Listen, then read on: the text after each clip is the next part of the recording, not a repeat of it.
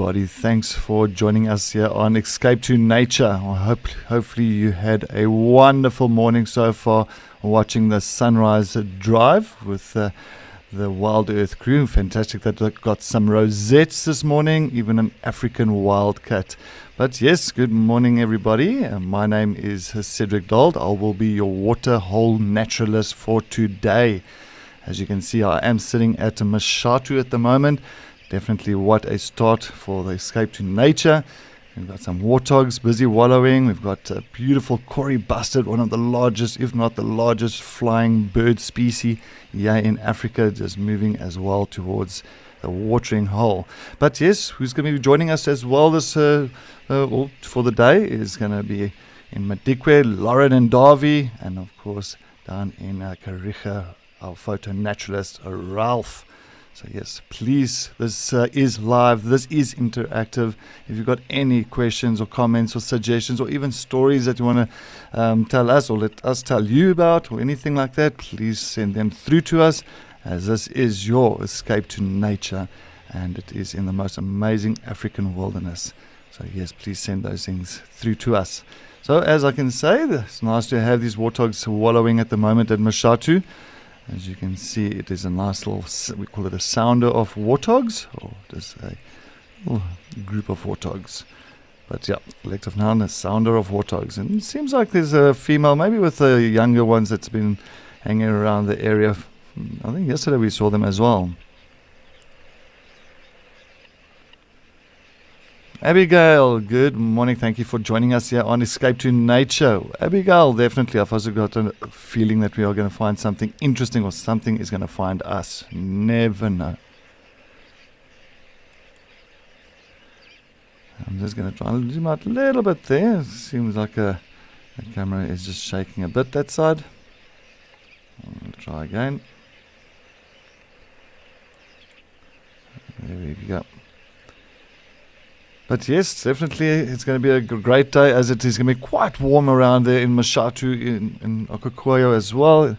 And of course down in Madikwe. I think Kariga's down in the Eastern Cape. I'm sure that'll be nice and warm that side. I think I heard something like Trishala say there over at Amakala was about 30 degrees Celsius today. So yeah, interesting weather.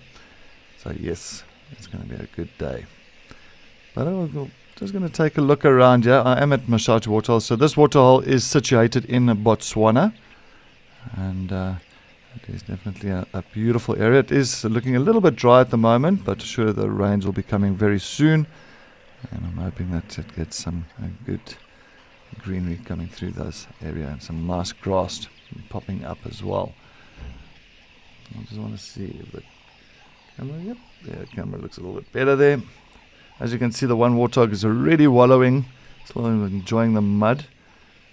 I was just making sure that they are going to be caked with mud for the days and protect their skin from the sun. But talking about the weather and the sun, let's see what the weather is like all over today.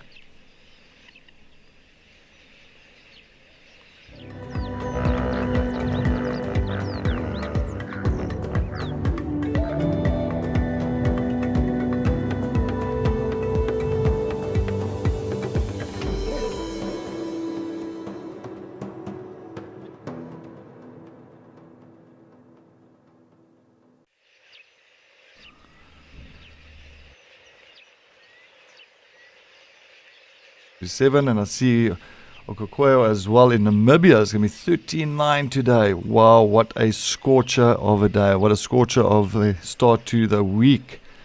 Definitely, I'm sure there's going to be a lot of animals that's going to be coming through to this waterhole. And it is a source of life. I've got a nice little Birchall's zebra just moving away in the distance in the background. I'm sure they might have had a drink earlier around the water. But I'm just going to zoom out a little bit and see if we can maybe pick up on what's happening just to the right of the dam. You never know. Don't want to miss any action. Just now there was a pride of lions coming through. We never know. Or even wild dogs. Or even a leopard. I would love to have my leopard luck here. Can imagine. Well, definitely Juma had their leopard luck today. Nice to see all Marips and Langa around. Brilliant stuff there, ladies. Good find. But yes, I'm hoping I'm going to get a good find and a nice sighting here somewhere today.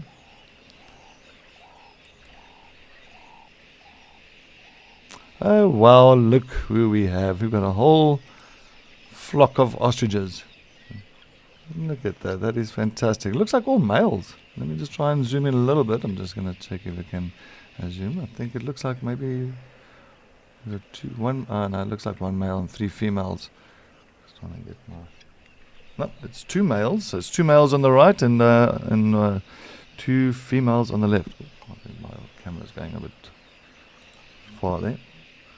Let's go a little bit to the right. It looks like the one ostrich is displaying. Oh, don't go. Oh, he's coming back. Oh, there's another one. So we've got 6 ostriches. Yeah, it looks like got 1, 2, 3. Oh, that's a younger male there to the right. And you can see a bit of display happening. Also opening the feathers, opening that white wing feathers there. You can see it just displaying a little bit, maybe towards the females. As you know, they do have pretty much a high-ranking situation where you'll have one male and a couple of females. So these ostriches can get quite heavy. You're looking at from about 80 kgs to about 100 kilograms. And it is the largest bird in the world. But yeah, flightless, so they cannot fly. Also displaying us, sometimes you'll find as well when birds do get hot, they do open their wings just to kind of catch that cool air if there is a bit of a breeze that's coming through, especially that it is going to be quite hot here at Mashatu today. So maybe that might be the reason why the females actually laying their wings down a little bit lower to the ground area.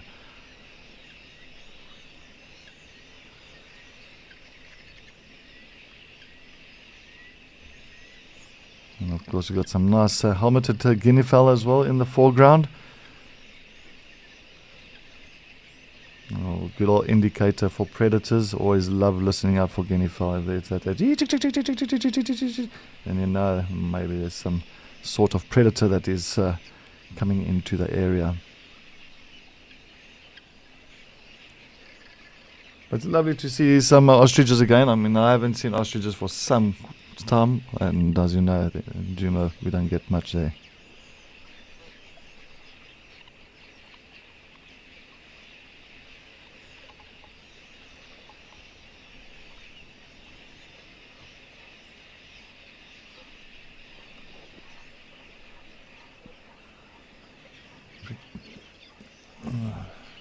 Picasso, good morning, good afternoon, good evening. How far is Savuti from where we are now as a crow flies?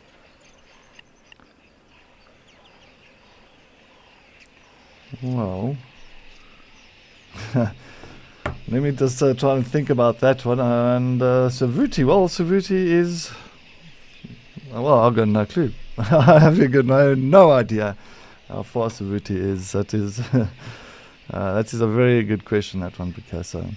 And I'll definitely try and see and look that one up. I might come across the distance. I'm hoping I'll find out for you, and then I'll definitely get back to you about that.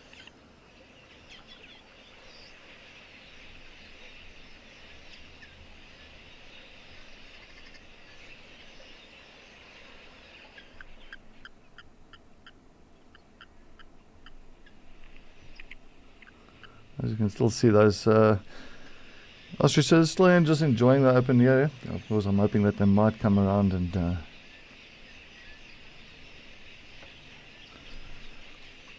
maybe they'll come down towards the watering area. But as well, as you see the guinea fowl, the helmeted guinea fowl, are really taking some cover. They're really pretty much most of them standing in that shade and knowing it is going to be a hot day, so I'm sure they're not going to move around too much for now. And you'll find maybe even later. Sometimes they'll also take cover in the treetops, so they'll also kind of perch in the trees. So yes, guinea fowls, they can fly, but they're not the most agile flyers. They are very clumsy flyers, so you'll find that usually they'll fly to the treetop or fly back down to the ground. Very simple flight path, I won't really take too much of a detour between trees and make it a mission for themselves, because that is just going to end up very bad.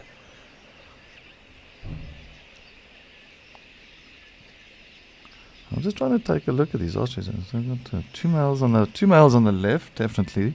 One male on the far right. And it looks like there's a male pretty much almost in the center with 3 females. So there's like 4 males and 3 females that we've got here in picture.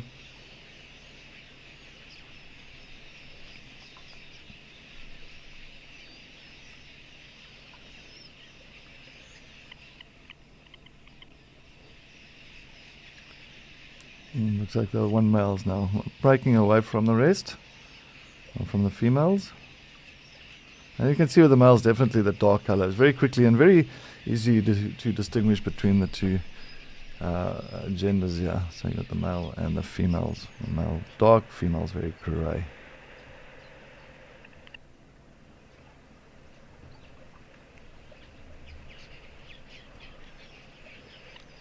And I'm sure we are going to get some elephants coming down today as well. I'm sure that this waterhole will be pumping with life, with a lot of activity.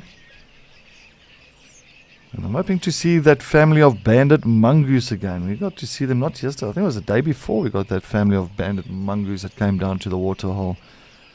And came for a nice little drink. They are so cute. I love mongoose. I think they are so adorable. Just as adorable as Ali's African wildcat that she found this morning. A quick glimpse, but it was still a fantastic sighting to get that on to screen.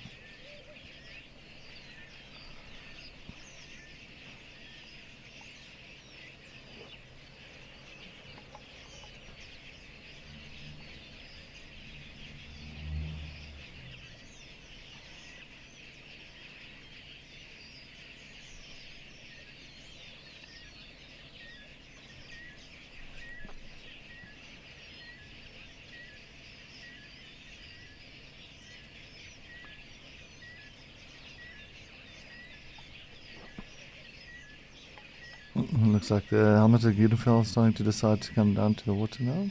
One at a time. One at a time.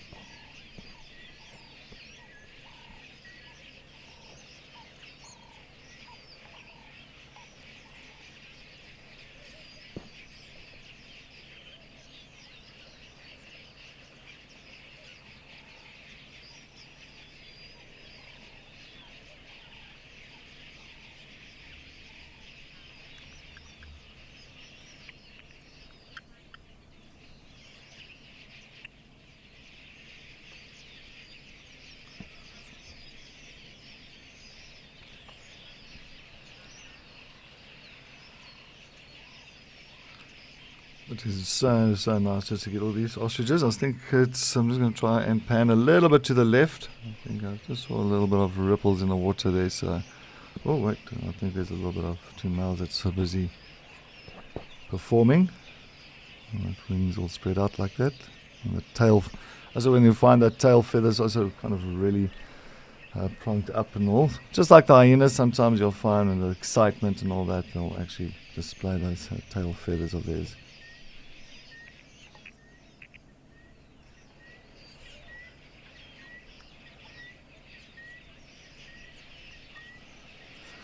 So Picasso, we're just trying to find out about Savuti and how far Savuti is from Mashatu. Well, look, Mashatu is pretty much almost situated on the southern side of Botswana. And then, of course, there's Savuti towards the northern area of Botswana into a reserve called the Chobe.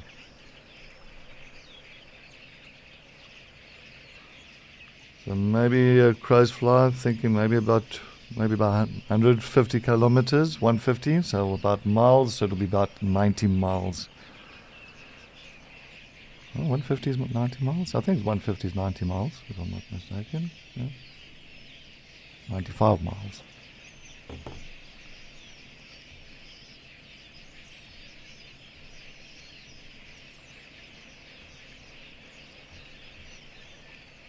That's not too far. It's almost like from the bottom of from the bottom of the Sabi Sands to the top of the Sabi Sands, pretty much. The same, almost the same distance, maybe a little bit further.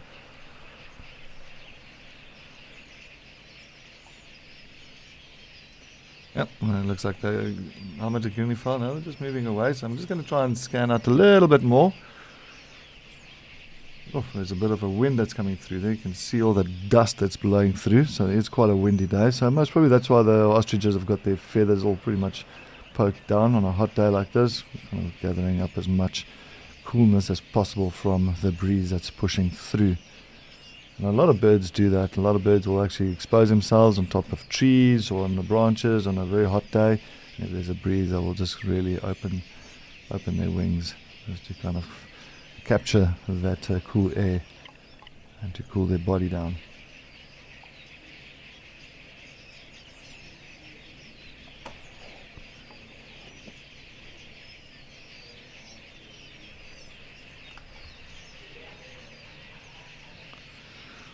Henry, good morning. Thanks for joining us. Yes, it looks like the ostriches are waiting in line for a drink of water, and it looks like one or two wants to come down. Oh, look, they're starting to move now. But there's a lot of movement back and forth, so you can see the one male slowly but surely making his way into the water edge. It'll be nice to see them come to have a nice old drink for the morning.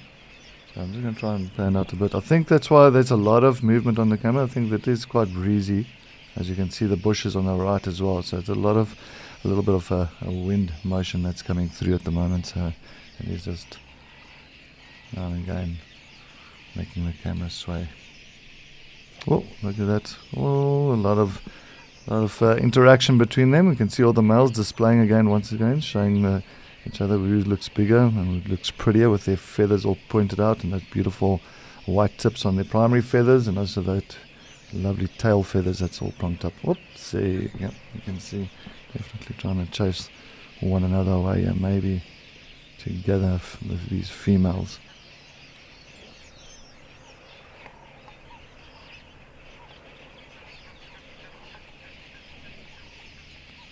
But I'm also going to be keeping a close eye on Okaukue'o, so we will definitely head over to that dam not too long from now.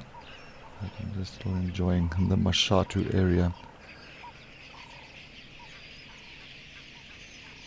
And yesterday we had so much wallowing around here. I think today is going to be more so because of the heat that's coming through. So I'm just going to go a little bit to the left. I just want to double check on.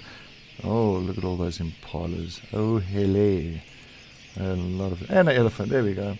Boom, shakalaka. Here comes the elephant. Coming for a drink. Oh, chasing all the poor impala away. It's like, this is my waterhole. Thank you. Thank you. There we go. Dominating that little spot there for himself. And looks like a young male. Definitely even want to.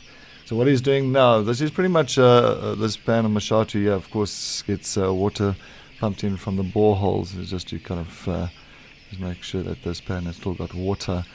And when that water comes out, that little area with all those rocks, you'll find there's a pipe there. So it's all the clean water. And elephants are very fussy drinkers. Oh, here comes the rest of the family. Oh, hello. Oh, and two little ones behind. So they're very fussy drinkers, so they always want clean water. And that's why a lot of the lodges in the greater Kruger Park areas and all that, they've got it's pretty much like an electric fence, like just above, like a 2 meters above the ground, and it's just to keep the elephants out. And why so? Because they'll even come into the lodges and actually rip out the water pipes, because they can smell that water underground in those pipes, the clean water, and they can actually do a lot of damage to those pipes.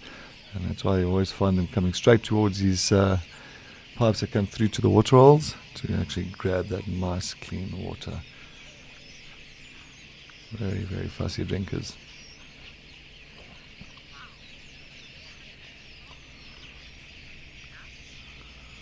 Yes, Tina, definitely is all happening around Mashatu this morning. We've got ostriches, guinea fowl, impala, warthogs, elephants. It's all coming down here. It is all happening, definitely. I think it's going to be the norm for the day. I think we're going to see a lot of elephants back and forth coming through to these little pans. As you can see, enjoying this. A little family, not big, with a big female. Looks like maybe the middle age. Oh, here comes a nice big male coming in now. You can just see much larger head, very round head compared to the female. It's got a small head, very kind of angled on top, with the male very round. Look, they're going to give way to him. He's going to say, move, move, thank you. I will want my spot here. And he's going to have some. Poor female just decided to kind of give that up to him. Come on, lady, you should have stand up for yourself there. Push him aside. Oh, looks like she's coming into the other side there. Well, males are much larger. You can just see by the body ratio as well. So a big male, easy 6 tons. And oh, that little one almost slipped into the water. That was very close. Shame. And 4 in the water. And of course, a female about 4.5 tons. So it's about 1.5 tons less than a male. Oh, here comes more. Okay, now it's a whole party. So it just ended up, started off with a little pool party, and now it's becoming a huge pool party.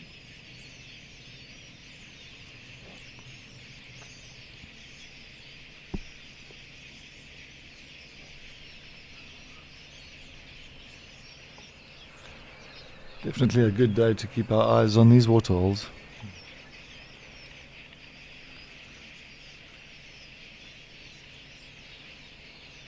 Yeah, so a big male elephant, he can suck up from about 12 to 15 liters at once and squirt that into his mouth. So 12 to 15 liters, that's a lot of water if you think about it, just to kind of put in your trunk.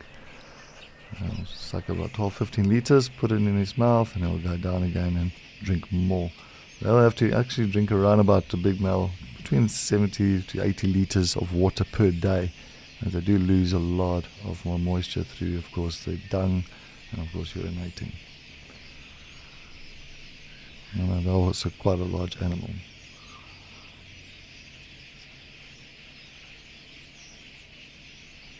These are those little young calves on the other side. Oh, there's more coming to the party. Okay, so we just, it's all happening this side. I'm just going to focus, zoom out a little bit, see if we can get something more of those other elephants coming in.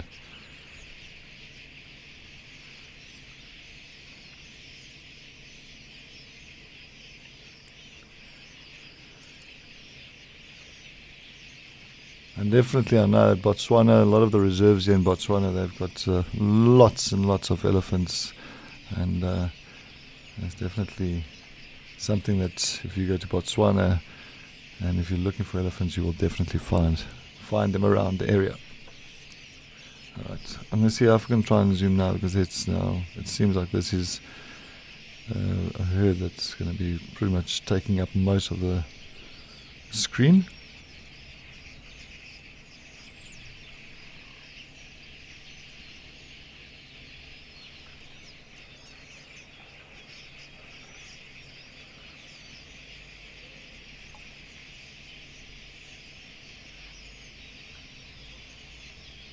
So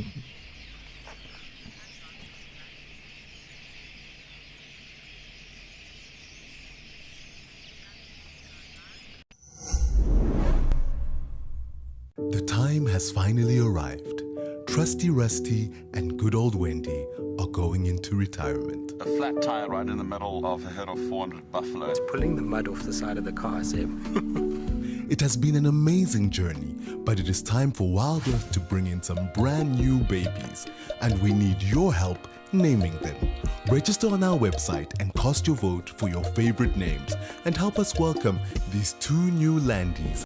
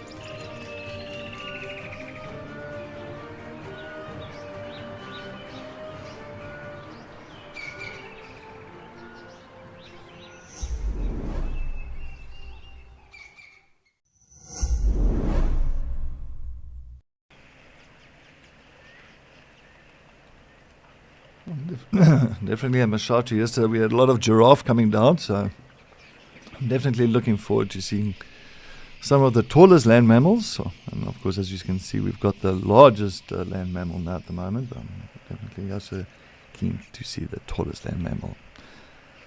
Definitely like the giraffes. Well, at the moment, it's not too much of the flapping of ears now to really cool down. I think it's give and take maybe another hour to two. You'll find once it really starts heating up, those ears really start moving back and forth, start flapping. A lot of people think, it's aggressive behavior, but it's not. It's just to cool down the blood. That's it's pretty much all the blood that sits in those ears. There's very thick blood vessels that run through there. And when they flap it, it just cools it down. Runs through the body, and they say it's about 27 to 30 seconds that the blood will circulate through the entire body of the elephant. Oh, one is getting a good old scratch there, the back end. Still hasn't come down for a drink. It looks like a female to me. Yeah, it is a female. Just by the shape of her head, the one that's sitting at the back, just behind the male, or behind the male's rear end there.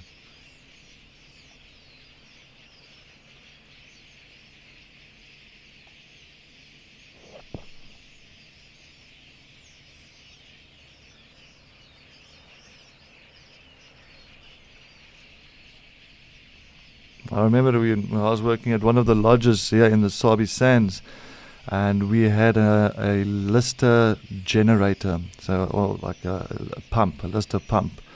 So it was one of those old motor pumps, and we used to, of course, pump the pan with that Lister pump. And when we used to turn that Lister pump on, it's all diesel, so it made like a do noise all the time. And the elephants in the Kruger Park and all that, some of the elephants that were in the surrounding areas, they could actually hear that Lister pump, and they would come down to the pan knowing that there was fresh water being pumped into that pan. And exactly what they're doing here, they would go exactly to the pipe, and what they'll do, if that water did not come out quick enough, they will actually suck. You actually hear them sucking out from the pump or from the pipe itself, making that noise. And you can actually hear the Lister motor struggling, because all of a sudden it's like they're almost sucking too much water, or too much air coming out, and it actually gets that motor turning much quicker, and it seemed like that poor pump almost wanted to cave in.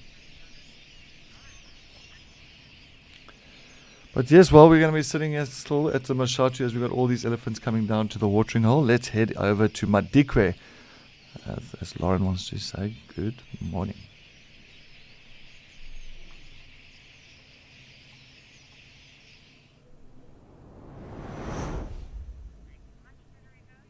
Morning, everyone. Lots of drama happening at Jamala Dam. We have just had the arrival of the buffalo. Elephants are not very happy. They are really not happy to be sharing the waterhole with buffalo. There's been lots of trumpeting. Some are moving off. Some are not so bothered. Kudu in the background. Impala running without a care in the world, and pied crows taken to the skies. Wow! Good morning, everyone. My name is Lauren. Do have Davy on camera, and we are coming to you live from Jamala Dam at Madikwe Game Reserve. I didn't expect it to be this busy. It is only 9 o'clock in the morning in South Africa, and I thought, maybe have some zebra, But I didn't expect 2 of the big 5 large herds of kudu. I think we may have a warthog or 2 running around. And just trumpeting in action already. Gotta love Madikwe. It is actually really hot. It's hotter than it was yesterday. I have a funny feeling we're in for a stinking hot day. And you can see that some of the Ellies are just, wow, they're already partying it up.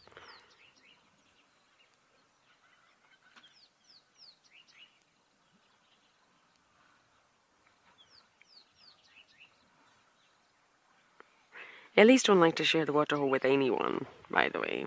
It's not that the buffalo are going to harm them.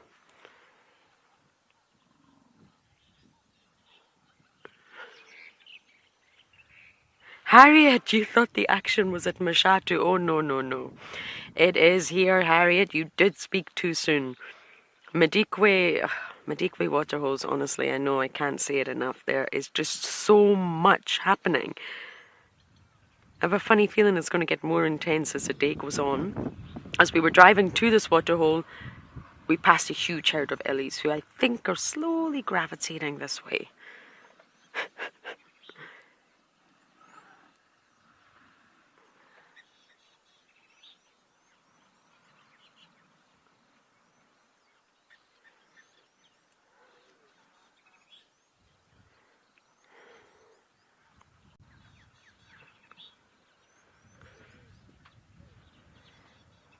You can see the lapwing soaring on through. The blacksmith also not happy that the waterhole is so busy.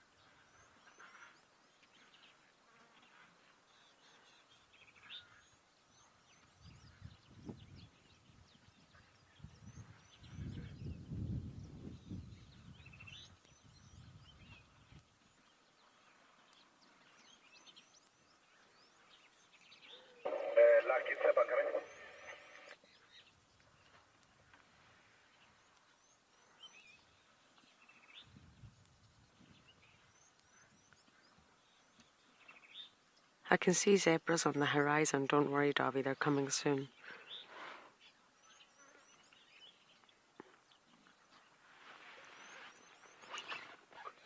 Craig, you're asking if I had to pick a new Big Five. New Big Five. A new Big Five. I am not sure what you mean by that. Do you mean my favorite five? My five. Okay.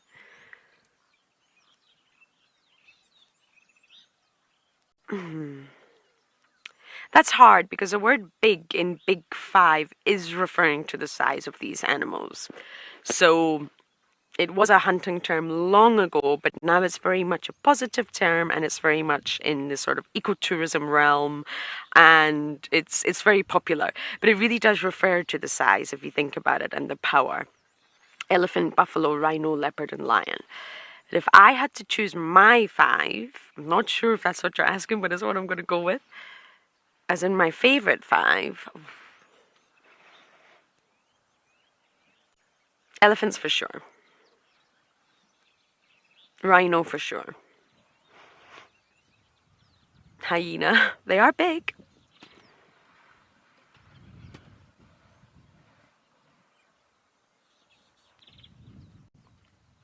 Leopard.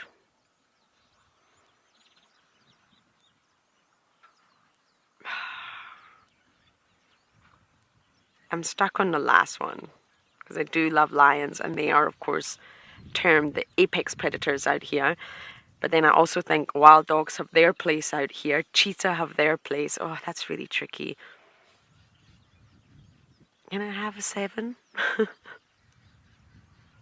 And then buffalo are also fantastic. I think the Big Five is the Big Five. They do term Madikwe the Big 7, adding on cheetah and wild dogs. So that's a really tough one. I'm not sure if I answered it. My favorite 5 to see would be ellies, rhinos, leopard, hyena, and wild dog.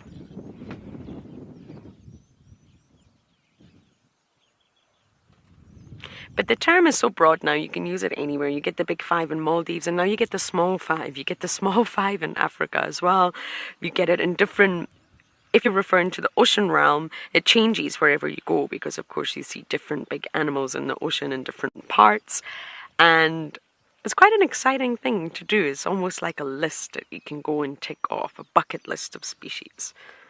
It's no longer what it used to be, but I think the word big in Big 5 really does mean the big animals out here. The ones that trump the others in terms of size.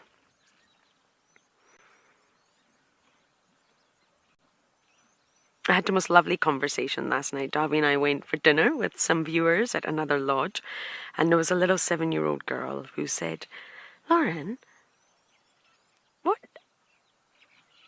what was the question? What animal do you see out here that is extraordinary? And I thought, oh, you have just touched on my favorite topic. And I said, they all are. And she looked at me as if to say, what? No, I asked you which one animal is extraordinary. I said, yes, they all are.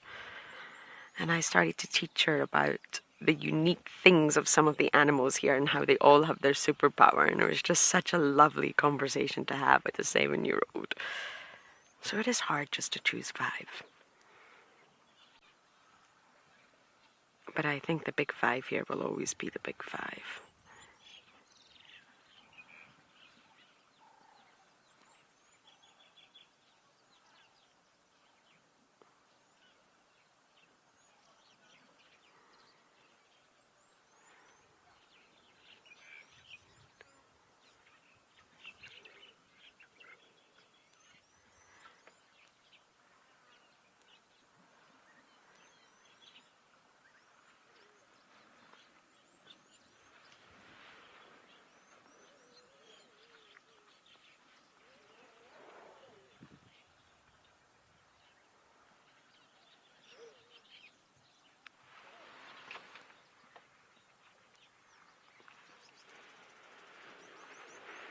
Darcy Miller, indeed. The water holes at Madikwe are just always busy and full of life. Sometimes more so than others, but with the temperatures that we are experiencing here recently, of course, the best place to be is around a water hole. But I agree. I didn't have sightings like this in Juma, or even Namara, or Amakala. The Amakala doesn't really have big water bodies. It's just a different environment. And this is a sort of melting pot between the bushveld ecotone, and the Kalahari Desert. Water holes are crucial, but just the activity is just non-stop. Especially this one. Jamala seems to be extremely productive.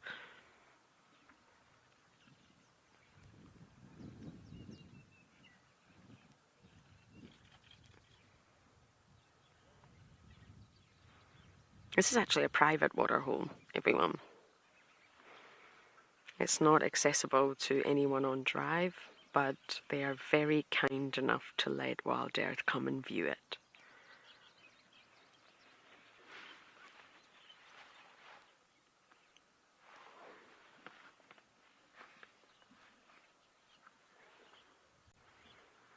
The buffalo have moved off, but the Ellies don't look like they're going anywhere anytime soon.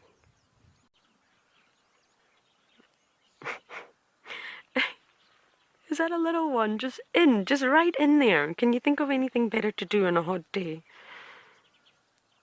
Having the best time. Buffalo's gone, zebra moved in. It's constant, it's dynamic. The ebb and flow of a water hole never stops. And for that reason, I am just going to sit here quietly and let you guys enjoy it.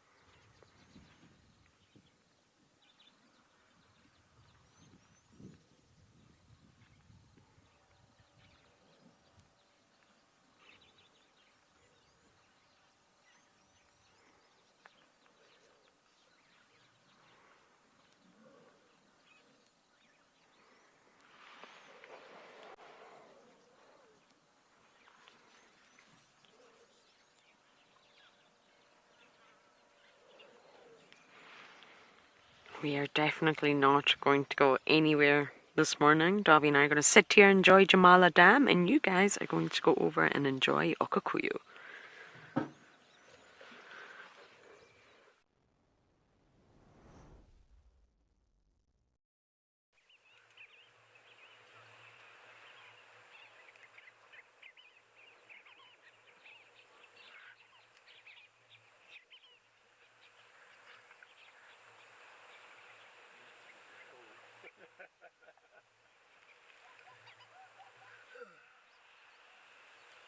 Zebras, that's just come down for us, a nice drink for the morning. As you know, yeah, at Okakuyu today, it looked like it was going to be up to 40 degrees Celsius. It's over just, I think it's about 105 degrees Fahrenheit. I think it's 105 degrees Fahrenheit. Sometimes I get confused with the Fahrenheits. Let's see, it might be about 100. Yeah, it's about 105 degrees Fahrenheit.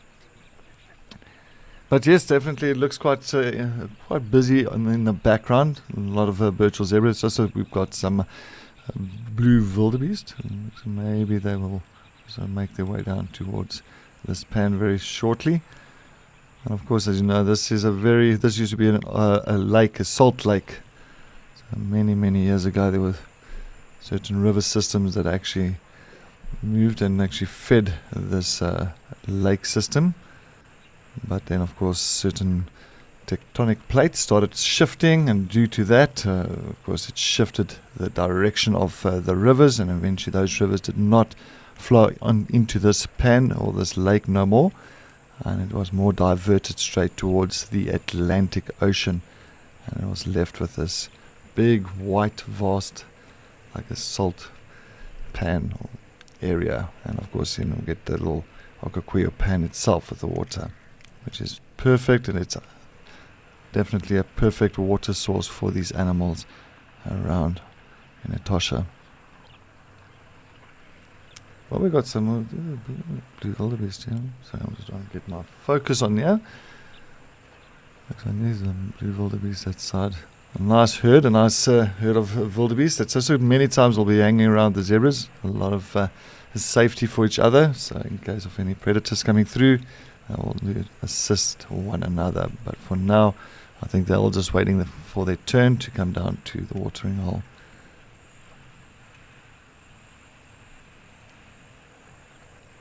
Well, if you do see looking at Djuma, sometimes you get those of that blue wildebeest on quarantine, that lonely male, the territorial bull.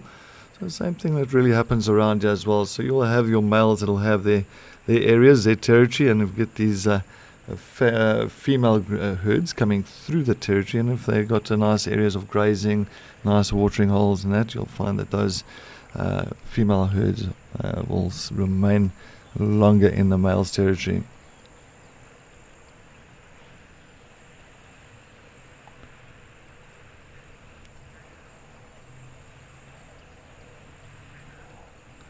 Frana, yes, there is grass, but not here at the salt pans because the soil is completely wrong for some of the grass species. So if you go further towards away from the salt pans, you'll definitely get other grass species coming through. I'm not too sure exactly the grass species around here, but if you're looking at zebra and wildebeest being in the area, definitely you'll get some well palatable grasses. So you'll see things like guinea grass, maybe. Maybe even the drop seed grasses as well. Those kind of grasses really thrive on more kind of sodic and sodic areas, and also very salty areas as well. So because the minerals is very high. So definitely, but not on around the pan itself. I think it's just the salt quantity is just too high, and I think it's not gonna really force any of the grasses close to the pan to start growing. But yes, it is quite a unique sight to see. I definitely love it, especially this area. Apparently, you can actually see this salt lake area with this salt pan.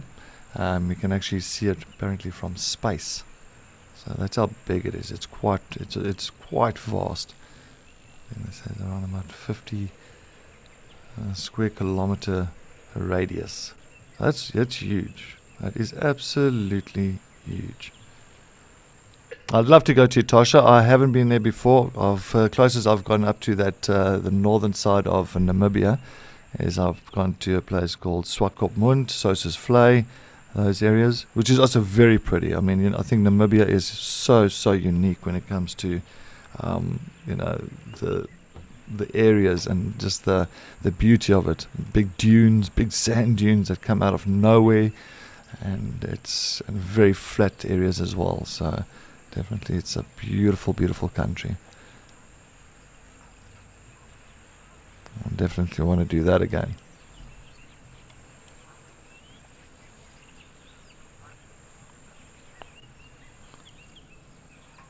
Penelope, how long will it take me to swim from one end to the other end of this pan? Well, Penelope, let's take a look. Well, that pan there doesn't look too long, so I'll say maybe 1 minute. I'm a very good swimmer, Penelope. I am such a good swimmer. I am. Yes, Mel, I am indeed. So yes, I did a lot of swimming when I was at school. And yes, I used to outswim a lot of people. I think just because of my length and maybe my feet. I think I had inbuilt flippers, so it definitely gave me the advantage to swim quick.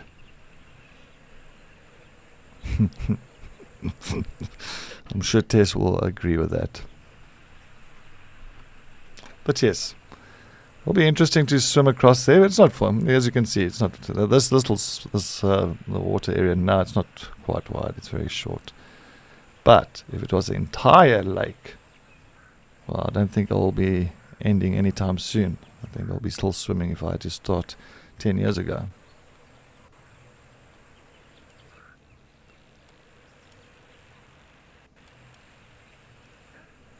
Just taking a look. I want to see if we can see our little black-necked grebes that we did find yesterday. I think I do spot the two of them back here. One of the more common grebes that we do have here in Namibia compared to the little grebe. And they are beautiful little red eyes as well. They are stunning little birds. And they are pretty much also, we call them intra-Africa brood parasitism birds. So these little grebes, I want to see if I can get a little bit of a close up. So these little grebes, oh, no, I'm completely out. Where am I? There it is. Oh, hello. There we go.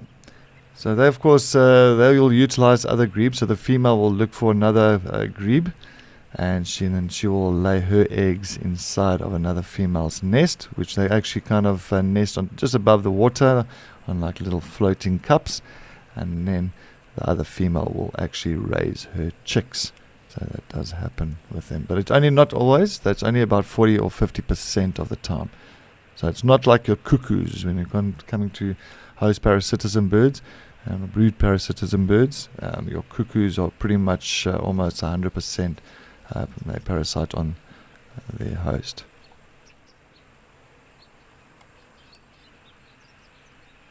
They are so cute. And they used to be known as dab chicks. They used to always like dab up and down, or bob up and down in the water. I'm looking for little fish and tadpoles or frogs. Alright, I'm going to just zoom out a little bit. It is quite wavy at the moment there. There we go. That looks a little bit better. And we've got a lonely blue wildebeest that's also making his way down towards the water. Must be a nice male, a territorial male. Definitely not in those herds. They're much larger than the females. So this is perfect for them and the zebras, of course, with that dark light shading on them for such a hot day like today. That dark light shading on their skin is definitely going to help them to create those wind thermals, just to keep them nice and cool. I don't have to really seek any shelter. It's very white.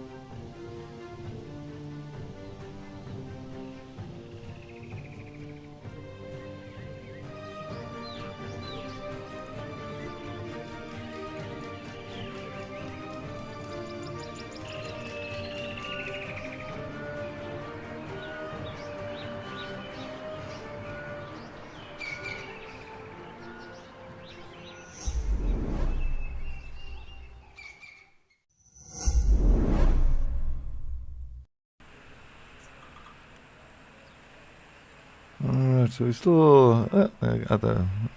There you go. Other wildebeest is also coming down to join this one and going to join the Gemsbok as well. Let's see. I'm sure we're gonna sooner or later give another another hour. I'm sure this pan is going to be riddled and pumping with a lot of different species around this watering hole.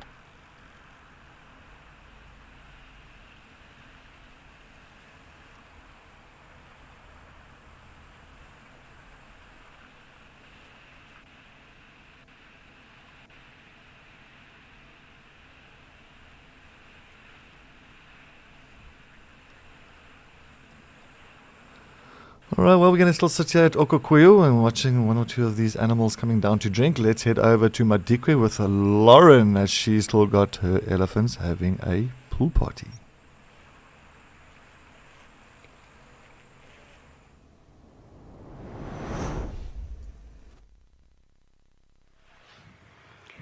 Sadly, not a pool party anymore, I'm afraid. Everyone has left the water. And I think this herd is slowly going to move on. Oh, no. Someone wants to go back in. Will we, won't we? You always get those naughty youngsters who just don't want to leave the water.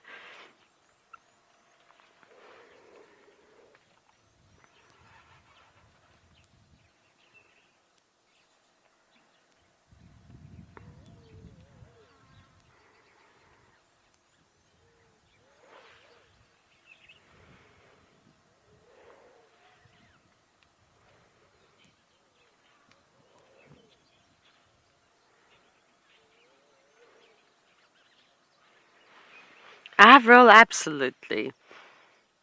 The most memorable sightings for me as well in my career mostly include water. Not always, but I think that's when you see elephants most clearly because they're not sort of hidden behind vegetation.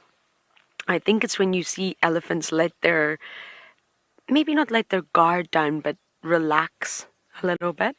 And I firmly believe that's when you see elephants at their happiest. And although there is a wonderful spectrum of anthropomorphism, it goes all the way from anthropodenial, where you disagree with applying any sort of human emotion or feeling to animals. I'm against that. I honestly feel that when elephants are near water, they are just experiencing pure joy. So I think it's okay to say that that's when they're at their happiness. Some may disagree, but Avril, I feel you.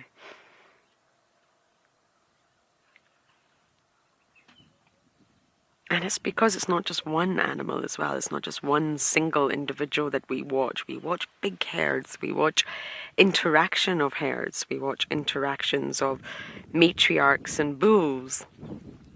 It's just fascinating. Okay, so we're not leaving then. We've decided that we want to drink some more.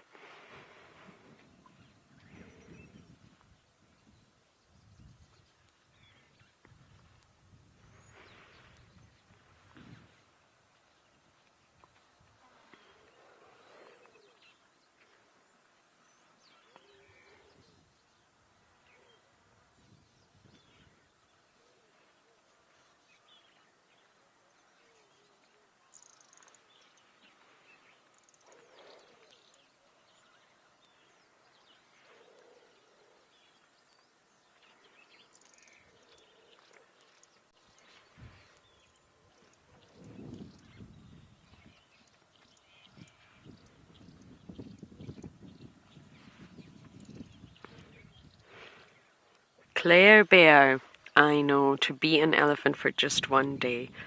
Can we even imagine what it's like? I don't think we can. What it's like to move those big, huge, cumbersome bodies. What it's like to hear sounds that we have never heard and possibly will never hear. What it's like to carry that huge trunk on your face. What it's like to have tusks.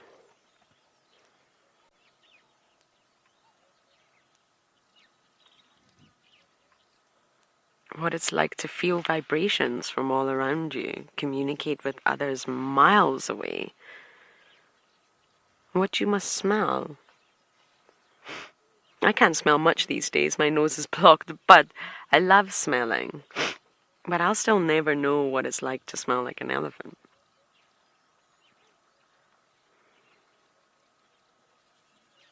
What do they feel?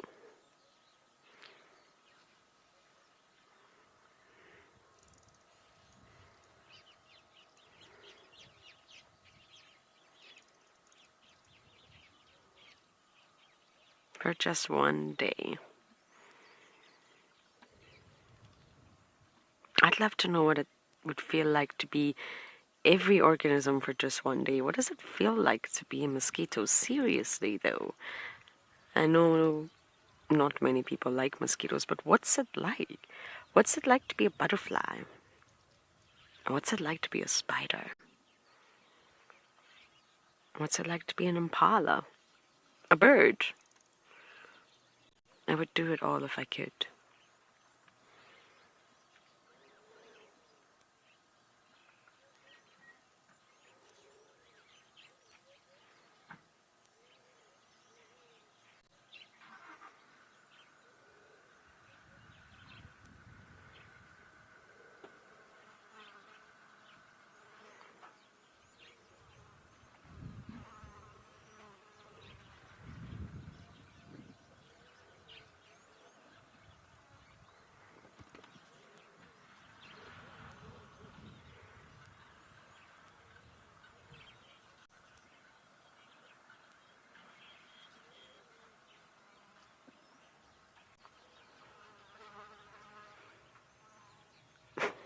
Cool runnings! You are saying, why don't you see a handstand? I'd like to see one. You'd like to see one from the elephants.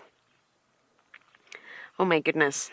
I'm not so sure I would. I think that would involve a lot of face planting. I'm not sure the Ellie's bodies are quite equipped for that. Possibly in the water.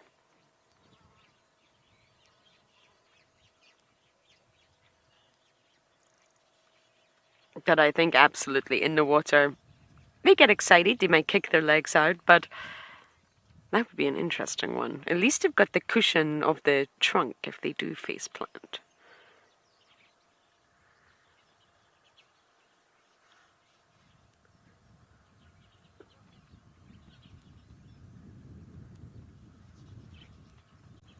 Cool Runnings, I remember that movie. That was a good movie.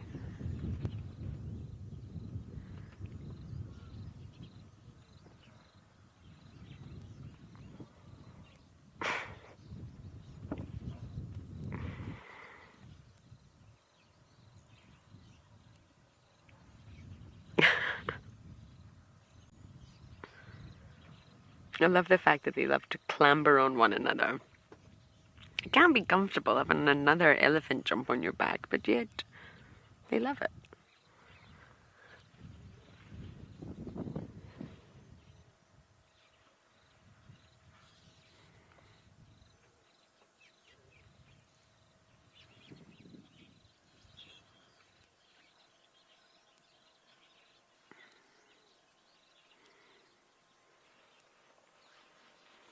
Gina, you love it when they flop down and immerse themselves in the water. Me too. And I think it's because they are not aquatic animals. Not like hippos, who have that sort of amphibious lifestyle, if you like.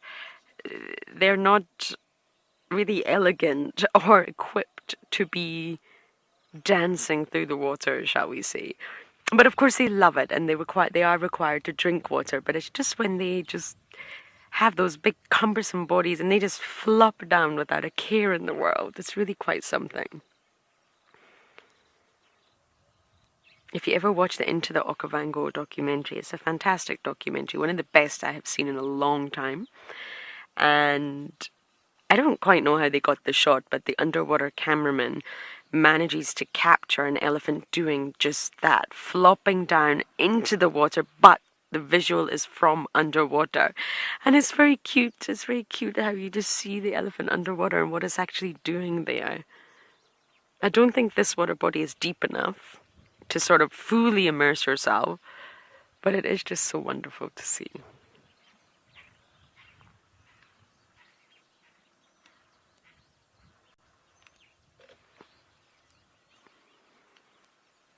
The power of visual storytelling has really opened up our world to learn a lot more about organisms that we maybe wouldn't have before. People capturing things on film.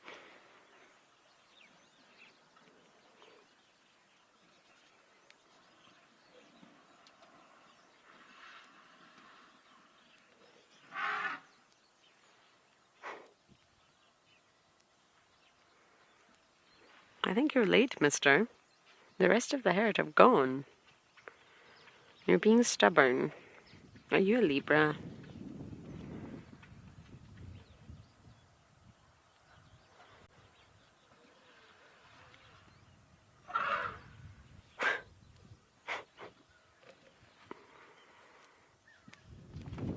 Go then, go get them.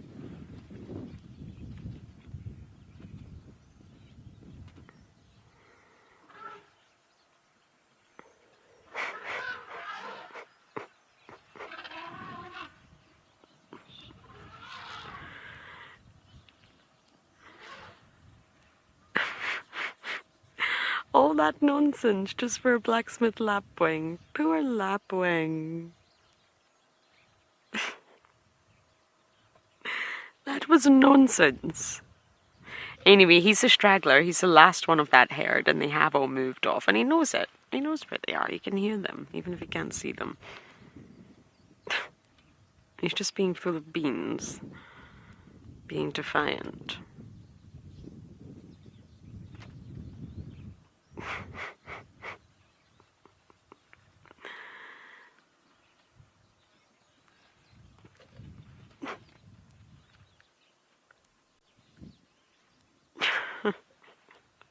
That is a typical young boy.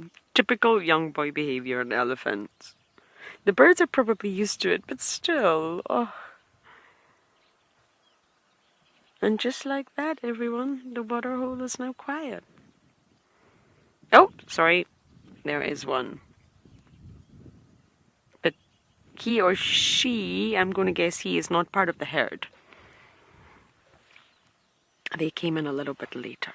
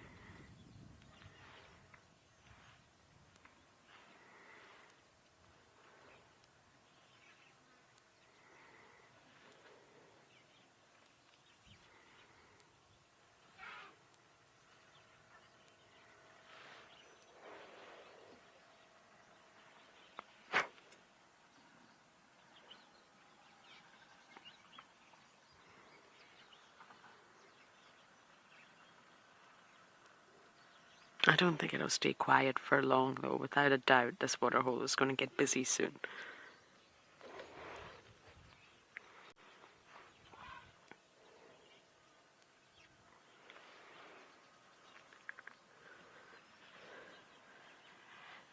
There's really not much happening here right now. Unfortunately, the one elephant we have has positioned himself in such a way that we can't actually see him.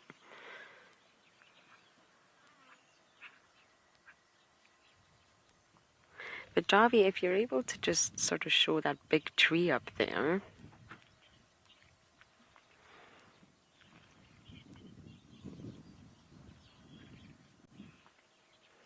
Leopard lover, absolutely. That elephant looked like a kid in a candy shop or a supermarket chasing mom wanting candy. Tantrum.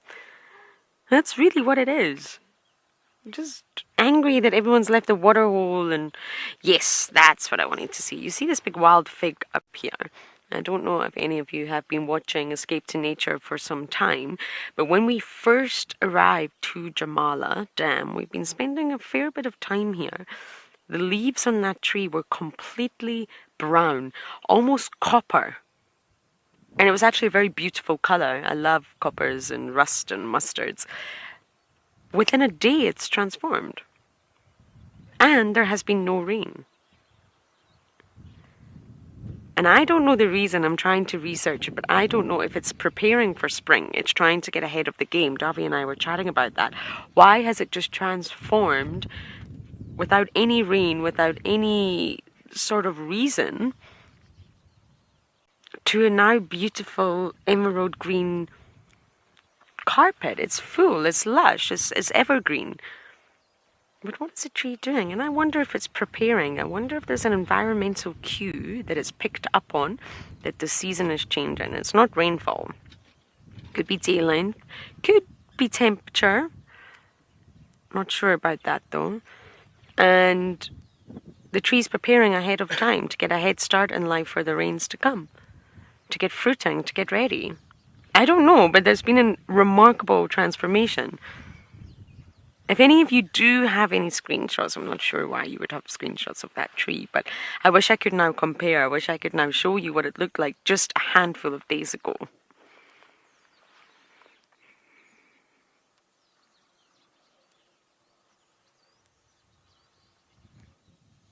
That book, The Hidden Life of Trees, really changed my life with regards to trees. It wasn't that I was ever not interested in them or not fascinated by them, but it really just opened my eyes into a whole new world that I wasn't aware of. Anyway, we'll come back to trees, I think, because it's a fascinating topic, but as we wait for this water hole to get a little busier, we are going to send you over to Cedric.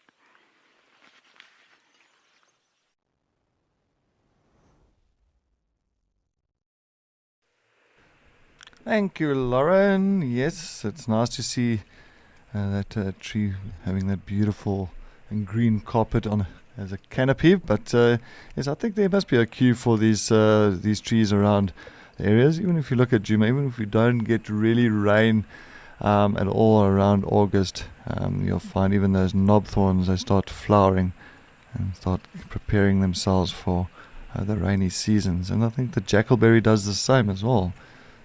Jackalberry will lose its beautiful, sort of like that, as you say, that bronze mustard color leaves, and then of course all of a sudden it just kind of pops out again very quickly. So yes, definitely, it's amazing how trees really work things out, and knowing when the time is right to get those leaves back up and running and nice and bold. But yes, as we're seeing it at Okokoyo, we're still sitting here. Just a lot of springbuck has been coming down. One of the nicest antelopes around here as well. Now, of course, you know, it is our South African national animal, the springbuck. And the male and the female, both of them have got the horns.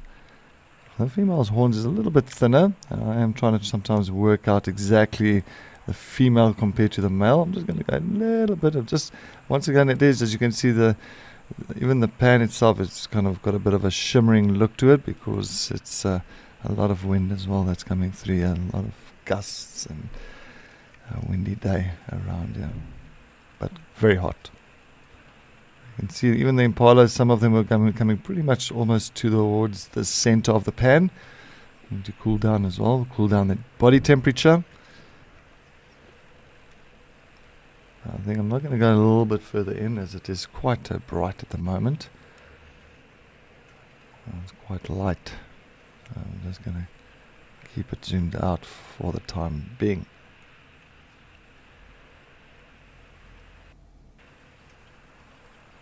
But yes, definitely it seems like it is pool party day for a lot of animals. You can even see that one springbuck on the far right hand side going pretty much almost up to its neck into the water.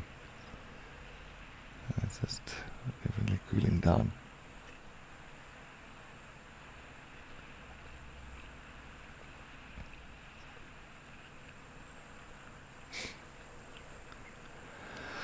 Denise, good afternoon, good morning, good evening, wherever you are watching from. Thanks for joining us on Escape to Nature. Well, Denise, what we learned from sitting here at the waterhole is that by sitting at a waterhole, it is absolutely so tranquil. First of all, it's beautiful. It is mind relaxing.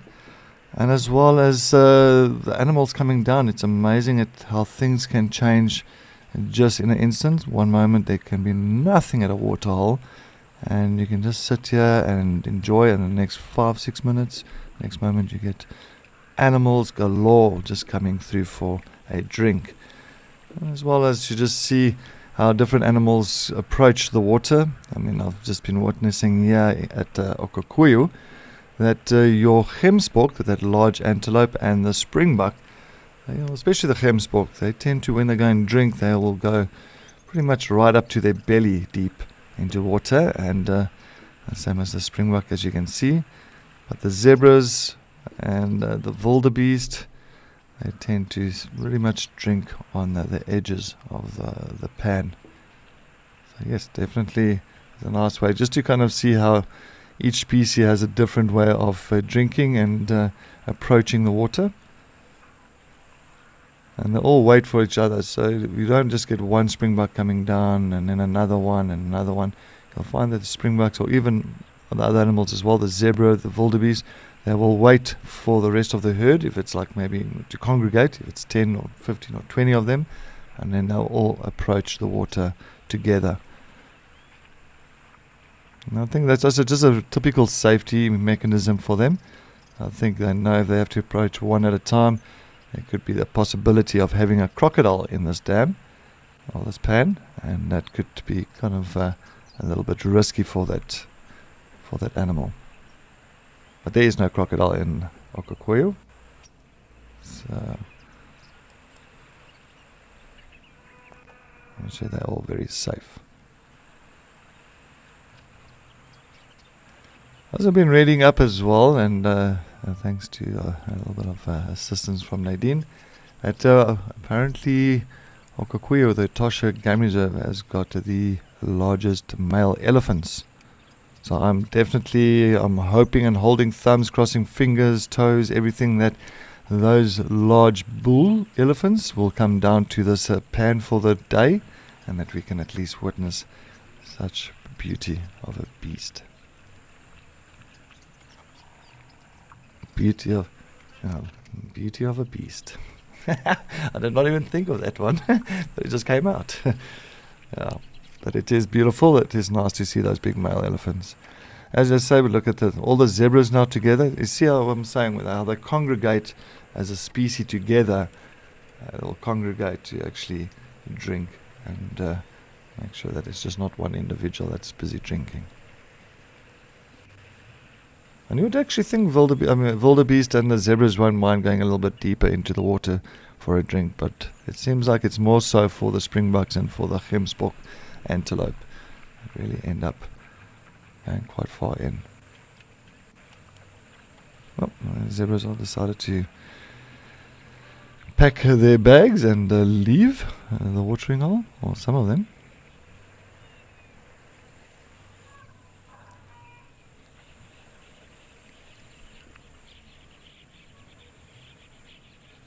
Well, as you know, Kelly has come back again to Wild Earth. I'm so excited to see Kelly, and I'm sure everybody would love to hear all about Kelly's adventures. So please join Kelly on Wednesday at 7:40. That's 20 to 8 p.m.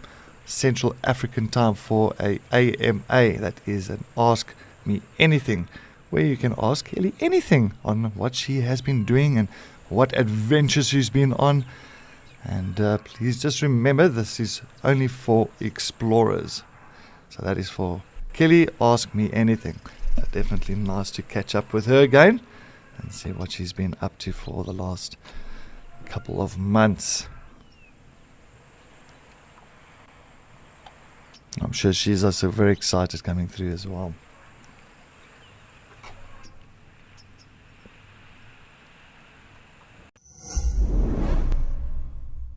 Listen up, explorers. We have a brand new prize. This time you can recline riverside at the breathtaking Settlers Drift Lodge at Kariga Game Reserve. Take a breather from your busy life. Why not treat yourself at the spa or wander into nature on a guided bushwalk? twice daily safari drives, or even a boat river cruise. Open to all levels of explorers. Sign up before the 28th of October and it could be you jetting off to this luxurious lodge.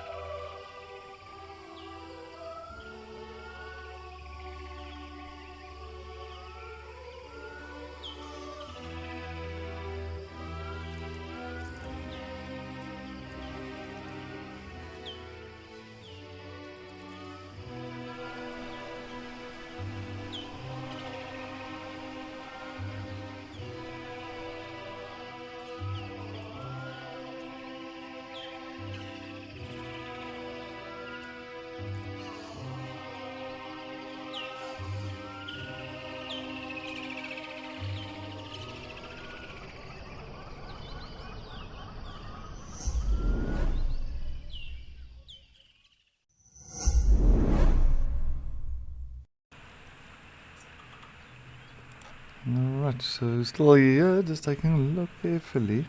I see another big herd coming from across the pan itself. Those are real salty pans here. That's what makes this really white, all the concrete that is covering the rocks. And that's why many times the elephants that'll do a good old dust bathe around these kind of areas always look white. It's not really their coloration.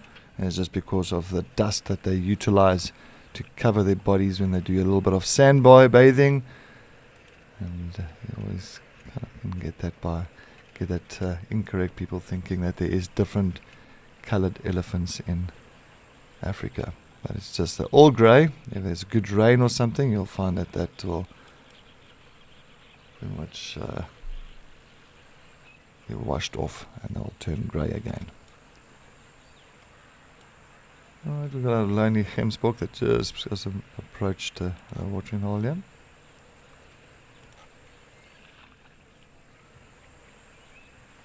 And just like the I wanted to say squirrels, just like the springbuck, the male and the female also have horns. I mean, of course, where the female gemsbok's horns is definitely much thinner and much longer compared to a male's, is much thicker and shorter. Definitely the squirrel doesn't have horns.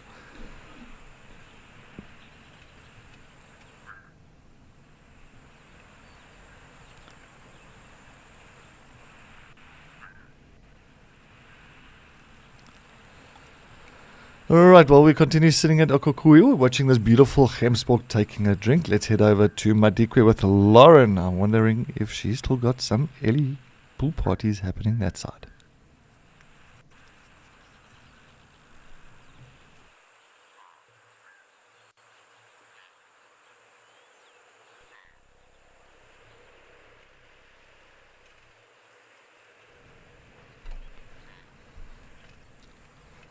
Sorry, I didn't go to the Lauren as for yet, but yes, we're still sitting here at Okokuyu Pan and still just watching this beautiful male. It looks like a male gemsbok. He's pretty much by himself, having a good old drink. And then you got the whole herd of springbuck that's still also approaching the watering hole. I can imagine the tracking They're tracking around this area. It must be amazing. And just to walk those pans, those salt pans, it must be just incredible. And the vastness of it. It's definitely something that I will want to do one day. And it's not far from us. I mean, Namibia is northwest from where we are, well, pretty much where I am situated now. It's northwest from me, just above South Africa, in a country called Namibia. And the Gemsbok is the coat of arms for the Namibian flag. So you'll find that the coat of arms is a Gemsbok. It looks like we've just got a pied crow that's just landed now on the side. So plenty of pied crows around the area. Nice birds. So pretty much looking for anything that has died. So they do eat carrion, and just the same as vultures and tawny eagles and battalias. And I know that up there at Madikwe, where Lauren is, there is no vultures in that area. So if you do see pied crows busy circling, then you know that there must be something there. So they're actually one of those indicators, just like our vultures.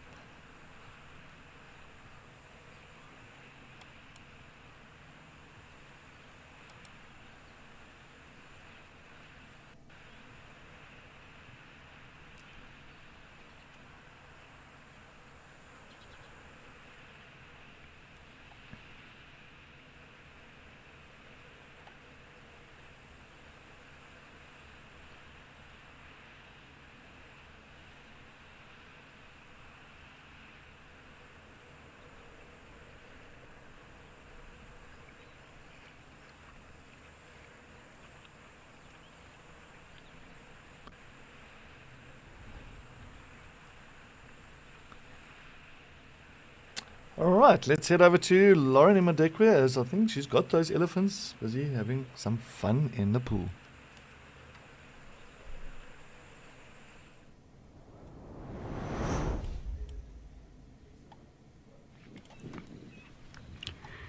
It's now all busy again. We've got 2 different herds. But actually we do get vultures here, believe it or not. We've actually had a sighting with vultures. And Amakhala, there are no vultures, which is very, very sad. And it's not Amakhala's fault, it's the entire Eastern Cape. Vultures were eradicated.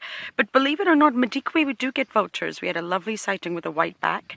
And I wouldn't say the populations are as numerous from what I can gather so far as in the likes of the Masai Mara or even the Sabi Sands. But we definitely do get vultures here. It was so wonderful to see because I think they're great. I really, really like vultures. A lot of people don't. I really do. And I like watching the interactions at a carcass. And of course, they're fundamental to the ecosystem. They're really crucial. And the Eastern Cape will have their own scavengers, but the vultures need to come back. And I do know that there are various organizations working on that. Dovey, is that a crimson-breasted shrike over there? I just see a big splash of that delicious cherry red. I'm going to guess it's a crimson-breasted shrike. Do you see it? 11 o'clock maybe? Oh, it's now just flown off. Yep, you've... It's gone. No, you're there! Look at that. I don't know why this bird brings me so much joy. It's not my first time seeing this bird either. I did see it in Swalu. There's just something about the crimson-breasted shrike. Hello, beautiful. I'm literally going to go and buy a dress in this colour. I would say it's cherry popping red. You know, when the cherry goes through different stages of ripeness and they can actually be very dark. That's when they've got the most polyphenols. That's when it's very good for you, full of antioxidants. But they can also be quite hard and very, very red. And I think it's this colour. Oh, hello! It just flew over the vehicle. I think it was saying hello. Thank you, Dobby. I just get very excited when I see that bird. And they do have the rare morph, the rare yellow morph here. I'm really hoping that I can get that on camera for you all. I've seen it, but I need to get it on camera.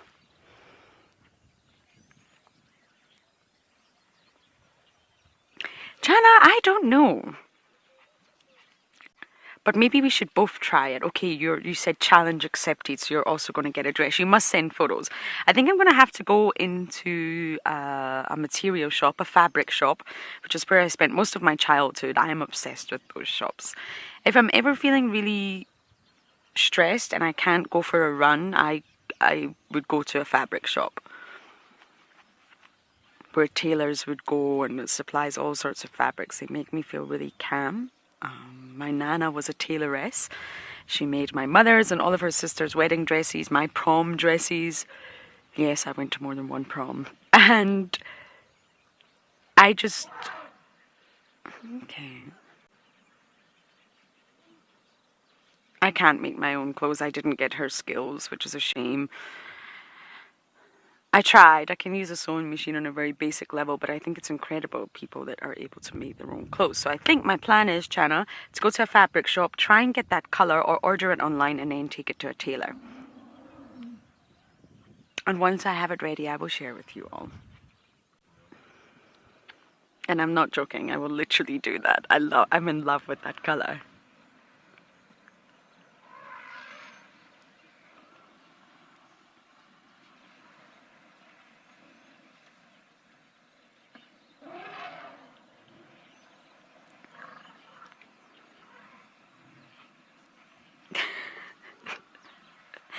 Sorry, I don't quite know what's going on here.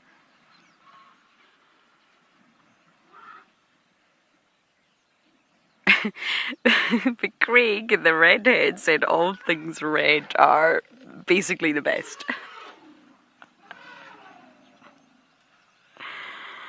Oh, Craig, that made me chuckle. Gotta love a redhead. Plenty of them in Scotland.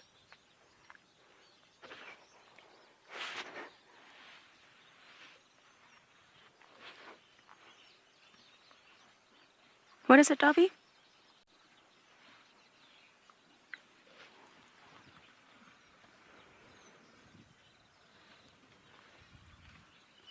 I don't know what's happening. I don't know if it's just...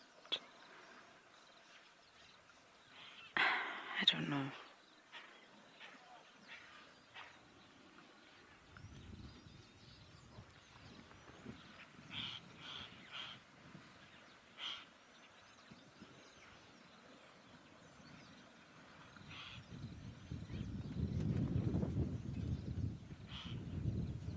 Sometimes you've got to really watch to try and figure out what the dispute is about. It's a reaction. I don't know if it's just someone got spooked or there's an internal dispute.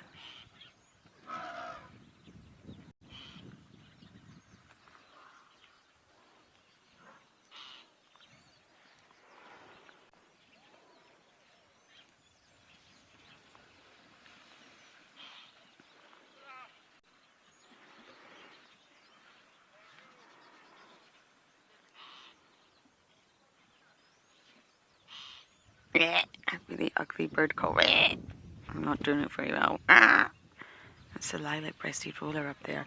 Avro, you are asking if it comes from the mouth or the trunk.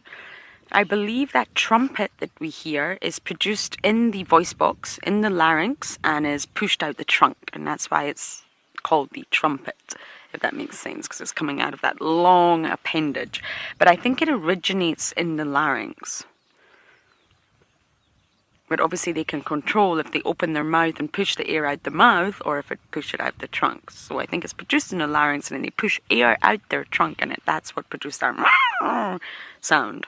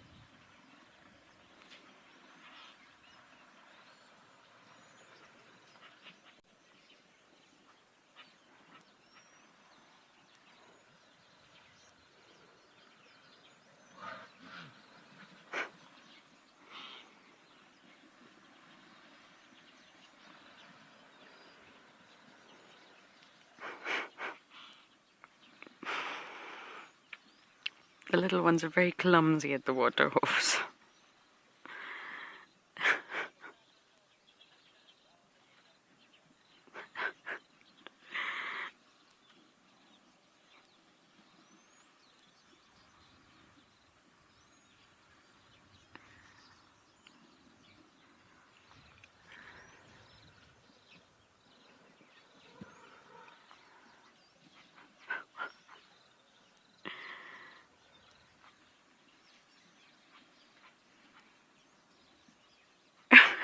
This one's full of beans.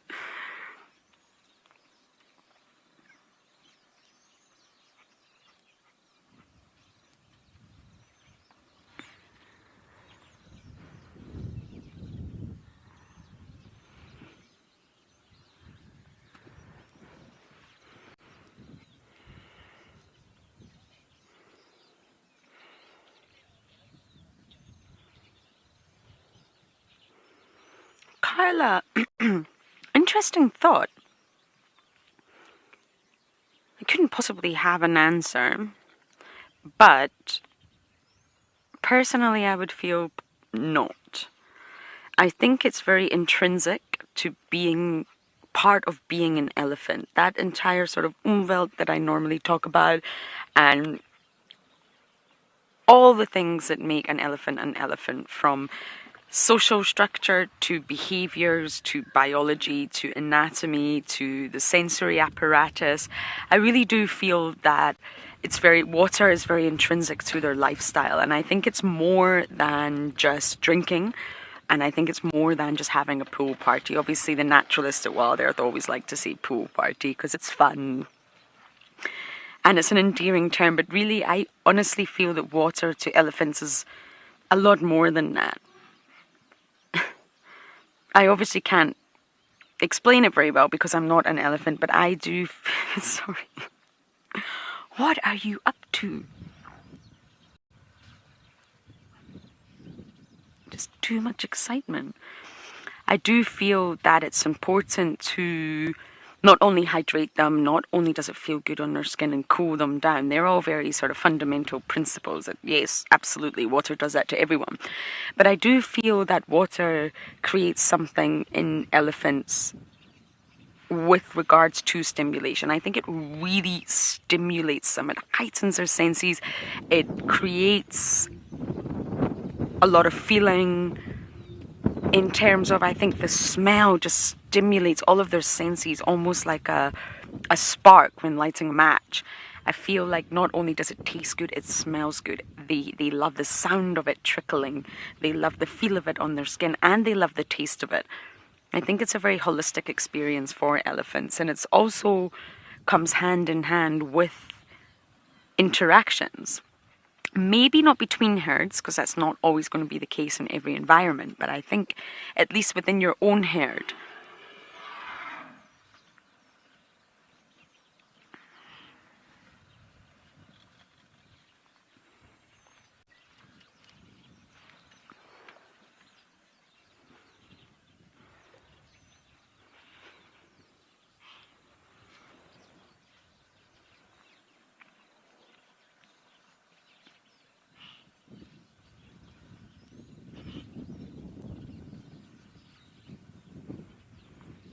if you think about it, herds spend a lot of time together following each other through the landscape, but they don't always get the chance to play and interact. And I think water holes do exactly that for elephants.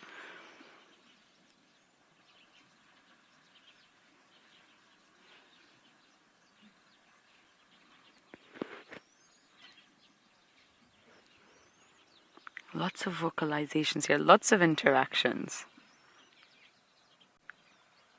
What they all mean, I don't know.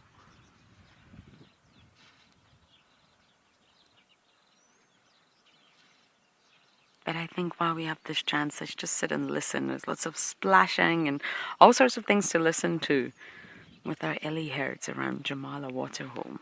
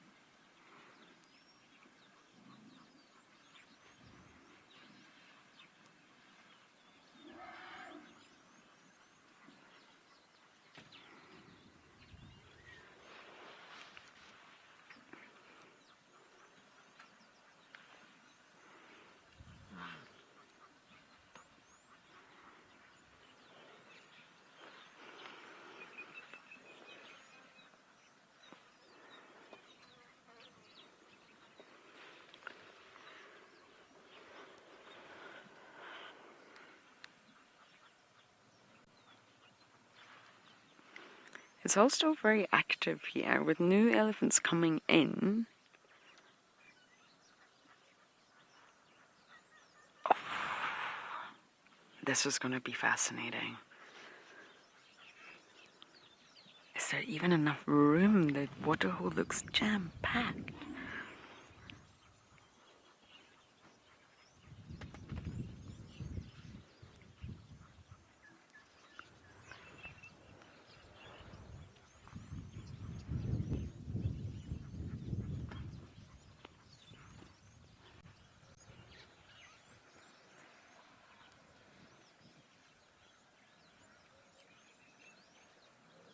Sometimes interactions between herds can be really positive and warm because they know each other, and it's also possible, I read in a new book, that they have actually arranged to meet there.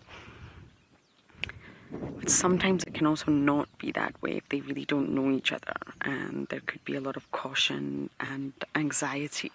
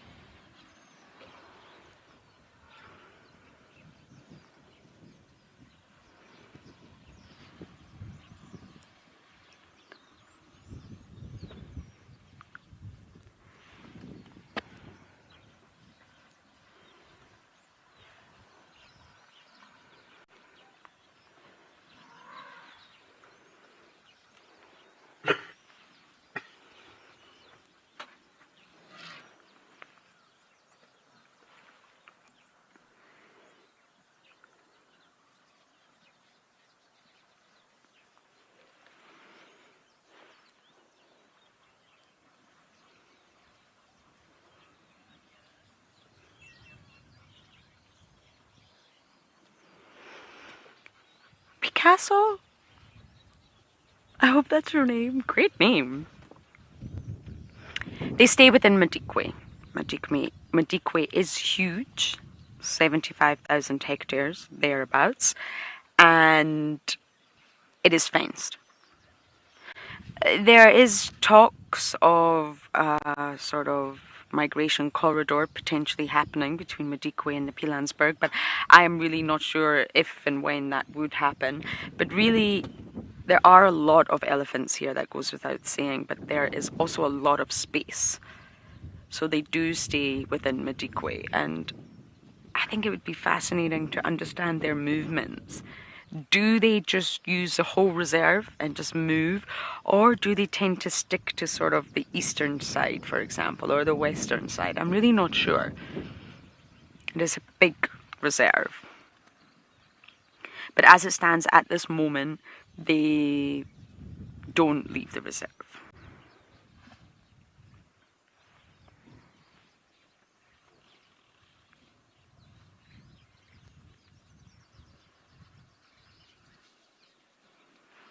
I believe if they do sort of create a corridor, a migration corridor, the entire area would be 300,000 hectares.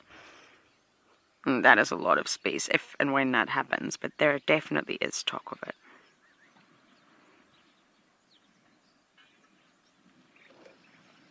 Craig, you're saying this is like WWE for elephants. I still call it WWF. That shows my age. It was WWF back in the day. Stone Cold Steve Austin and The Rock and Triple X and all of them. But now it's WWE. So yes, it's like a wrestling contest for elephants. It seems to be quite amicable between all herds here.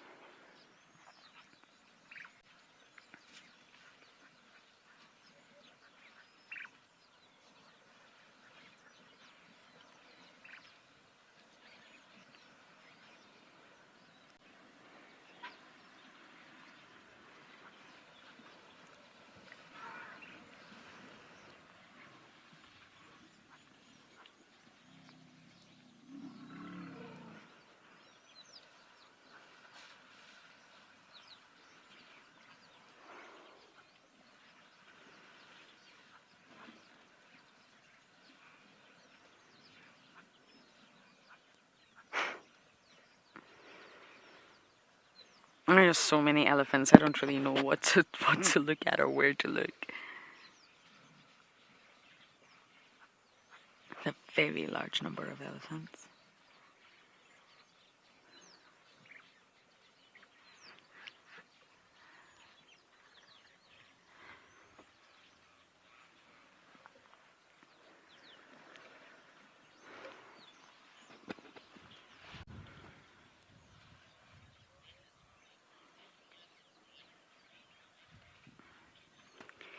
Kenneth, I feel you. I feel you. You woke up on the wrong side of the bed this morning, which happens to us all. So good that you can admit that. And this elephant sighting has made your day. I'm very glad of that.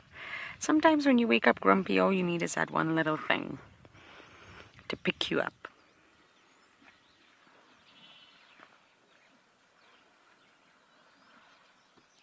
And it's also important for me to let you immerse yourself in this sighting, not talk all the way through, just to let you feel it, hear it, see it through your own eyes too.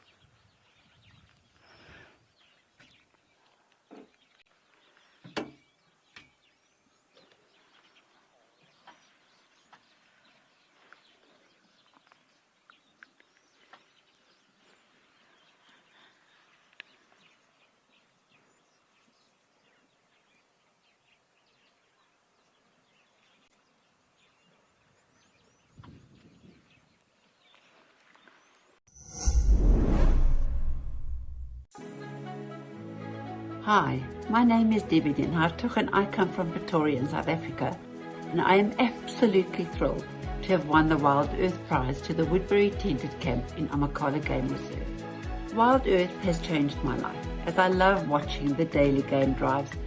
Thank you, Wild Earth. Sign up today and you could be getting out there to experience it for yourself. Wild Earth Explorers. It's in your name.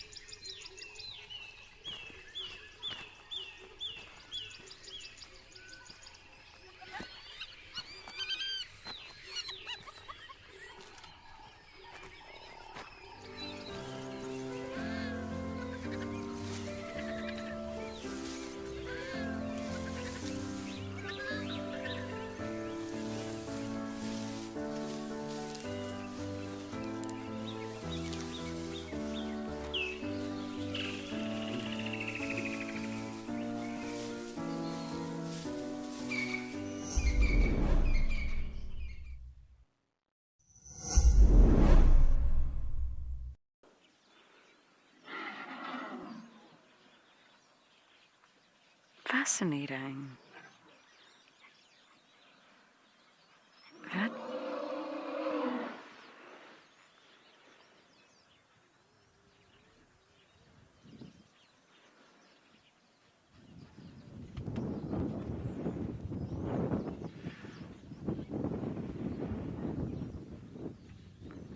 That big bull whose bum is right in the middle, he's bone dry, walked straight to the part of the water that he wanted to go straight. There must be an outflow here.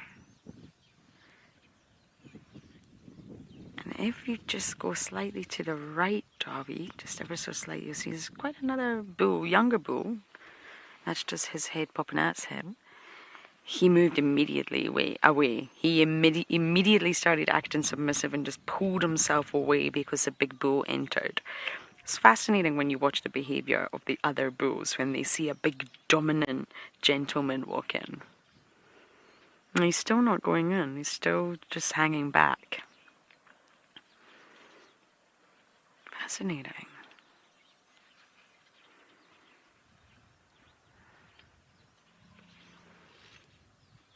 And if you just look at the other side, Darby, the other herd,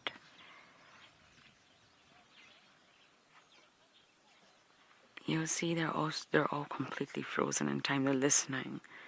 They're not sure. They're not entirely happy with the dynamics, and they're all having a conversation. This is just so fascinating. I can't wait to see what happens. But for now, we're going to send you over to Cedric now in the Sabi Sands.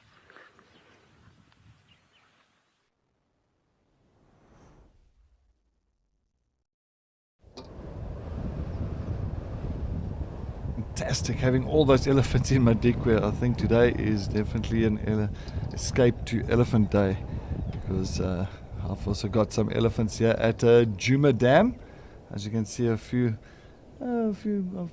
of them that's left behind here. I think the rest of the herd has just moved over towards the northern side of the dam, heading onto a road called Central Road, and just heading away. Looks like they've already had their fair share of drinking for the morning, but it is not as hot here at Djuma. As you can see, it's pretty cloudy and more of a serene kind of feel to this area.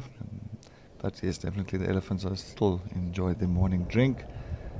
And you can see this male now in the foreground. He's just saying, oh, there's some dust bathing happening there as well. Of course, one of the younger ones just deciding to throw some dust on the back. Also helps him a lot, so you'll find dust bathing, same as mud bathing, just to kind of get rid of any parasites and also just to keep nice and cool. But yes, just had a little bit of a dust bath there. But you'll see how the elephant, the big male is sitting or standing right next to the water edge. You can see how he's actually leaning his trunk down on the ground. And there's two reasons for that. First of all, they do that to actually rest their trunks, just to kind of stretch it out, because it is a muscle called a fibroelastic muscle, so it's like an elastic band, so they can just stretch it out and just rest that heavy trunk on the ground, as well as they can feel vibrations or communications from other elephant herds that's surrounding the area, because they've got very, very sensitive vibration sensors on those trunks, just like at the bottom of their feet as well. Just putting it down. That's what many times you'll find when a herd of elephants is moving, they'll all of a sudden, all of them will stop at once. And when they do stop and not move, not eat, nothing, they'll actually go and rest their trunks on the ground to feel the vibrations and the communications of other elephants. It looks like there's another bull that's just behind him. Looks like the rest of the herd has gone further away from the dam. Yes, definitely. It's so nice just to take a look at Djuma Dam. I am away from Djuma at the moment, so it is nice just to quickly reflect on this dam. Maybe you never know. I might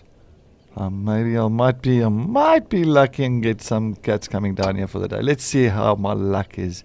I've got a feeling I should have put my leopard muti in my pocket for today. But yeah. You never know, I might be lucky in that.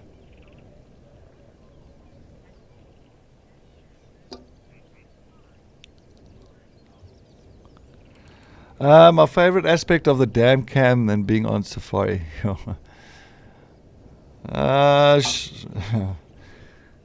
See, if I'm thinking of a dam cam, I can do it with a safari as well. That's a thing.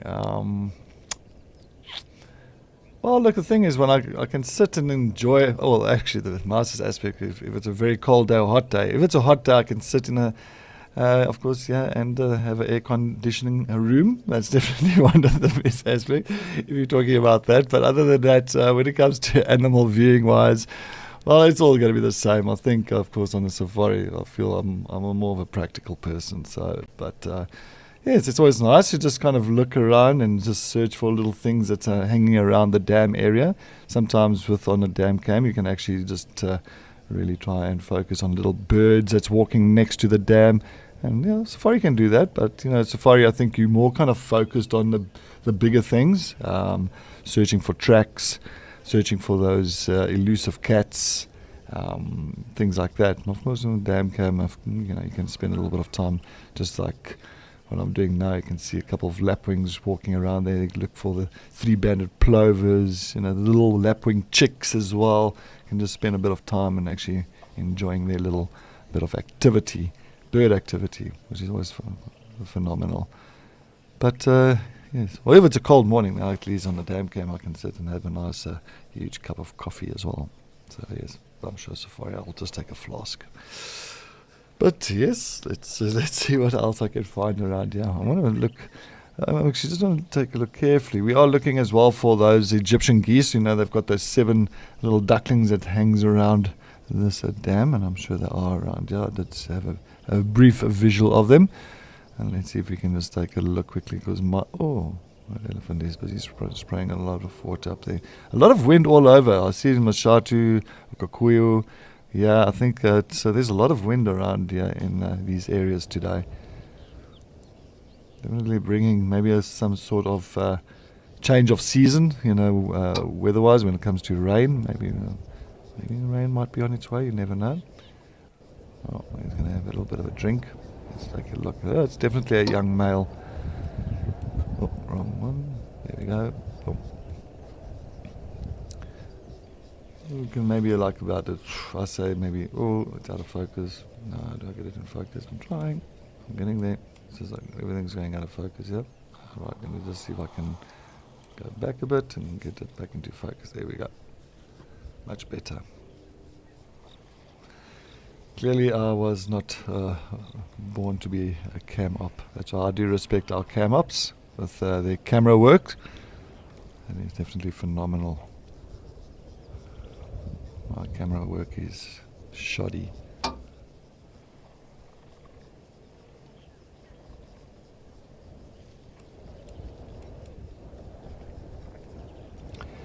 Well, we've been having so many elephants coming down to the water holes, of course, to Wallow, to Bath, in Madikwe, up there at Mashatu. Even had some nice buffaloes, Cape buffaloes coming down to the water areas there in Madikwe as well. So if you want another animal coming down for a nice swim around those areas, so please let us know. Send all your comments and questions and suggestions through. As you can see, we are live, and this is an interactive experience. And definitely we want to share this escape to nature with everybody out there, and with this amazing African wilderness of ours. So please send that through. Or if you do want to have a certain character coming down to Djuma Dam, let us know. You never know. Maybe your wish and your comments on that one would bring that character through to the dam. Maybe Tlalamba.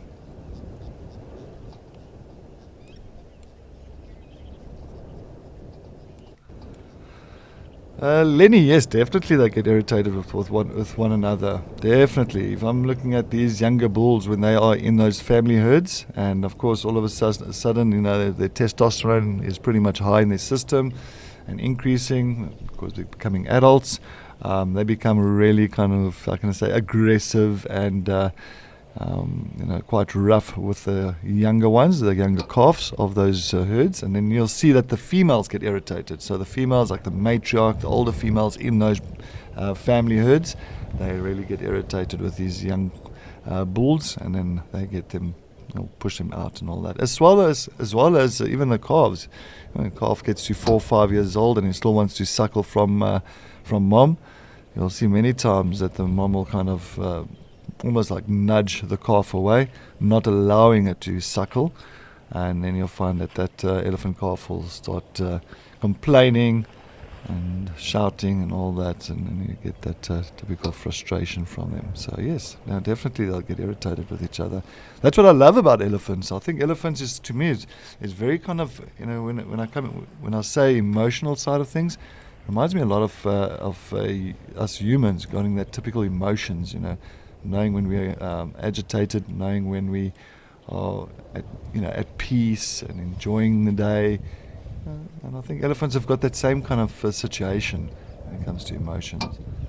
So I think definitely agitation is an emotion. It looks like this elephant is definitely making his way across Djuma Dam.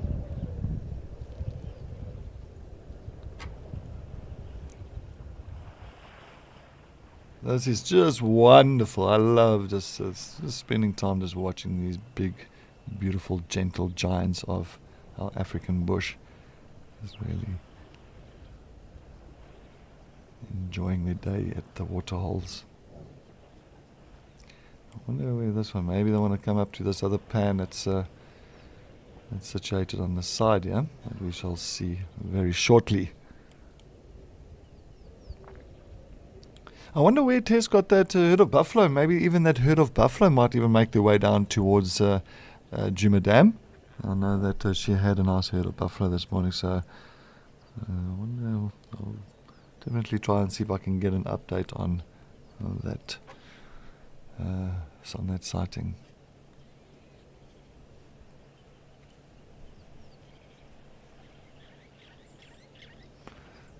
You can see these males are venturing now to the southern side of the dam, not going with the rest of the herd that went north. Because these males, they don't hang around with those herds. They tend to move on by themselves, or like join up like this now, where you find the younger bulls just sticking to the older ones, gaining some experience in life on what to do and how to go about things. See, once again, there's an elephant that's putting his trunk down on the ground there in the background, listening to some sound.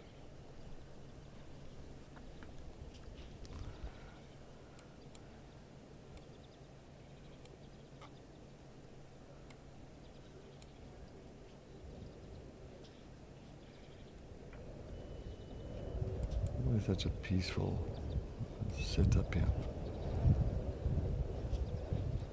But yes, weather can change very quickly if it has to. As you see, yesterday was scorching hot here over at Djuma. And today is a nice fresh start to the day. Very a bit windy and cloudy as well.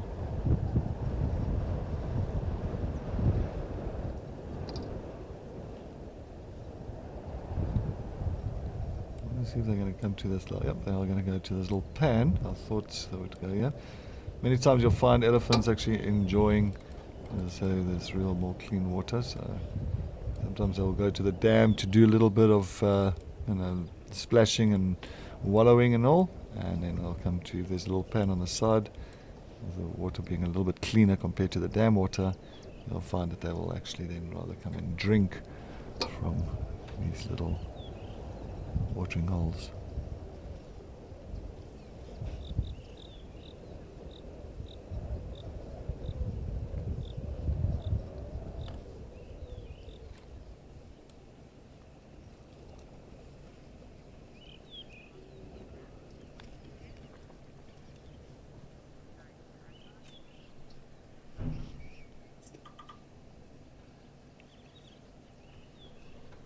You can definitely see an older one and a younger one. You can just see the size difference in the two of them. And you'll find that this younger bull will tend to now move when these older males start moving away. You'll find that this younger one will follow suit and stick with them.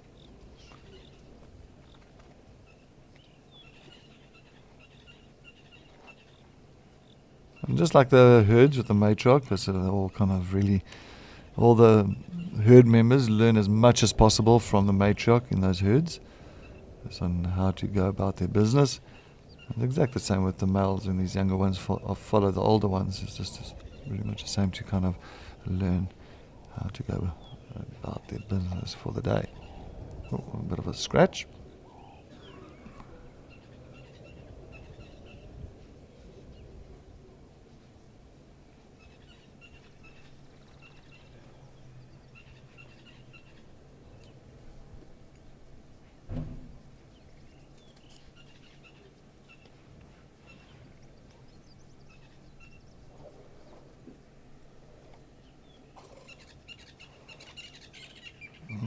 With the other males coming soon, I won't be surprised. He's not too far behind.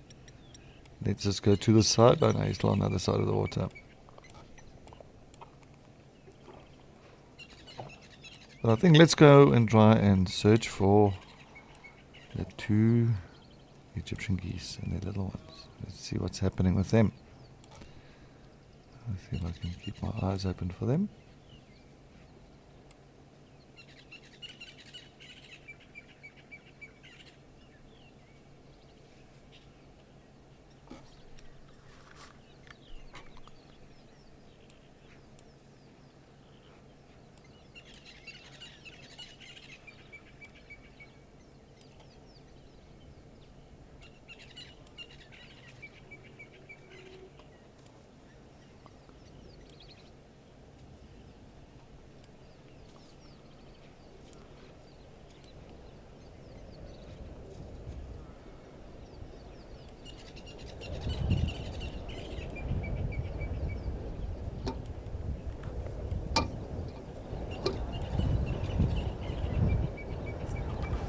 Right, so I'm just scanning the sides here. I'm still trying to look for those 2 Egyptian geese. I know that they were here earlier. I think I see one of them now.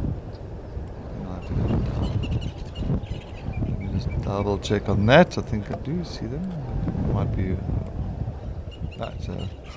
it's a blacksmith lapwing. Okay. That's a very pretty. Well, let's just take a look on the other side. And see if we can see how the 7 little ducklings are doing of the family.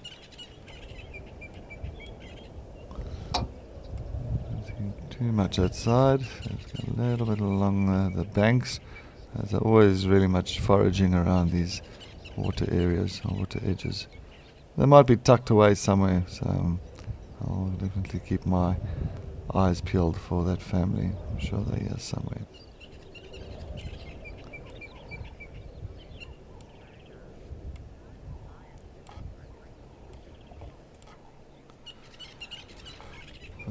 Jonah, definitely, I fully agree. I think that would be the most amazing thing ever. I think, Jonah, that's what I was actually wondering where that herd of buffalo where did Tess find that herd of buffalo, because then you can kind of work out if that herd of buffalo will be making their way down towards Gowrie Dam or not.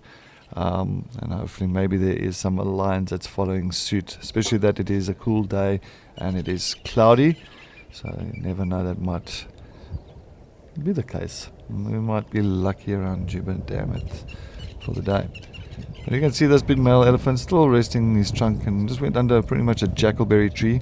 As you know, the jackalberry trees at the moment have got their little berries that's falling from the tree and falling onto the ground. And sometimes they will pick up those little berries. Let's see. Well, he's going to stretch up and he's going to try and maybe rip a big branch down. Let's see what he does here. I think he's going to definitely... Oh, this is going to be fantastic. I love it. See if he goes on his back feet. So they can go sometimes on their hind legs. Definitely, I heard somebody saying, do elephants do handstands? I don't think handstands, but definitely on their hind legs, they can actually kind of reach as far as possible up to bring down a big branch. See, he's going to pull this whole branch down now. That's right. He's going to try and get it. He's going to get it right now. What he wants to do is try and... Because there's a lot of new leaves as well on the jackalberries, and plus the berries, so he's definitely going to get 2 in 1 here. Feel the leaves off. No, he's twirling it around. Okay, well, I got a little bit of a branch, not the biggest of branches. I've got a small branch that he's got hold of. I'm sure it's enough for now. And as well, what they do, they will actually go up to the jackalberries, and if they need for any of those jackalberries to fall down, just like the marula trees, they'll actually lean against it with their trunk, putting their trunk against it, and then they'll shake it, and hoping that a few of those berries will come falling down to the ground.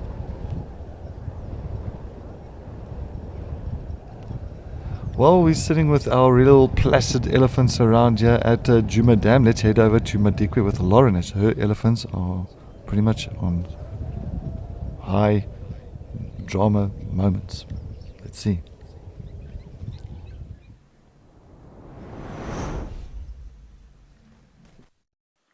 You will not believe what has been happening, everyone. Things went really crazy. We have had 2 more herds join. We definitely now have over 100 elephants here. The vocalizations were... I don't even know how to explain them. I don't even know how to put all this into words. We've got a few huge bulls here now. 3 minimum. 5 herds.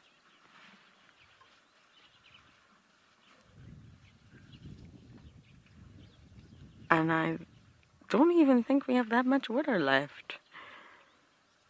Unbelievable stuff.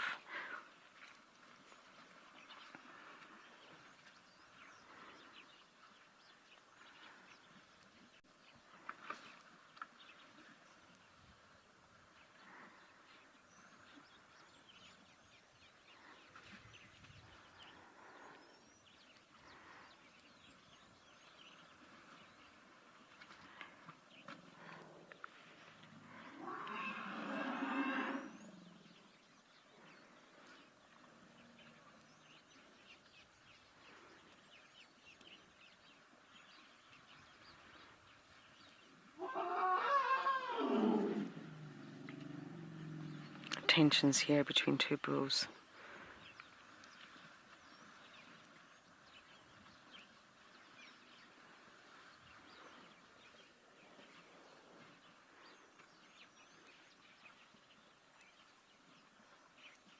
It's the older one shoving the younger one away.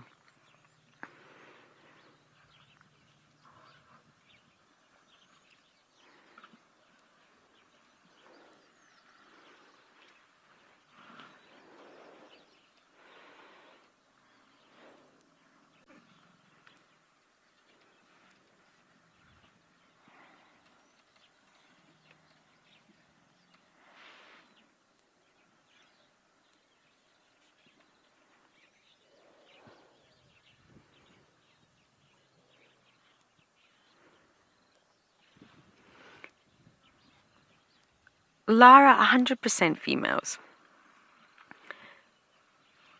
The Elephant Society is 100% female-led by the... There's your handstand, kind of. Oh my goodness, we've got more elephants coming in. I cannot believe this. This is the most craziest elephant waterhole sighting I've honestly ever had. Lara, 100% the females. It's matriarch-led. It's a female-driven society.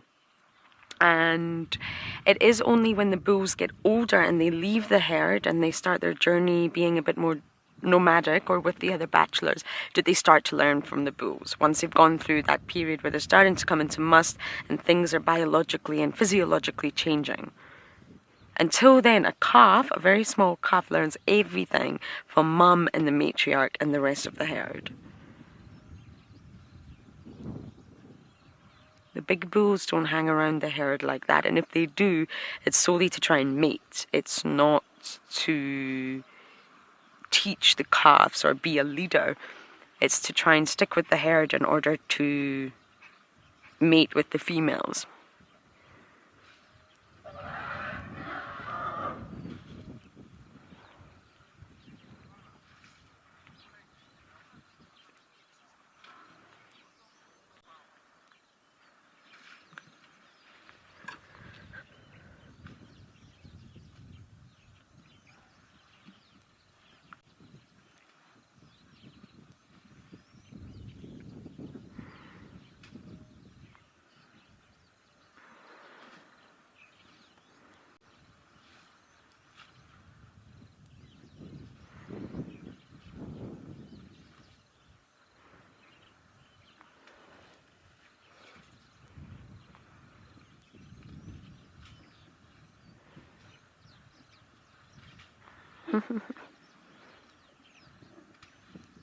This is a nice meeting and greeting. Lots of conversation happening here. Just can't hear it. And even if we could hear it, we couldn't understand it.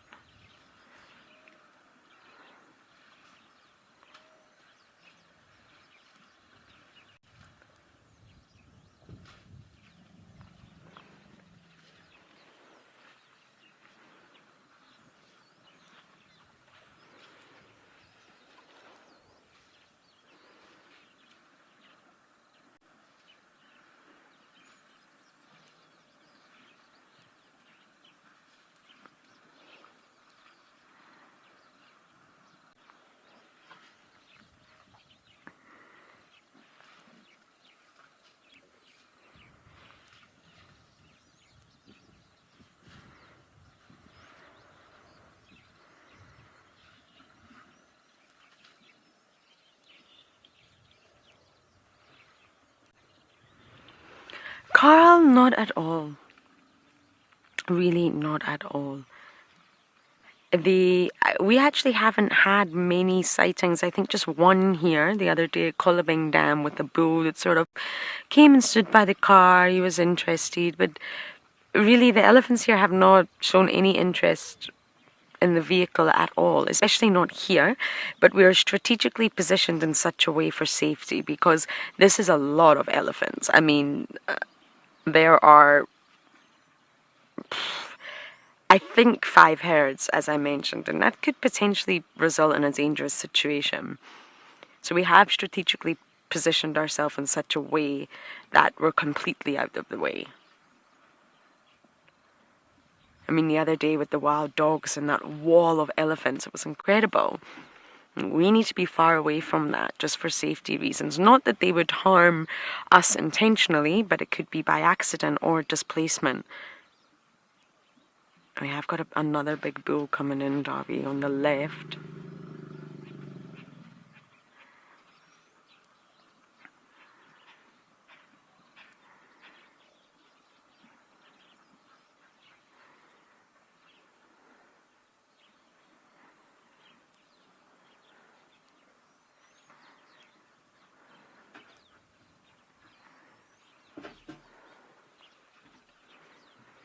Sorry about the antenna, everyone. It's really annoying. I can only imagine it drives Darby bonkers.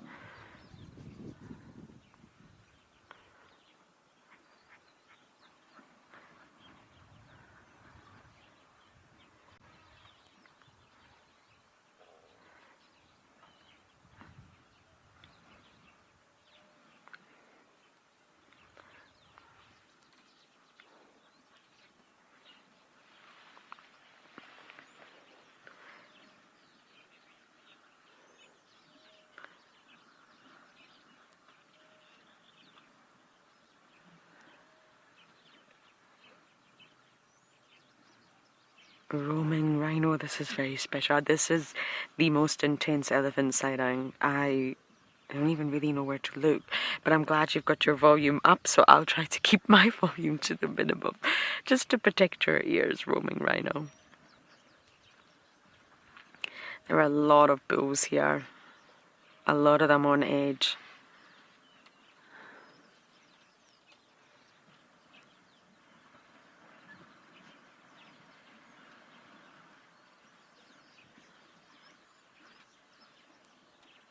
When I say bulls, I mean big bulls, dominant bulls, gentlemen.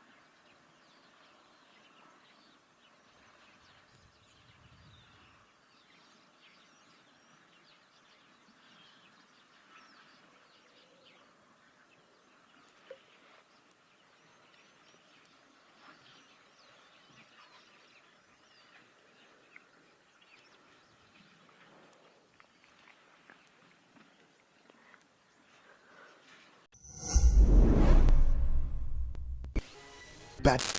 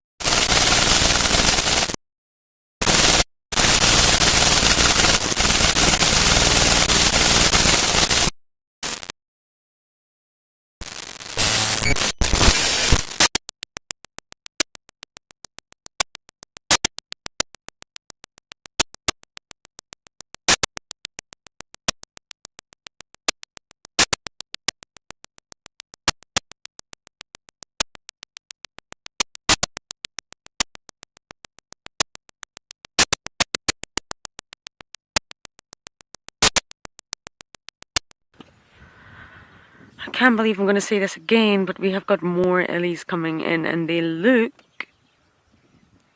to be bulls. They're a little bit covered by the vegetation, but for what I can gather, 3 huge bulls are coming in.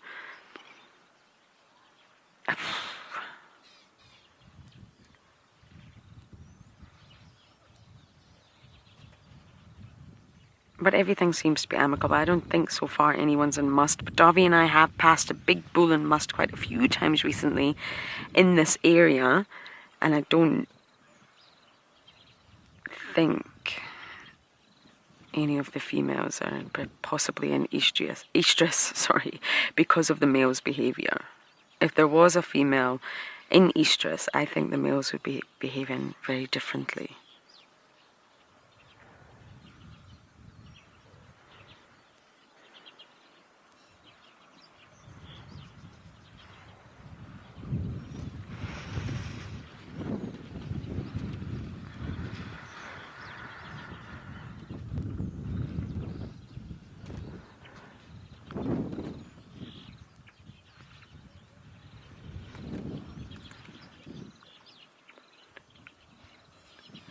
Merino twine.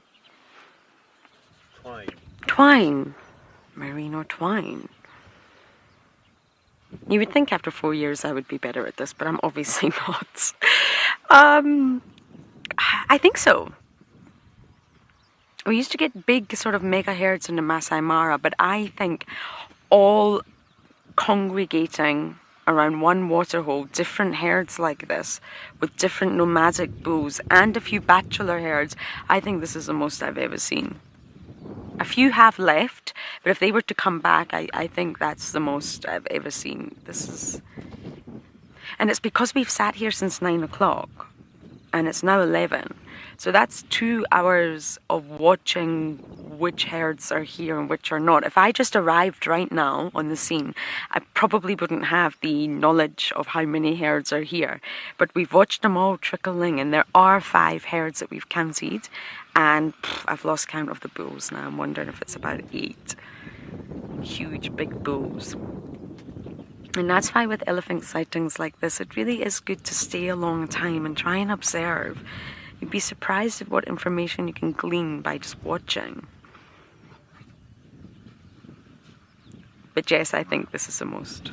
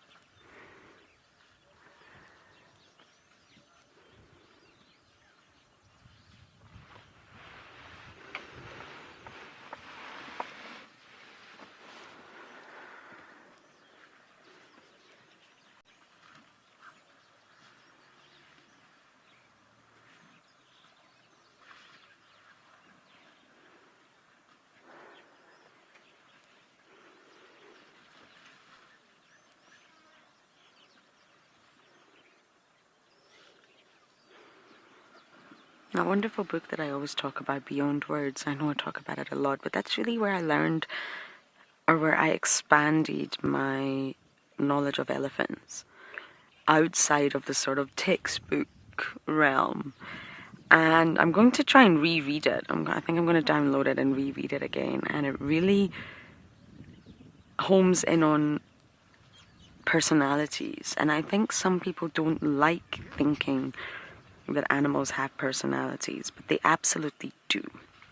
And I use the word animals because I also spent 8 years plus working and studying in the ocean. And I can assure you, from turtles to fish, reef fish, octopus, sharks, rays, they do have personalities. And with elephants, not all females are destined to be matriarchs and shouldn't be. Not every female has the personality to lead and teach and take responsibility for the entire herd. Just like humans, we're not all born leaders, and that's okay. You get those bulls that no matter what situation they're in, no matter where they are, they will always be aggressive and destructive. You get those youngsters that will always be stubborn and just naughty.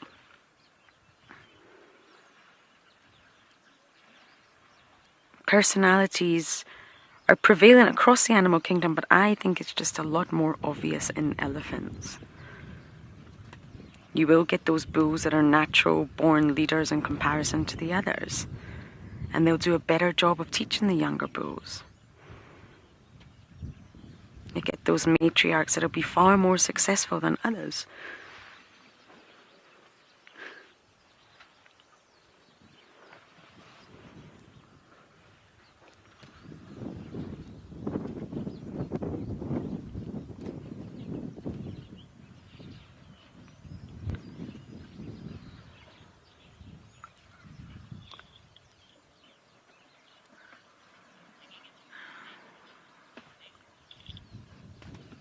Cool runnings. You're saying mud bath, dust bath, singing in the bath, everything in the bath, absolutely.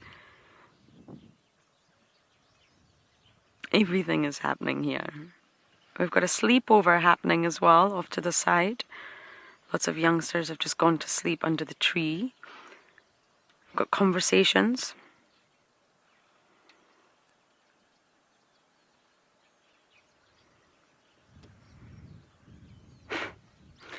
They used all that energy playing that now they're tired. Understandably so.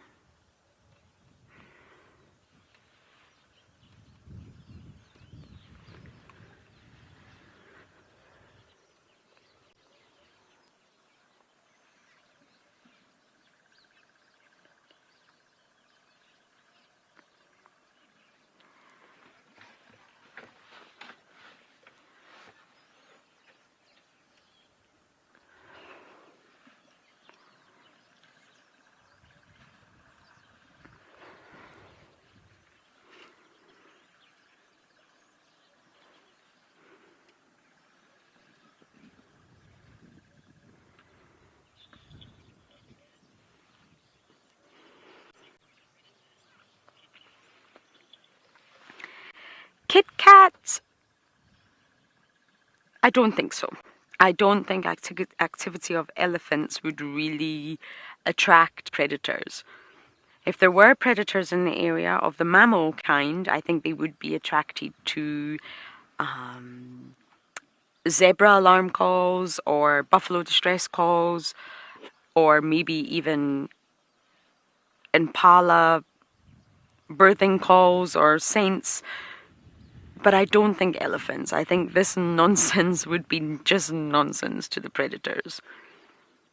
They do lurk around waterholes at Madikwe. I know we haven't really seen many other than the dogs, but we've heard of a lot of sightings where waterholes, the predators also congregate. Lions, wild dogs, cheetah. But I don't think the noise of elephants would really attract them. And I mean, this is a busy waterhole. There's more zebra coming in, there's more elephants coming in. It's stressful.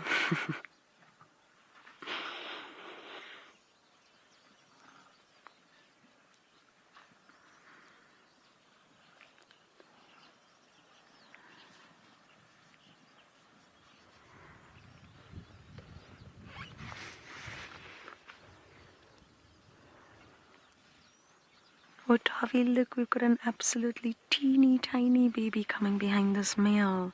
There's another big male coming. Here, he's big. Look at his skull.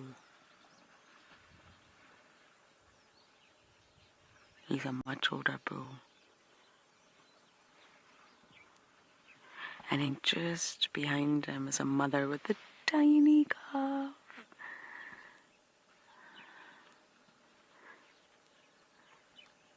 We're going to get a view of it soon, hopefully. You see the gap next to us. They've stopped. Yep, if we hold it there, we'll get a view of them soon, I think.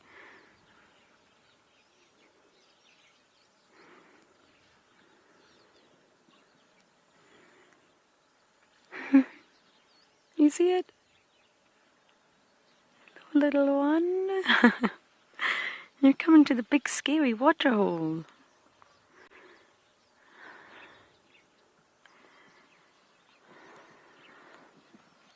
That zebra just, oh my goodness.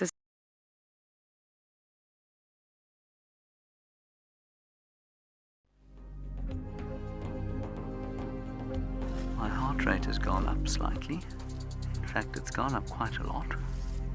This elephant is now 2 meters from us. Okay, we might have to move here. No? Yes. Sorry, my friend, but you're about to push that onto the car.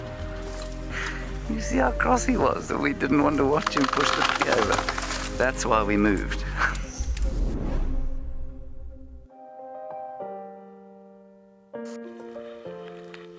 So we've been extremely lucky. And this is what I'm talking about when I say just spend time with animals. This is very, very, very cool to see this. Do cheetah males groom each other for social bonding? And I can't give you a better answer than what they're actually doing in front of the camera right now.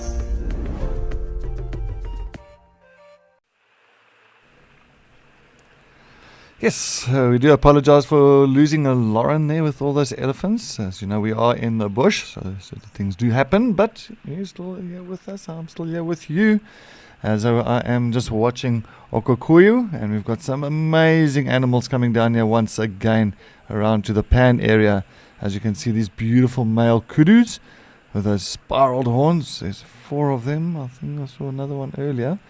But 4 male kudus, a nice bachelor herd. Are just absolutely where are they running to? Got a fright, and as soon as one animal gets a fright, they all get a fright at the same time. Typical animals are always on edge, just in case if it's a predator, they always will react to something very quickly. But yes, it's nice to see these boys. Yeah, I haven't seen male kudus like this for quite some time. Yes, we do get them in Djuma, but these males have got absolutely phenomenal sized horns on them. As you can see, even the neck, very thick necks, and definitely walking with a lot of pride.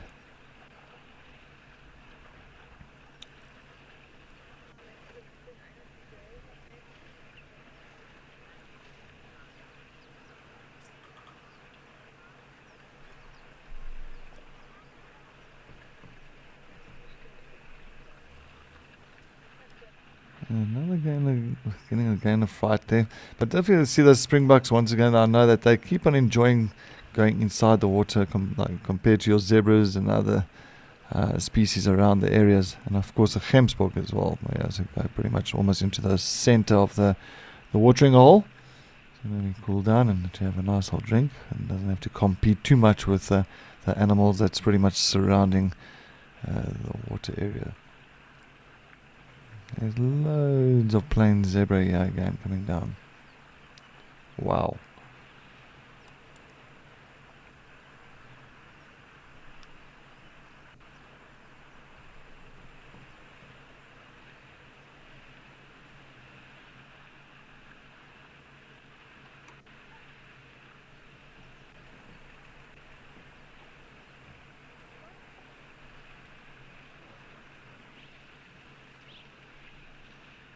It's amazing, all these zebras. So many stripes there. It's to really figure out who's going to be the stallion of a harem in that lot. It's going to be very difficult. You'll have to really wait for them to pretty much move away, go in into the areas to go and start grazing somewhere. Then you can really pinpoint on dominant males and the harems around these species. Still nice. There's still a nice one kudu still on the right hand side. Two. Sorry, I didn't see that one. There might be another one close by. Let's take a look.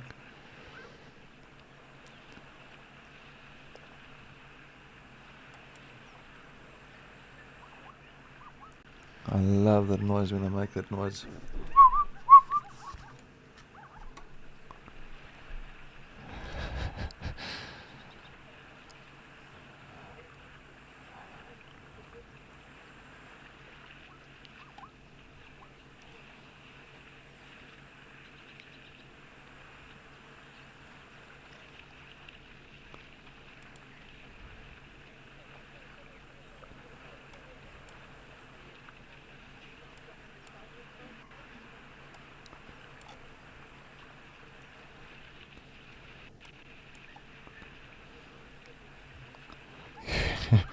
Definitely, I've just kind of zoomed out now because I want to look at this. This is something that I don't get to see definitely every day.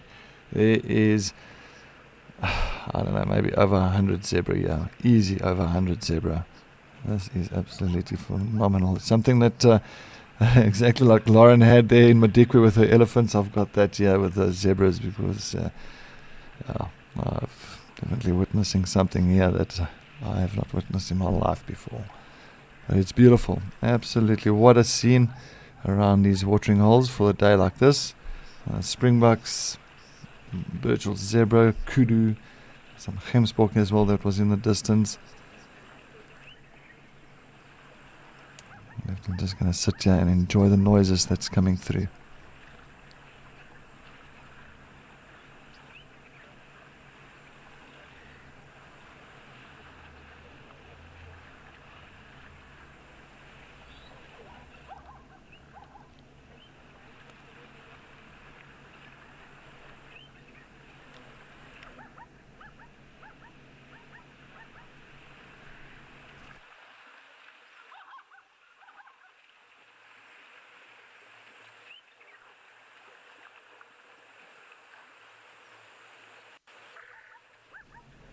You can imagine that there's most of these animals now that's around this area for now. You can imagine how relaxed they can feel being really in safety in numbers in this kind of case, because when it comes to safety in numbers, well, they definitely got the numbers, yeah. And if I was a predator, I would definitely come into this area to see what my chances will be to actually grab something to eat. Because it's definitely almost a buffet we've got here. Got a kudu, springbuck, zebra, a whole lot.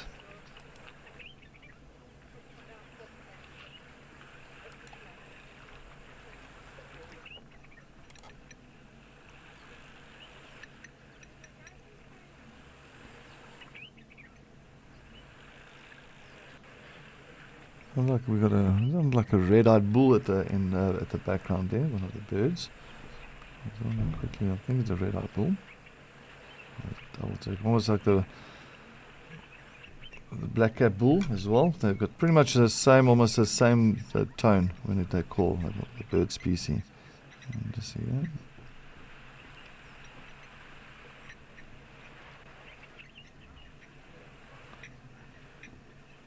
Actually, I've got African red-eyed booble. Well, that's actually the real name.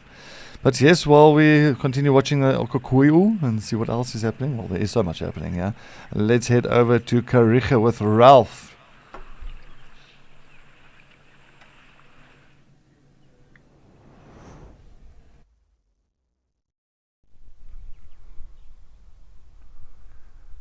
Thanks, Cedric. Yes, hello and welcome to the Kariega Game Reserve in the Eastern Cape province of South Africa. My name is Ralph Kirsten and we are escaping to nature. It seems like there's hundreds of zebra, hundreds of elephants, not quite hundreds of impala, but there are a lot of them out on the plains here. So I'm just enjoying them as well as the blesbok. There are some zebra out here too, but it seems the impala are out in the larger numbers for now.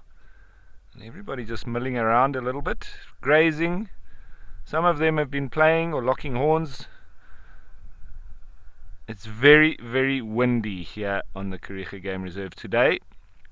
Coming through from the east, so it's changed directions completely from yesterday.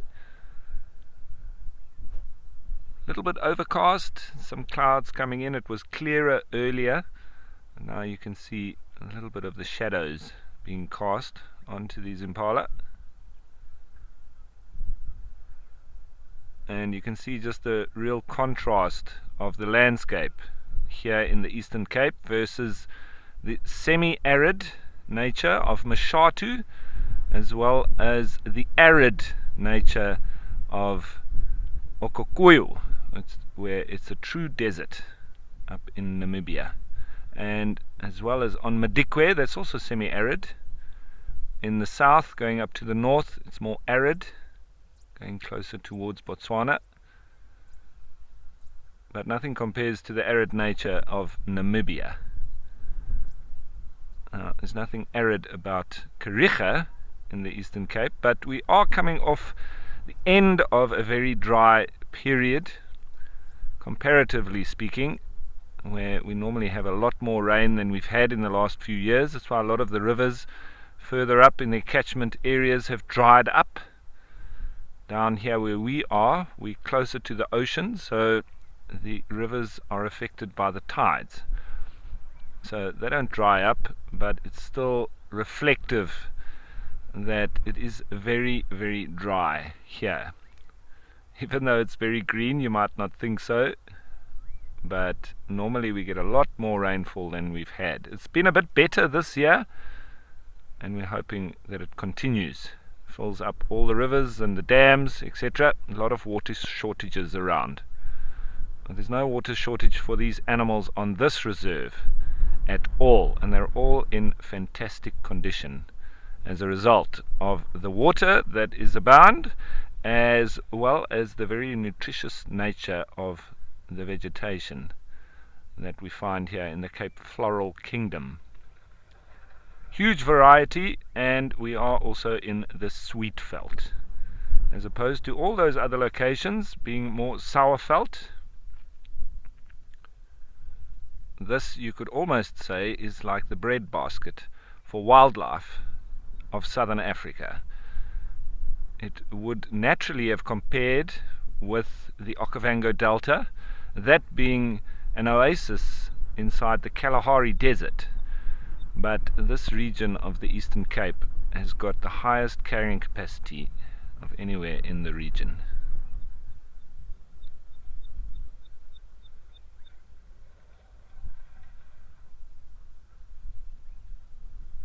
Lots going on, you almost don't know where to look.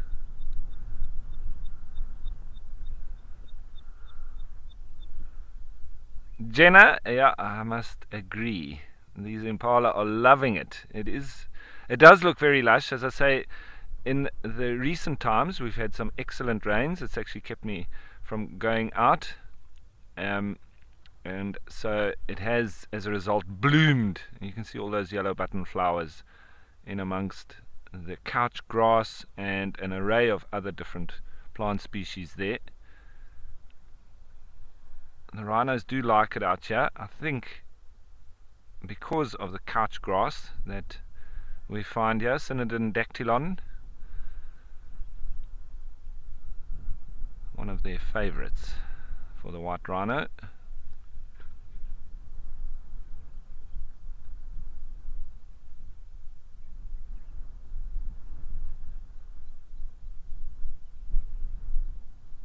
Our classic birds calling in the background. The tire pump bird, or the rufous-naped lark. Sweep, sweep, sweep, sweep, sweep, sweep, sweep.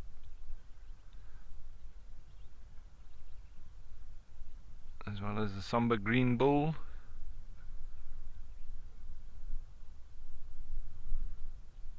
Sounds like a greenback Cameroptera or a tawny-flanked Prinia, one of the two.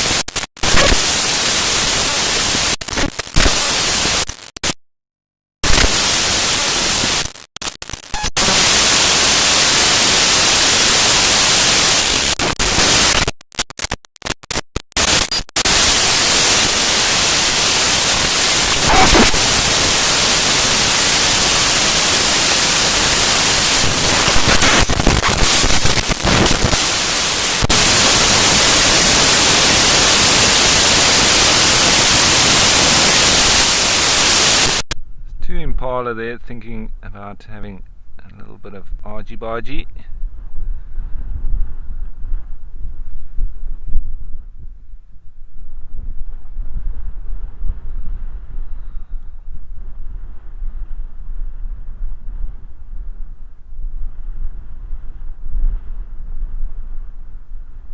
Alright, well, all calm here on the Kariega front. Lovely and lush.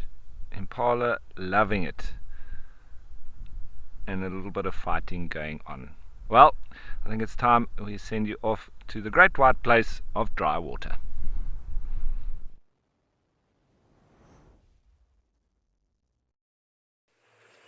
Thanks, Ralph. Yes, definitely in an arid area of Okakuyo in Namibia. And still having a lot of springbuck coming down. A lot of the zebras have pushed off, as you can see in the background.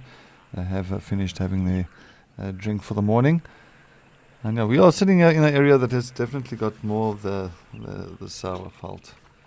Also depends on what kind of soil that it's surrounded with. So yeah, it's very high in Coal Creek and also salts as well. So that does make the soil or the grass is quite sour. And get the sour species coming through. But yes, it is beautiful in this area. It's still stunning. It has got its own uniqueness about it. And I said there's the numbers of different kind of animals that's been coming down here, and the quantity as well has just been incredible for the morning so far. I'm just keeping an eye out. I'm just still hoping for some nice male elephants to come through here, but it is quite windy around Okakoyo. You'll see now and again you'll find these little dust devils that's streaming across the pans here, and creating quite a beautiful effect, but it does happen now and again.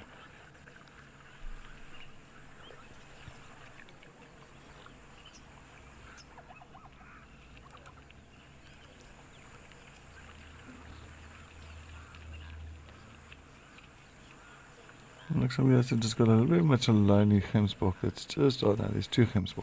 I thought it was a lonely one. It seems like there's 2 gemsbok, one of the nice antelopes as well. Just enjoying it. So they enjoy going into the center of the water for a good old drink. Let's see where he will end up. Yeah, there he goes.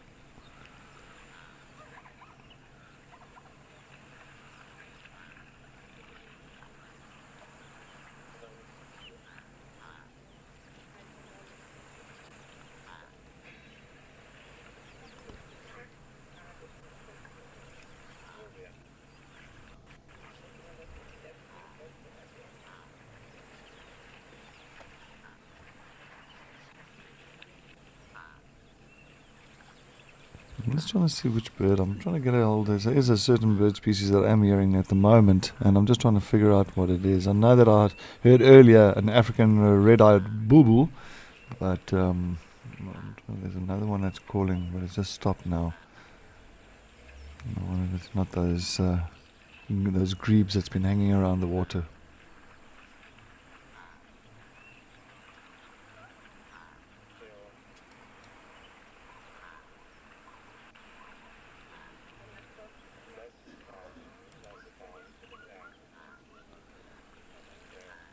But yes, please, if you've got any comments or questions, suggestions, or if you want to see a certain species, please let us know. And as you know, we are live, and this is an interactive show, an experience for everybody. So please send them through. And this is your escape to nature. And we are definitely sitting at different areas in the southern African region. And of course, this African wilderness is just absolutely amazing with all these species, from down there with Ralph in Kariga, those blesbok, and up here towards Okakoyo, where we've got these beautiful gemsbok. So of course the gemsbok you won't get down in the Kariga area. It is not their kind of habitat. They enjoy more of the arid areas and also semi-arid areas.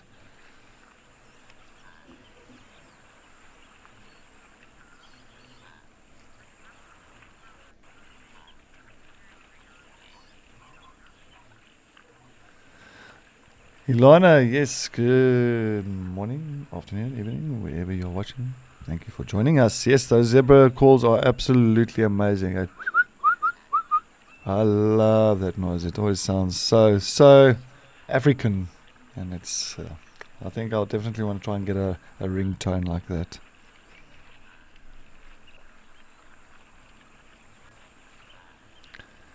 Indeed, Mel. Or an alarm tone. Alarm tone, I think that'll be actually better. I think you're right there. Alarm tone. Because then I can actually wake up with a zebra calling in my ear. That'll be brilliant.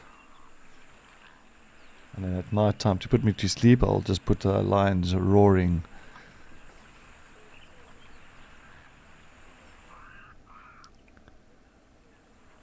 Well, they say a Hardy alarm clock, but I think Hardy is it is our South African alarm clock. That's the one that goes. I don't think that came through very well, but anyway.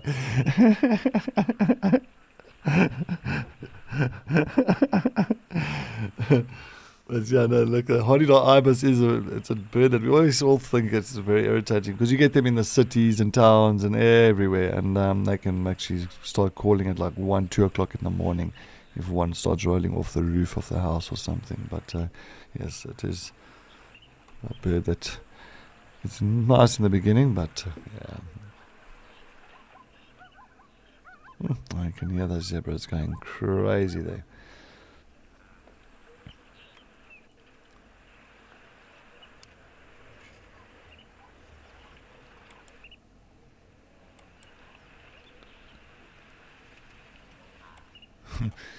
Talking about a Hornidal call, one of my friends from a few years ago, he showed us how to do a Hornidal call, and the way he did it was absolutely brilliant because it sounded like a Hornidal. If you looked away and he did it, you would think there was a Hornidal flying towards you, and then he showed me the technique.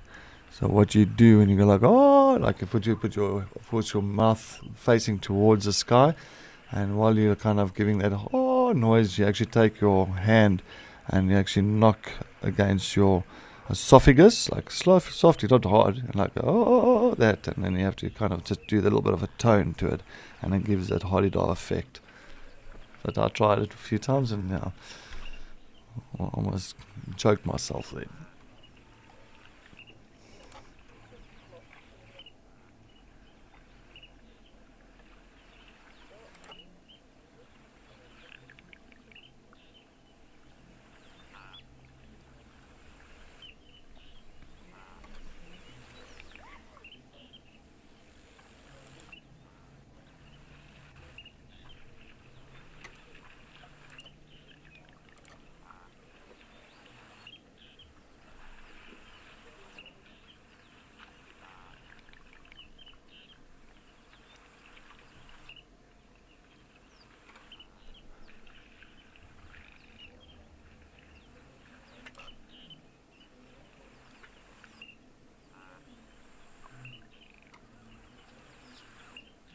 Just be enjoying the beautiful noises and sounds around here at Okaukuejo.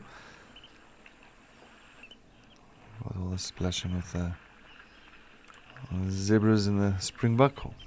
Just enjoying the afternoon drink. Or midday drink, if you want to call it.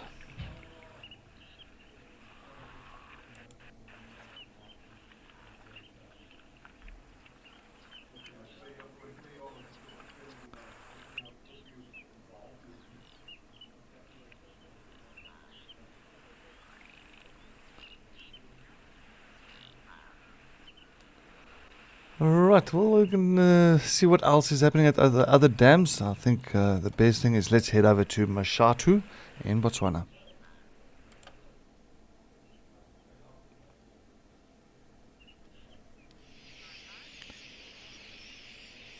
Right, we're at Mashatu. Unfortunately, I'm just going to try and zoom out again a bit. There is quite a bit of wind, and you'll find the camera here at Mashatu is doing a little bit of a jigger, yeah, back and forth, but no, it looks good there. Thanks. A whole lot of impalas have just come down to drink at one of the little corners of the dam, and there is 2 Egyptian geese that's pretty much situated just in front of those impalas. Now with those 2 Egyptian geese, they have got a chick, so they've got a single chick. And the little chick is so small. I'm trying to see if I can find that little thing. But it is somewhere around there with the parents. So I'm just going to keep an eye on them and see if we can get a view of that little chick. I think I see I see a glimpse of it. I think it is that Egyptian geese that's in the water now. Yeah, there it is, just in front of mom or dad. I'm not too sure if it's mom or dad. Egyptian geese chick is there. So cute. I think it is. Or is it the head of the mom? Oh, there it is. Oh, it's at the bottom. You can see it. You can see it. There it is. Oh, hello, little one. How cute is that? I want to see if I can get in a little bit closer. I know that it, fortunately, with the wind that's around here at Mashatu today, It is playing a little bit tricky for me on the camera with the shaking, back and forth, and I don't want it. Okay, they're coming back. I'm hoping they're going to come back. Alright, well, you can see it. Fantastic. Thanks, Mel.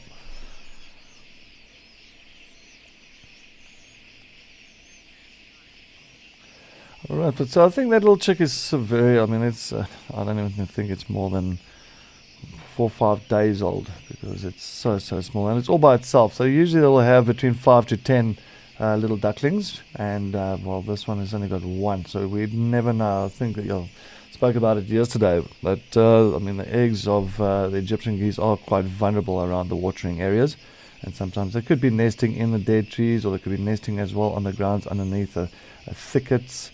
So Egyptian geese has got several different ways of nesting, and there could be a possibility where things like a banded mongoose, which we had 2 days ago, coming down to the waterhole, and those banded mongoose, if they get hold of a nest of Egyptian geese, and say for instance a mom and dad are busy out, busy foraging, that could end up fatal for all those little eggs. They could be eating all those eggs, as well as male monitors, baboons. There's so many different species that will actually go for the Egyptian and geese's eggs. So that could have happened, and then by some chance that one survived the ordeal.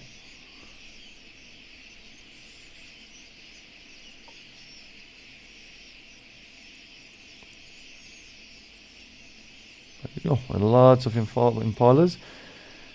Quite a few of the females around it. So very soon as well, as you know, the females will start dropping their lambs pretty much the end of November, December time, and they'll all pretty much have those little lambs together. But safety in numbers, better chance of survival for those little ones.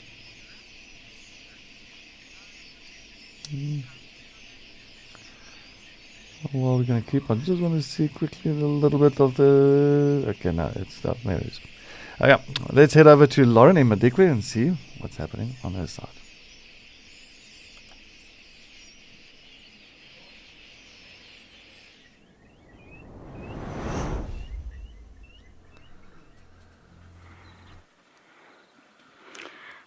Everything is happening on my...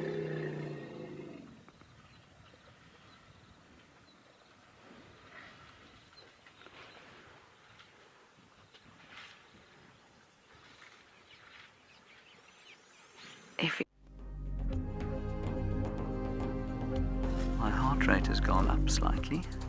In fact, it's gone up quite a lot. This elephant is now 2 meters from us. Okay, we might have to move here. No? Yes. Sorry, my friend, but you're about to push that onto the car. You see how cross he was that we didn't want to watch him push the tree over. That's why we moved.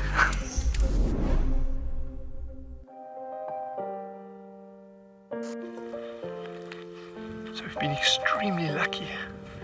And this is what I'm talking about when I say just spend time with animals. This is very, very, very cool to see this. Do cheetah males groom each other for social bonding? And I can't give you a better answer than what they're actually doing in front of the camera right now.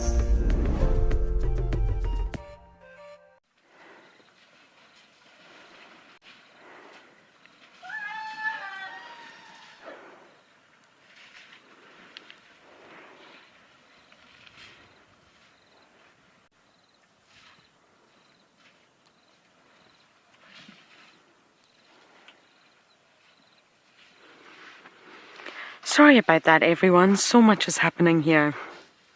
New herd come in. So many zebra. Interactions, vocalizations. This has not stopped since 9 o'clock.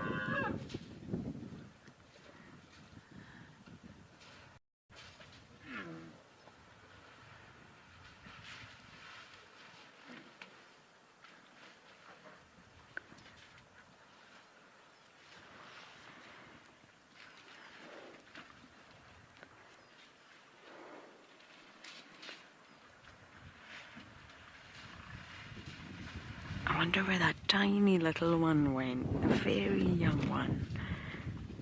You can see here just on the right, this mother is staying very close to the calf. It's not the young one, that's a little bit bigger. But mom is just not, incredible. Mother's not letting it go.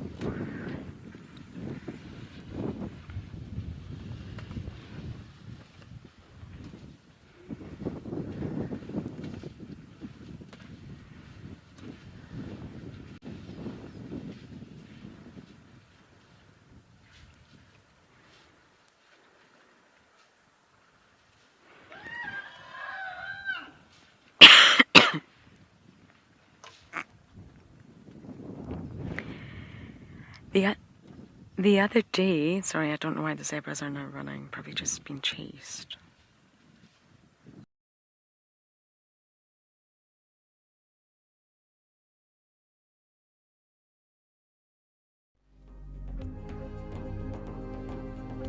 My heart rate has gone up slightly. In fact, it's gone up quite a lot. This elephant is now 2 meters from us. Okay, we might have to move here. No? It's... Sorry, my friend, but you're about to push that onto the car. You see how cross he was that we didn't want to watch him push the tree over. That's why we moved.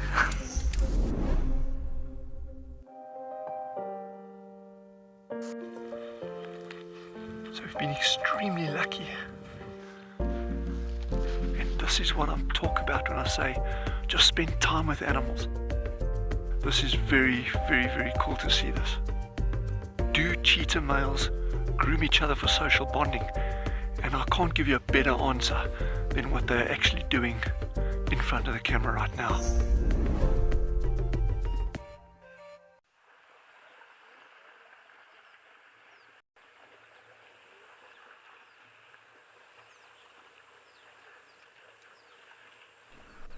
That is some nice springbucks, but I'm just going to go try and see a little bit further up. I did have audio of elephants.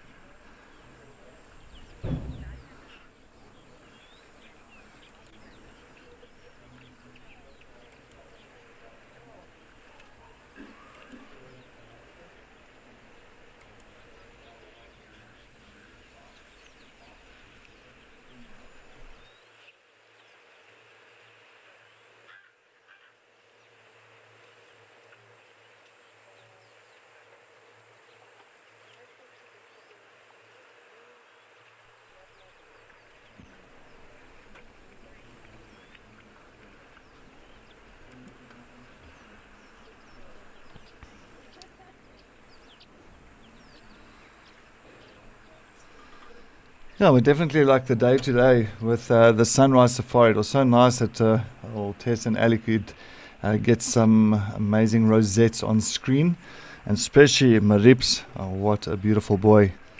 Definitely it would be nice to see that male leopard again. You never know, maybe we get a male leopard or we get some lions. It'll be actually nice to have some lions coming down here to Okakoyo. I know that I think it was about 3-4 days ago. I think Lisa had lions very much late into the safari of Escape to Nature. So let's hold thumbs. Maybe it is my day. But I've got a feeling that when it's 39-40 degrees Celsius, you're not really going to get too many cats that's going to be walking around at this point in time. So, well, that's fine. We've got just beautiful zebras in the Gemsbok and some springbuck. And of course, just enjoying the watering hole, yeah.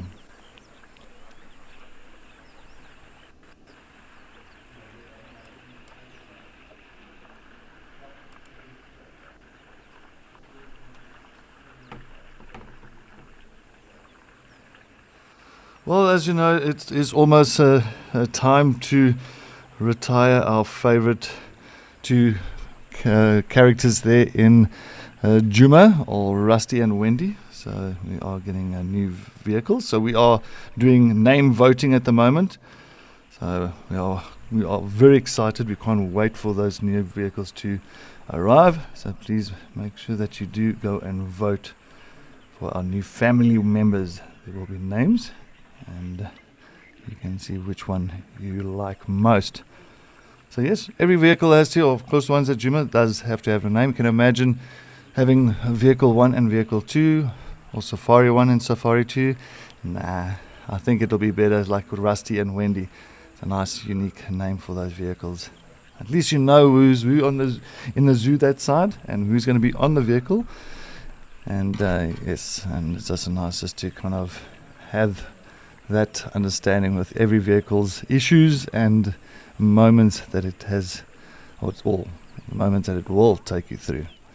I mean, I think Rusty and Wendy has taken a lot of the naturalists there at Djuma through quite interesting moments, getting stuck, breaking down, tires pretty much almost practically falling off, but look what they're doing, they're still going.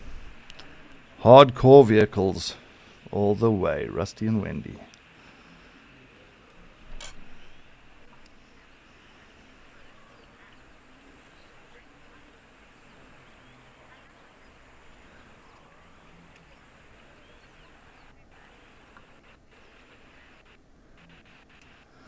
Nance, yes, thanks for joining us on Escape to Nancy. Escape to Nance. Escape to Nature. Nancy, Nance, well, the thing is, yes, I'm hoping to be back on the new Wendy. You never know. Maybe at, I think it'll be end of the month. I'm back at Djuma. So yes, not too long. So I'm definitely looking forward to that. But I know that Wendy is... I think Wendy will be retired by that time, I'm sure. Never know, maybe she'll be retired at that time. But it is all, Tess, she loves Wendy. Of course, I'm a Rusty kind of person. Oof, doesn't sound right, but I am Rusty kind of person. Oh, yeah. But I like all Rusty. But yes, I'm looking forward to going back to Djuma. Never know what is going to be coming about that side. Of course, we had that new Lion Pride that came into the area. Very interesting, that kind of situation and that scenario.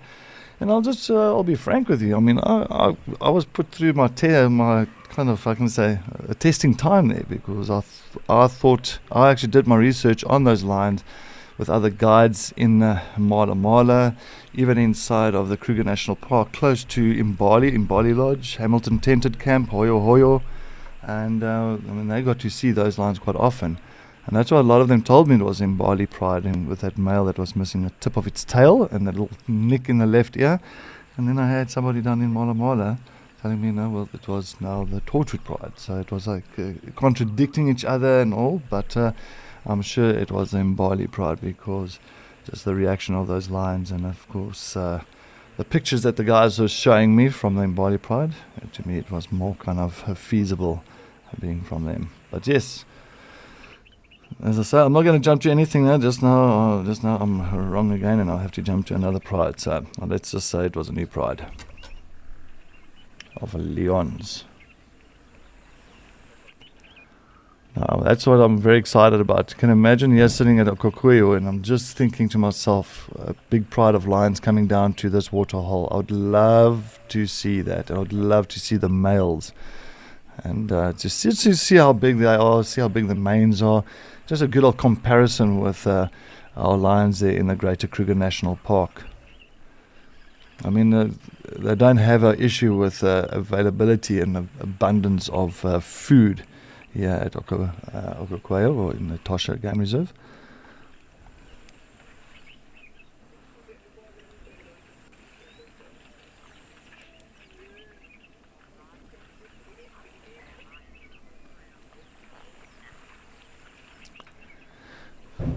Riley, apparently so. I mean, like, Riley, when you're saying the lions here will be massive, I mean, you're looking already at your Kalahari lions. I mean, the Kalahari lions, they definitely are quite big. Males have got beautiful manes. The females, it seems like the females are also quite staunch. But then you go through towards the Botswana side, to the Okavango Delta, to like the marsh prides and all that. The prides that actually pretty much move through those marsh areas. And you look at lions like that now, you'll find that like their chest muscles, are much larger, and the shoulder muscles are much larger compared to like the lions in the Greater Kruger National Park. And why so? It's just because of the terrain. Now you can imagine walking through that kind of marsh areas all the time, really a lot of resistance. You are going to feel quite a bit of, you are going to get much bigger in those areas of of your body. So it also depends on those areas. And I think in the Tosha, it's quite a vast ground. And there's no real cover for lions to kind of really get up close to certain species here to do a proper ambush and all that. So I think that's why maybe the lions tend to, if they do hunting, it'll be a little bit of a longer hunt compared to the ones now in the Greater Kruger Park, where it is pretty much savanna woodlands and a lot of cover for them, easier for stalking, easier to ambush, and the element of surprise will be much greater that side at the Greater Kruger Park. So I think that's why maybe that's also a big thing where it changes on the body size of lions and even leopards as well. They say a lot of the leopards that really hang around and have got territories in like mountain areas, like the Lobombo Mountains. That's pretty much on the eastern side of the Kruger National Park that borders the Kruger Park to Mozambique. And of course, there are a lot of leopards there, and that got territories in those mountain ranges on the eastern side. You'll find that those leopards also same thing, same scenario. They're up and down rocks. It's not a very flat or slight drainage lines and all that. It's much more kind of robust, more of a tougher area to really work through. And of course, it's just a built of muscle around shoulders, legs, neck. Will become a little bit greater as well, much bigger.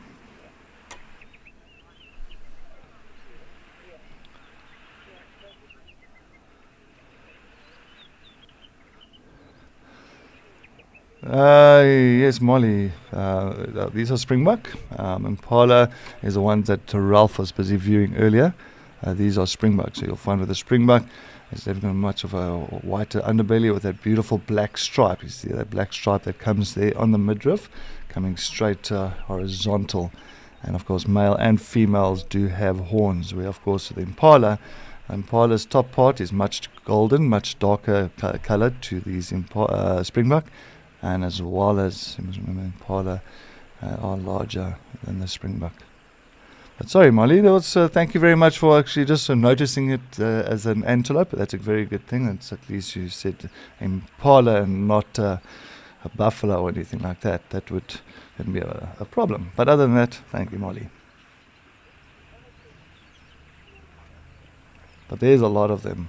There's so many zebras, springbucks today, elephants that Lauren had over in Madikwe. It was plentiful. So definitely the animals. It's not been short of animals today on Escape to Nature.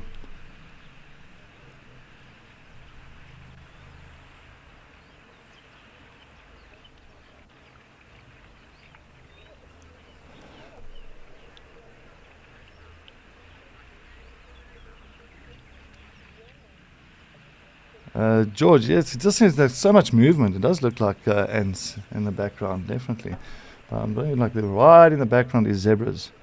But these ones just to the left-hand side does look like ants as well. There's a lot of them. It just shows you how many there are. If you actually think of ants around those colonies, on the ground, and you see always that movement. Pretty much that's just Okakwaya. Okakwaya seems like it's a colony of ants that's pretty much moving around, yeah. But also nice zebras in the background. Looks like they are moving off.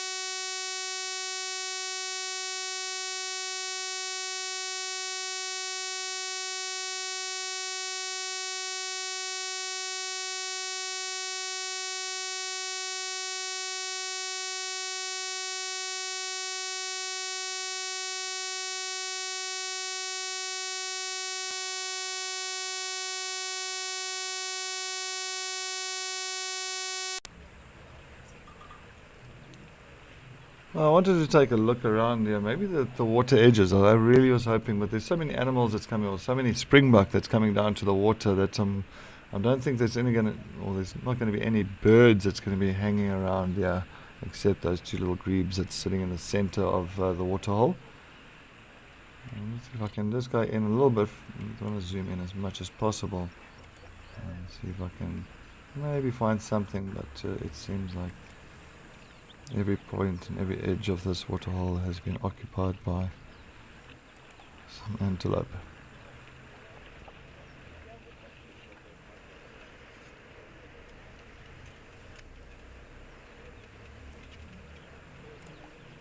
Just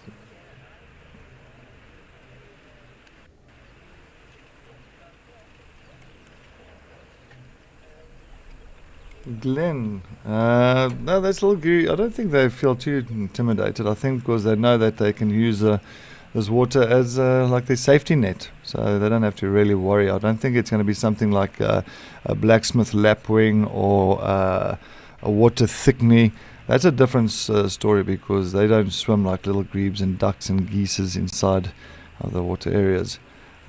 So they will feel more threatened and feel intimidated. But I think with these little grebes here, or they're not little grebes, but they're actually black-necked grebes, I think they feel very much at home and no intimidation happening.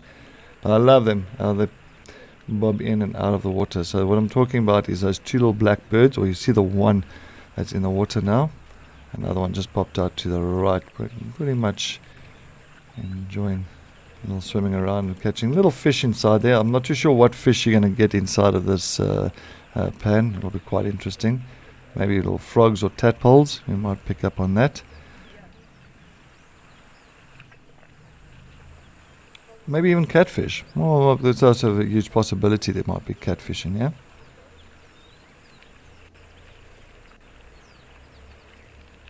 That's like a barbel, the small ones. I think that barbel can't be too big for these birds, and then there's a problem. The barbel will eat the bird.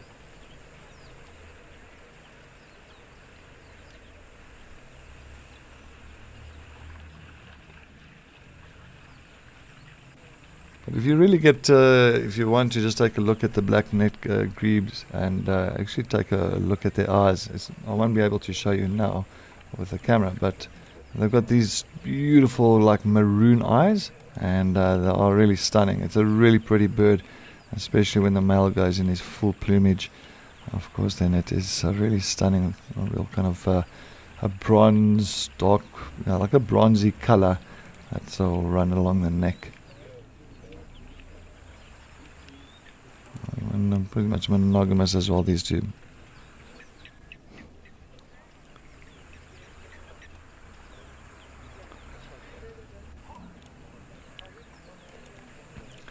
Benji, 9 years old. Which bird do I think makes the nicest or the funniest call?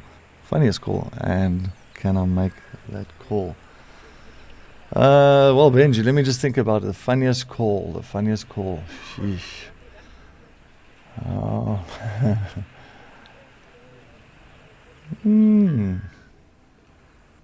Well, I like some of the nightjars. I love that the fiery neck nightjar. I think that call is actually quite nice. I love the fiery neck nightjar. It's the one that we pretty much hear quite often at night time in the bushveld. In the low veld area, and even all the way down into the Western Cape as well. And it's not a funny call, but it is quite a nice call. I think like a funny call, I'll have to think about a funny call. I don't think I struggle to think of any bird's call being too funny. But yeah, so the fiery neck nightjar goes. So that's how the fiery neck nightjar calls. So yes, and I love that call. Very, very, very cool. I always say with our birds, they've always got some kind of call that you can actually kind of relate to, when it's like with the wording. So like when it comes to the black cuckoo, that one's go, I'm so sad, I'm so sad. So it's very much, that's how it sounds like. As well as the Cape turtle dove, that one. It's very much work harder, work harder, work harder. So that's how we kind of, if you're interested in bird calls and all that, try and put some wording with it, because it always helps quite a bit. And there's a lot of other birds that's got those kind of things that we can actually use. Oh, look at that springbuck. I think one is now standing in its way. It was fluffing up its back hairs there. Just now. Of course, sometimes exposing that white part at the back of its rump, and then sometimes you'll find that's why they call it a springbuck. They actually they prong like that, so they pretty much bounce or spring along and displaying that whiteness, and especially the males that they will actually move around and just show what they've got to the rest. But yeah, beautiful antelopes.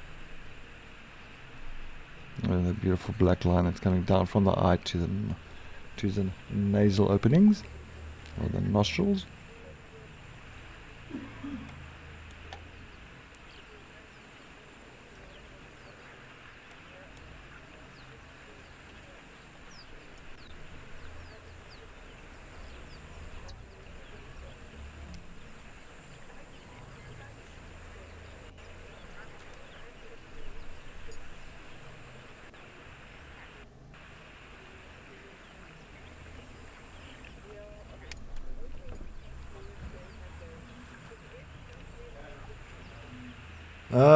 Pat, when do they expect to rain in Okaukweel? I'm thinking, when does it? That's pretty much also coming up to now. It's pretty much almost, I think, maybe a little bit later compared to the Lowveld.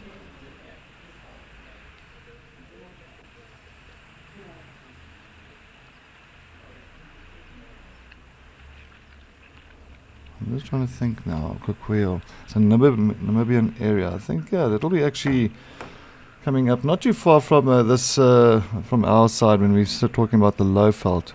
It's actually Okaukweel in the Namibian area. Ooh.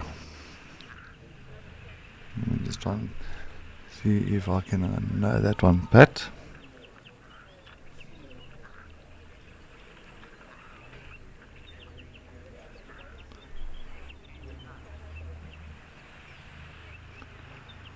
So yes, yeah, as I was saying, I think it was like around about that time, January, February, the rainy time. So it is pretty much not too long after the Lowveld.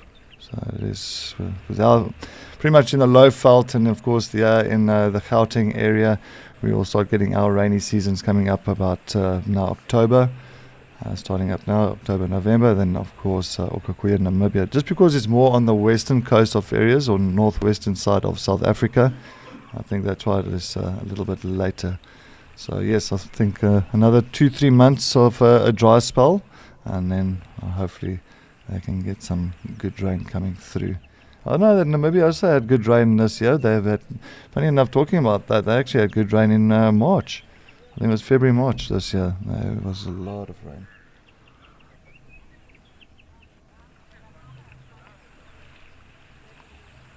I think the Fisher River Canyon was flowing quite a bit, and it's one of the areas that hardly ever flows. I think Fisher River Canyon was really pumping with water.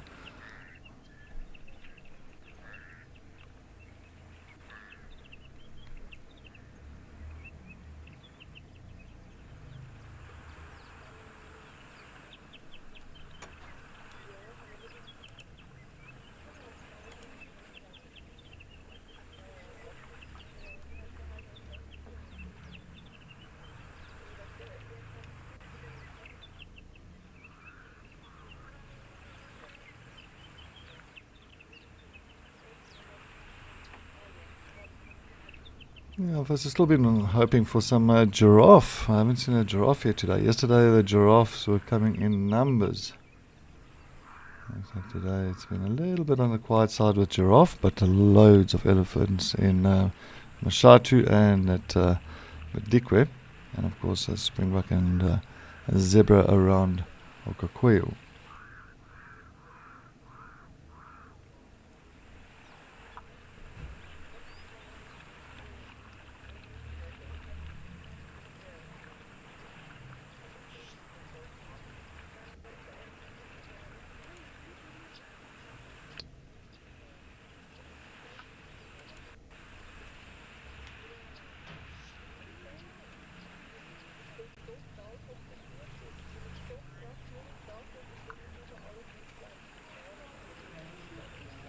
But yes, if you got any questions or comments, suggestions, please let us know. And we are live, and this is an interactive experience.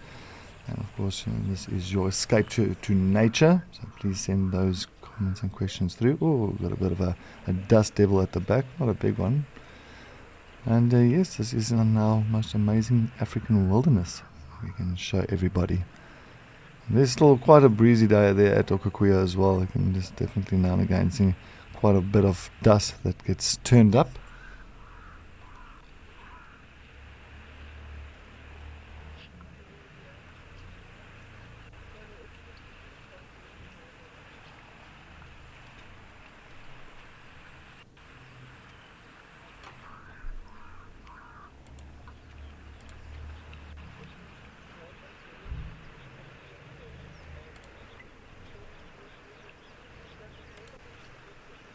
Alright, I think let's pan out a little bit to one side.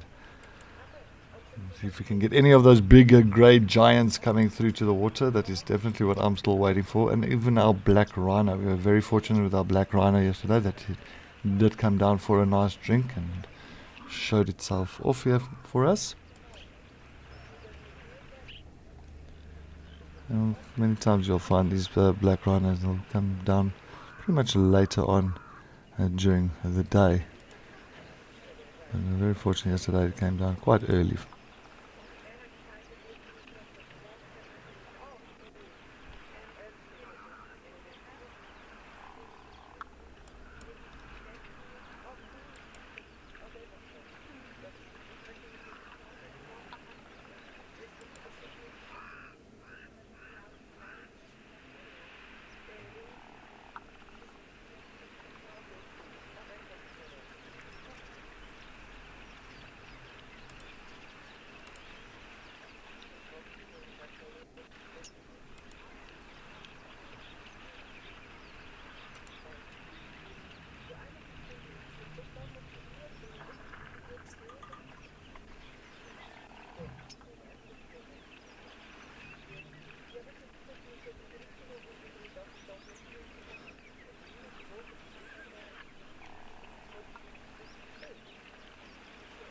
Definitely quite a busy waterhole this today.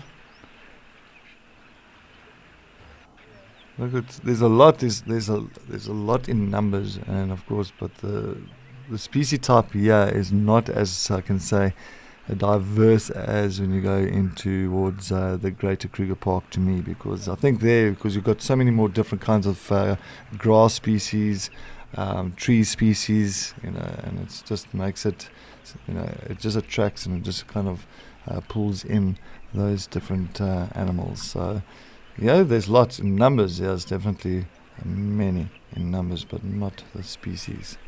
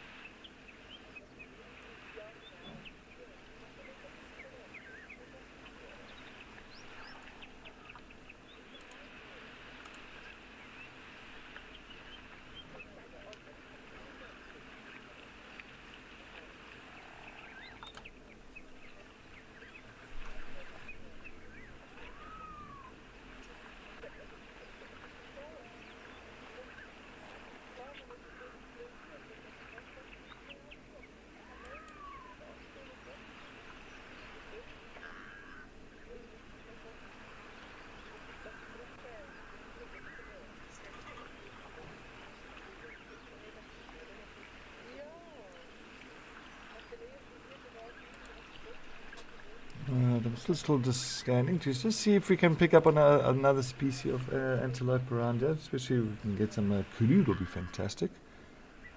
I got to see kudu earlier. Oh, there's some antelope that's running. Looks like some impala that's coming down to the waterhole. Let's take a look. Was it? No. The Gemsboks. It looked like impala, but it was of course zoomed out.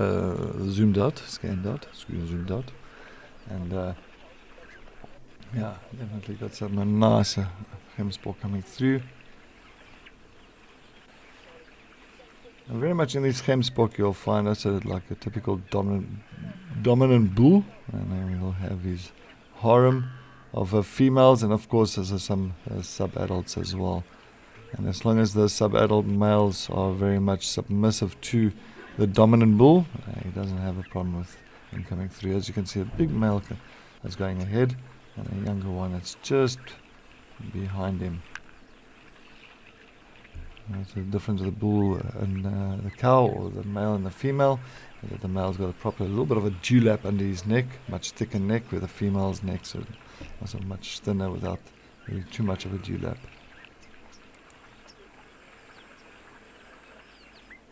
Of course, he's leading the way. As you can see, the rest are pretty much following suit. Have a nice drink. I wonder why they actually entered from that direction. Maybe it's a little bit of a... It's a little bit shallower from that side.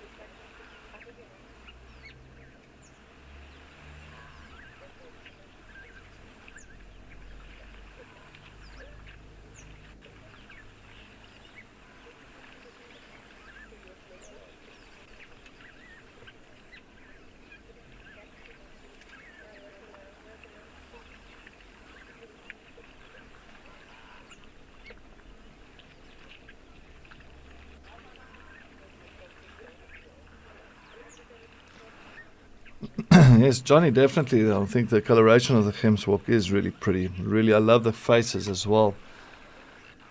Gems, if I'm not mistaken, Gemsbok, it means, I think it's a German word, Gems, I think Schios, and it means like gems, like a gemstone, like gems.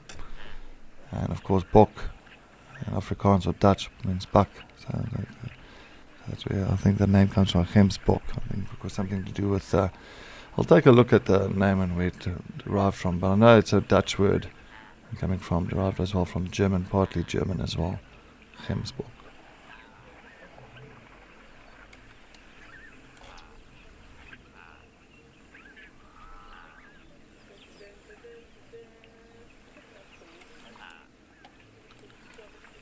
Beautiful, and it's just that black on the face, the black and the white, really, really stunning.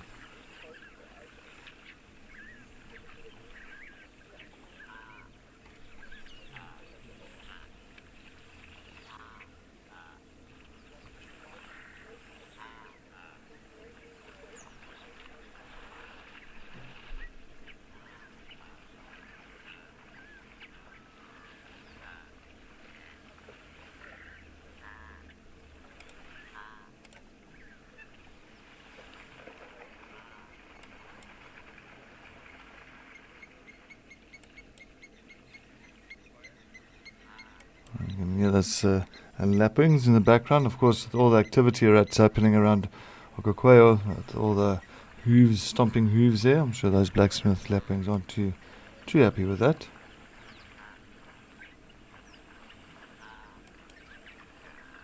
I want to see if I can find those blacksmith lapwings. But it is just pretty just watching this Gemsbok coming through the water. I don't know, it's such a picturesque moment this that I'm just going to sit and enjoy. It's a beautiful moment. I don't get time to spend with Hemsbok all this kind of time.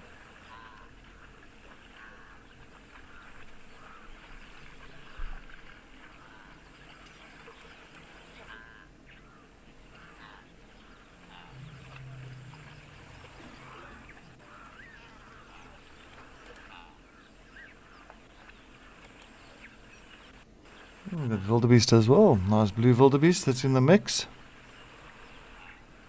Always nice to see them coming through.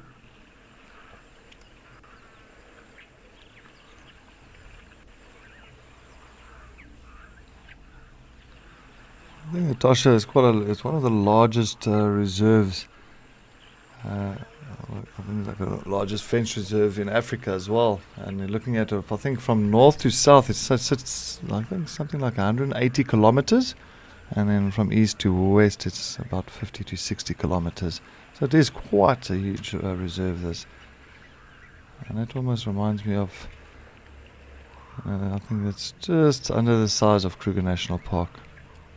I know the Greater Kruger Park is the largest fence reserve. I mean, I think it is 2,500 square kilometer. I just want to see what the square kilometer is on the Etosha Reserve. I will definitely try and find that out.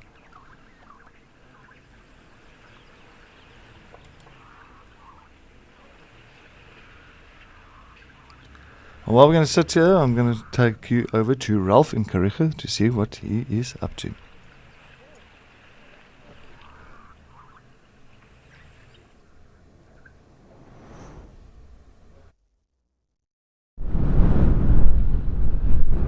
Yes, hello and welcome back to the Kariega Game Reserve, where Thandi and her two youngsters have made an appearance in a very, very windy plain here on the eastern side of the Kariega Reserve. That is little Sia in front of her and Mtetu off to her left, but on the right of the screen.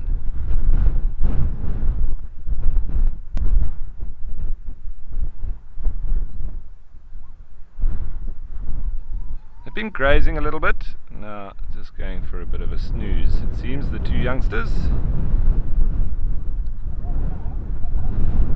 The zebra's calling off.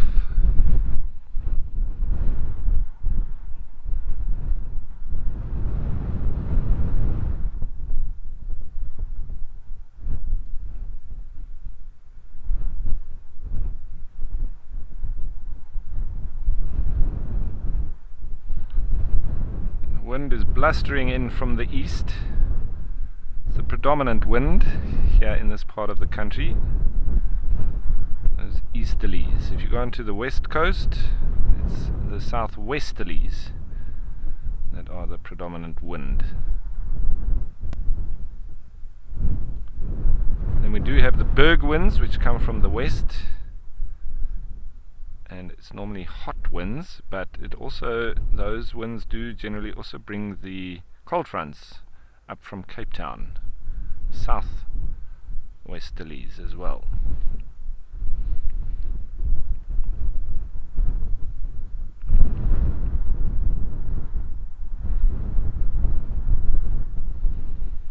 So relatively inactive, but those ears never stop listening out.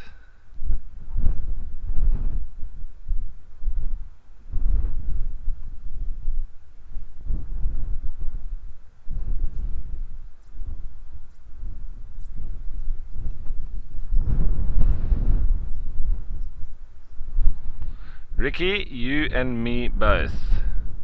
It's always nice to spend time with rhinos. I think Thandi's thinking about also lying down. She doesn't want to be left out.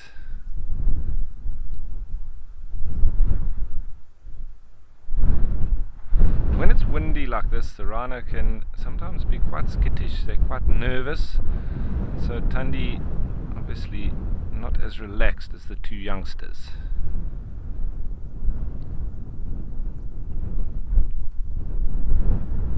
lots of smells, lots of sound, so generally not as relaxed as when there's not so much wind.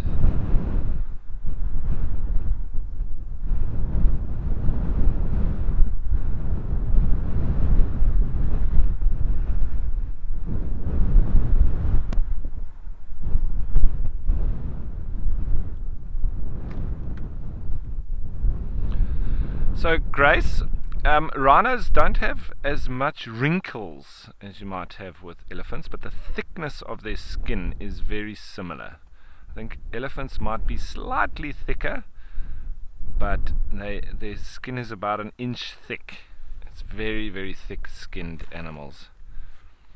So yes, there's a lot of similarities, but if you see with elephants, they've got all those wrinkles, which rhino mostly have around where their legs are, under the legs and around the neck, but otherwise not quite as wrinkly as elephants.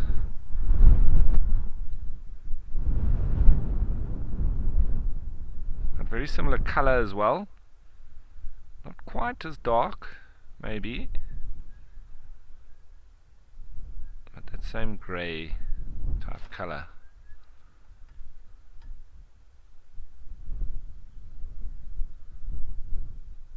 And you can obviously see very distinctive, very easy to spot Tundi with that amputated horn. Groundbreaking procedures that were done by William Folds, the vet.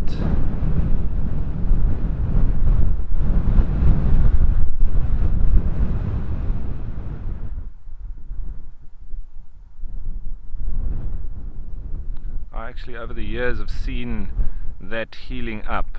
A few years ago I saw her when we were out on trail here, and there was always a recurring opening wound, and I think it's quite, you know, if you have a wound that's healing, it can get quite itchy, and we noticed that she had been sort of rubbing it against something, whether it's trees or what, and it seemed like she was actually opening up the wound herself. And you can also see now a little bit, she's got mud on the top there, whether or not it still has that sort of itchy feeling to it that I imagined she had.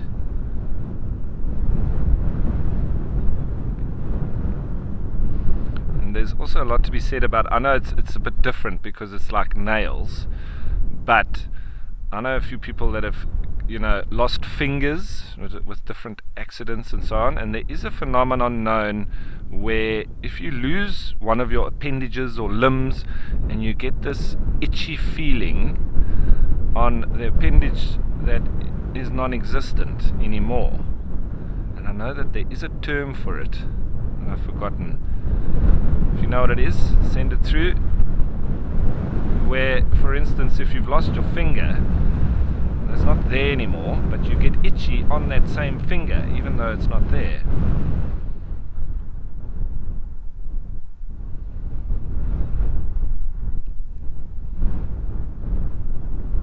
So I wonder if that's something that she may be feeling.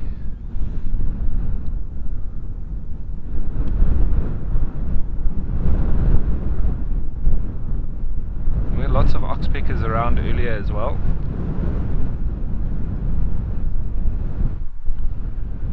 Ghost limb, Cedric says. But is that the phenomenon where you get itchy on that ghost limb? Yeah, maybe you're right, Cedric.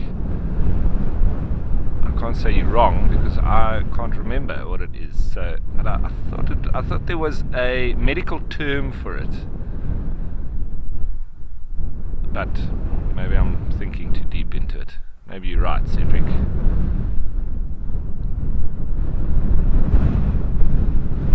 I think it's a mental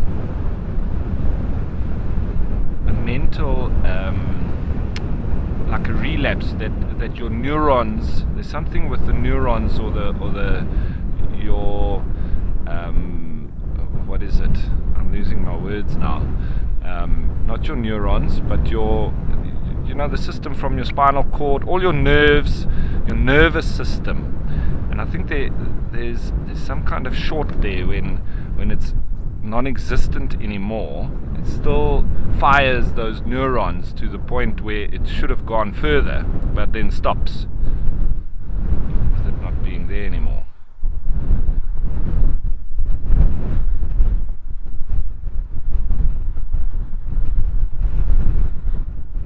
Wow, this wind is very strong, and I would understand if Tandi's nervous. Very often find rhino, when it is windy like this, they've got these sort of groves and hideouts where they go and lay. And we used to often on the game reserves, when it was windy, we knew that the rhino wouldn't be out on the open plain, and they would be hiding in those particular groves that we knew they would go to find shelter. And then they normally lie back to back, so heads pointing in different directions.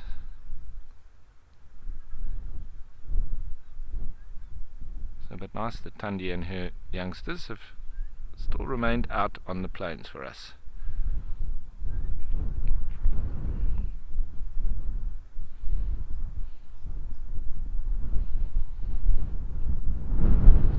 Righty, so very calm.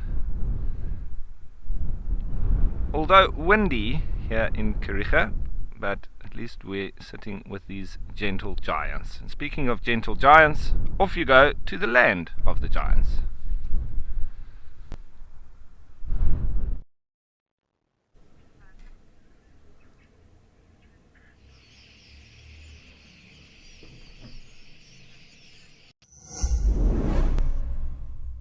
The updated Wild Earth app is here, as well as 12 hours of fresh live content a day for free.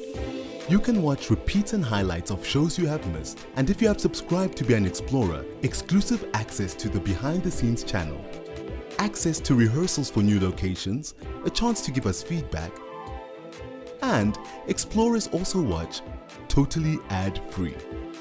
Download the app today.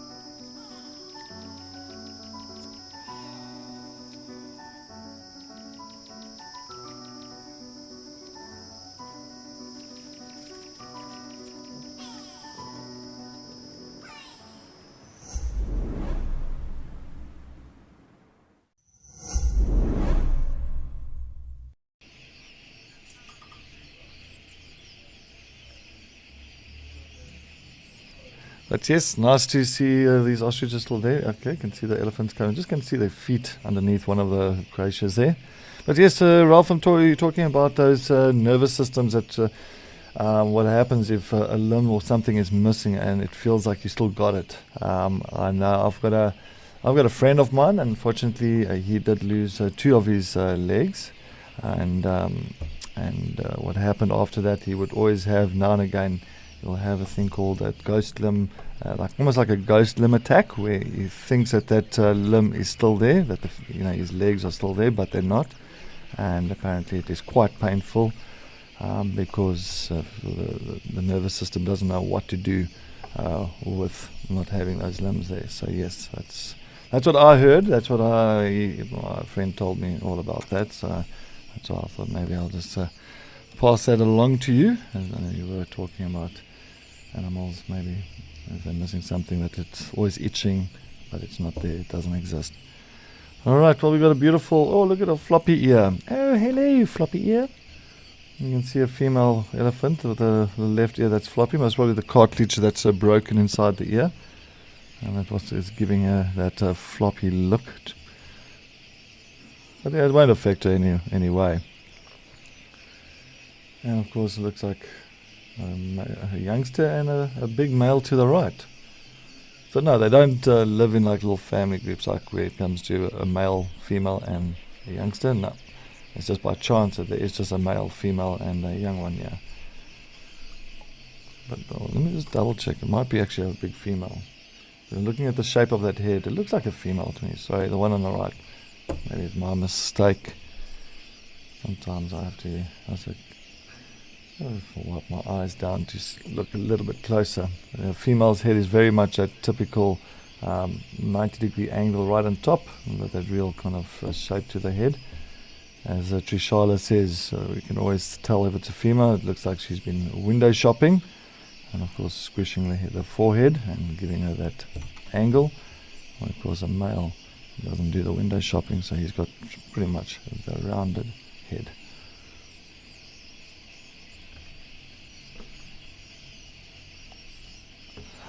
Thank you so much. Thank you. Okay, that's it. I thought it was something phantom or ghost or spooky, something like that. Thank you, Lenny. I really appreciate it. It is a phantom pain or phantom feeling. Thank you so much, Lenny. I knew it was something in the ghosty thing, like ways. Phantom. That's like phantom. Phantom of the opera. Phantom feeling. Phantom pains. Thank you. I knew it was a term like that somewhere there.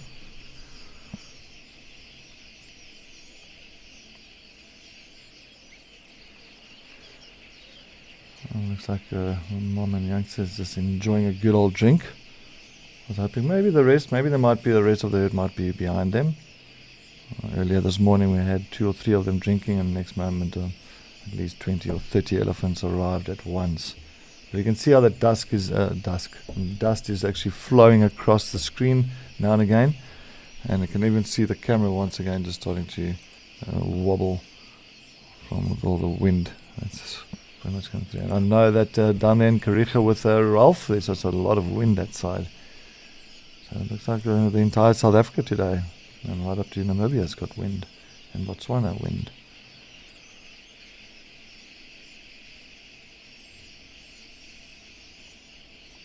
Well, floppy ear definitely has taken a liking to, of course, the outflow of water, or pipe there. We're, of course, enjoying the nice clean water.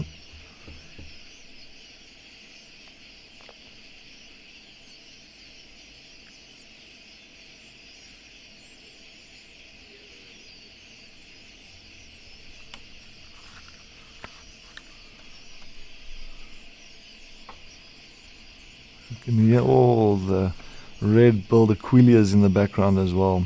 Loads and loads of red-billed aquilias that you get in this area. And now and again you'll see thousands of birds flying past the camera. And they do nest around here in these thorny trees. And they always stay in huge, huge flocks of thousands and thousands.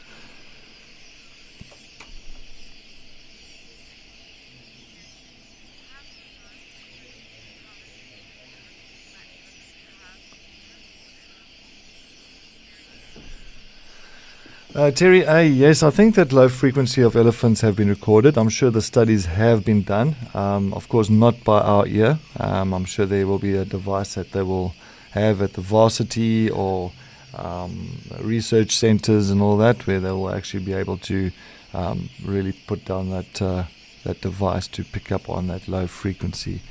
It's a typical low rumble, so of course that, as I say, we can only really hear 5% of that of the communication between elephants. About 95% of it, it's just too low for us to understand or even hear. Not understand, but actually hear or pick up. So yes, no, I'm sure there is definitely places that's done it. I mean, how else would we actually really find out those kind of that kind of information? For many years, a lot of research has been done on most animals around here, and especially nowadays with technology that we've got, and the studies and all that just became so more advanced, and it's fantastic. It's for us to know better and how the animal kingdom works and how the species work between each other, and I think it is a very good learning process for everybody that takes interest in nature. I think it's nice things to find out and to research. As you can see, these elephants definitely taking a nice mud bath now. All of them enjoying, and it's always that little corner. It seems like that is your mud corner. I want to call it that. Ostrich as well, walking in the background, just moving away. It looks like those ostriches have been spending most of the morning around the Mashatu waterhole, but it seems like now they decided to move off and maybe go and feed somewhere and start eating, start doing their normal daily activities.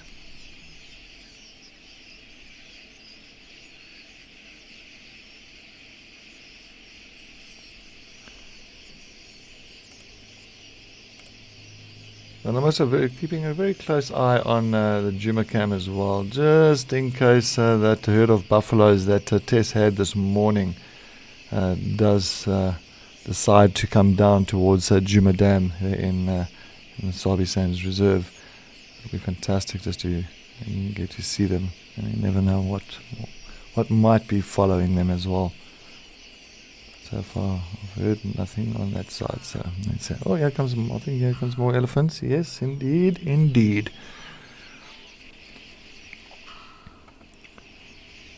Another one coming to join these lot.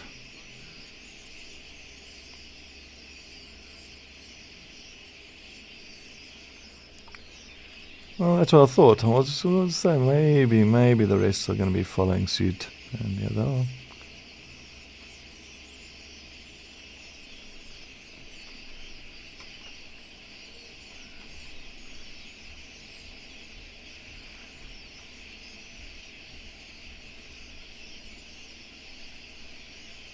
That little one. It's so cute. What do you want to do? You want to rub against the rock there, have a good old scratch. Scratching all the little itchy areas. And have a little bit of a drink from the clean water as well.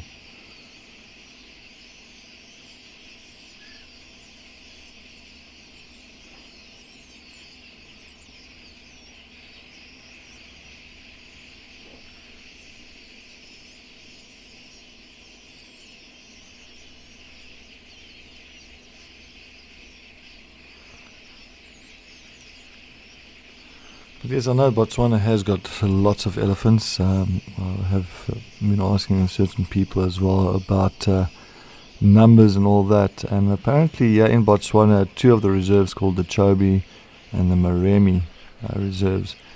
They say there is their carrying capacity in those reserves can be around about 35 to 40,000 elephants. That's how many elephants they can withstand, or the vegetation can withstand. And apparently that those reserves are sitting just over 100,000 elephants. So that is quite a problem. That is quite a few elephants. That is definitely way past the normal carrying capacity. Well, it's the same as, remember, the Greater Kruger Park's got the same kind of issue. I mean, your carrying capacity is about 12,000 elephants in the Greater Kruger Park, but it was taken for drought times. So a normal period maybe just increases by another 1,000 or 2,000, say about 13,000. And we are sitting there in the Greater Kruger Park up to about maybe 17, 18,000 elephants. So it just shows you just the numbers. So it's also over the amount, over the carrying capacity, but it's not too much of a train smash as of yet. But definitely Botswana, definitely there's more damage that's done around towards the Chobe and the Maremi area. That's because of the numbers. So you have to really keep a close eye on them. Yes, I mean, they are fantastic. We do need them. They do create an ecosystem for other animals and all that. But as well, on top of that, you don't want to have too many where you'll destroy everything. We will actually other animal species will start declining.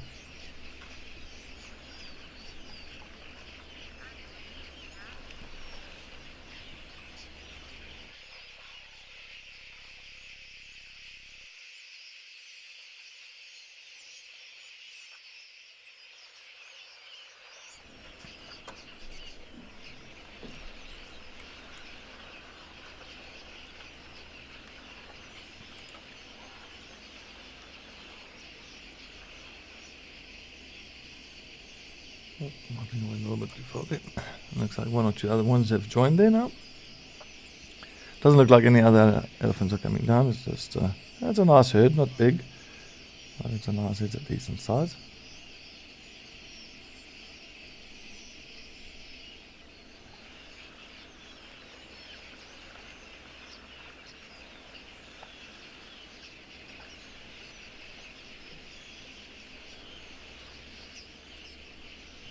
Just going to sit back and just enjoy this moment with these elephants, and of course with the ostriches also walking in the background.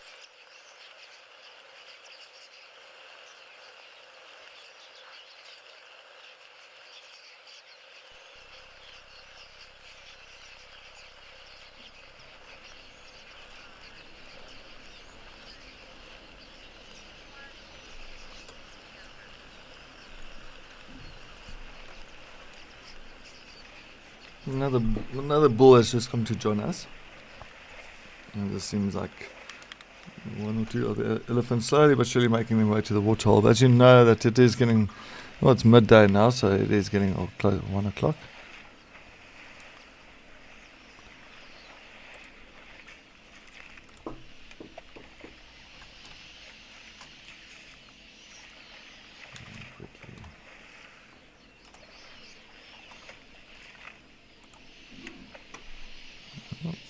Still enjoying, but I think what's going to happen, I'm sure, during the day, once it's also about 1-2 o'clock, once it starts really the heat of the day, or the hottest part of the day, you'll find that then you'll find maybe the rest of these herds will start pulling in. So I can in quite a few of them now.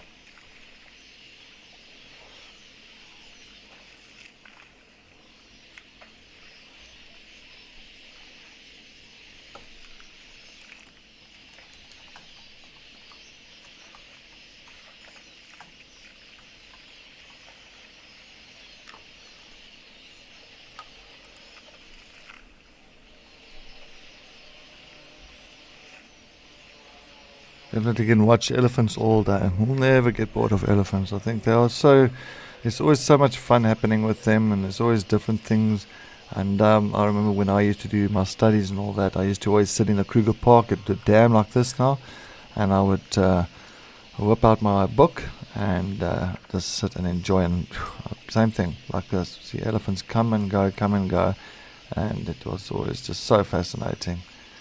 So you must never be too much in a hurry when you get to the dams. Just let those sightings play out. And that's when you really get to see like amazing interaction, and as you'll never know what you're going to get coming down as well. So expect the unexpected.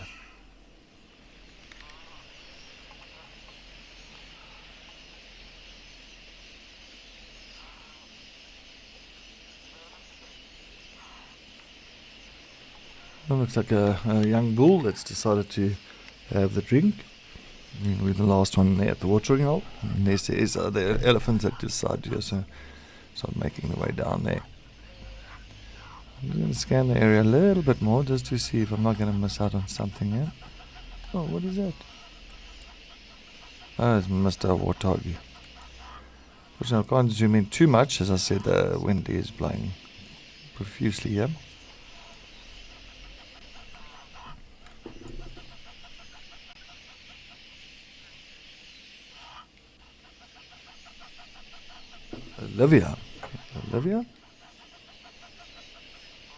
Olivia, thank you for joining us. Olivia, have I ever experienced elephants never forgetting? Well, Olivia, not that I have personally experienced it, but I know that elephants have got fantastic memory.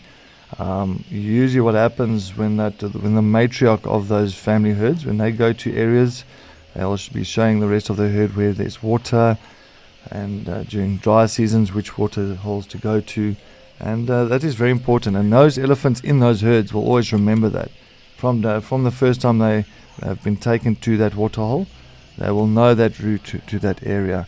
So it is very important. So that's, yes, they've got that fantastic memory, and that's why we always call it a memory of elephants.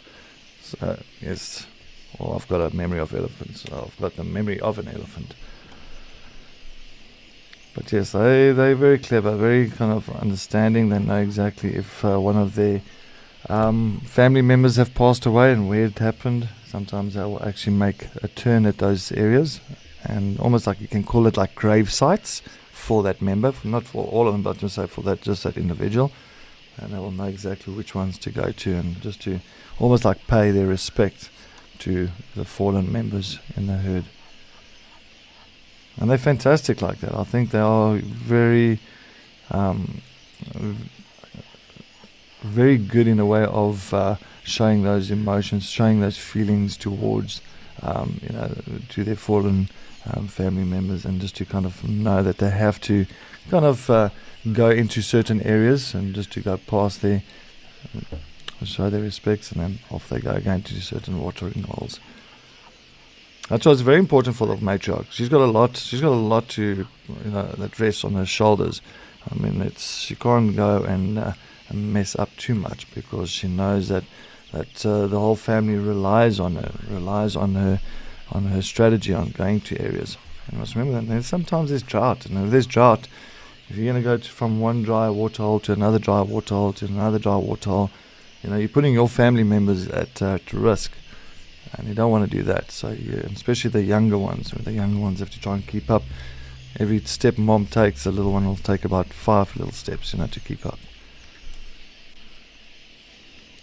But definitely this old warthog is enjoying those wallowing next to the water. As you can see, he's definitely caking himself full of mud. Oh, there we go, a good old scratch, tummy rub. There we go. Rubbing his bum. I'm sure he is definitely making sure all the parasites are going to get taken off by that mud. And Mr. Ostrich in the background is just watching.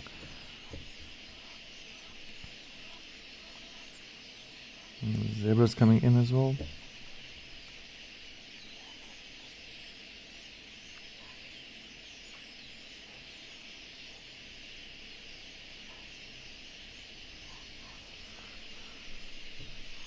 But yes, As you see, we are live. This is an interactive experience. So if you've got anything that you would like to suggest or want to talk about, or any questions or nice comments, I am sitting here all by myself.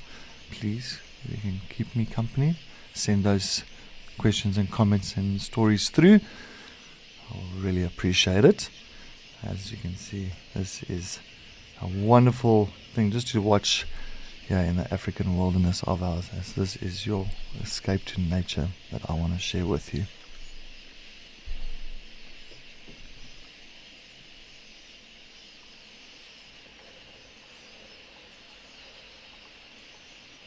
A whole family of warthogs now coming down.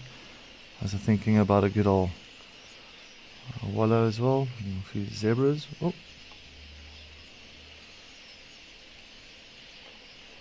And chasing the one away. Look at them, they are so cute. I love warthogs when they run like that. It's like, especially with those little tired tails up, and they start running and they like kind of erect their tails or straight up like an antenna. As I said, it always reminds me of Rusty and Wendy with their antenna that's sticking up behind the vehicle.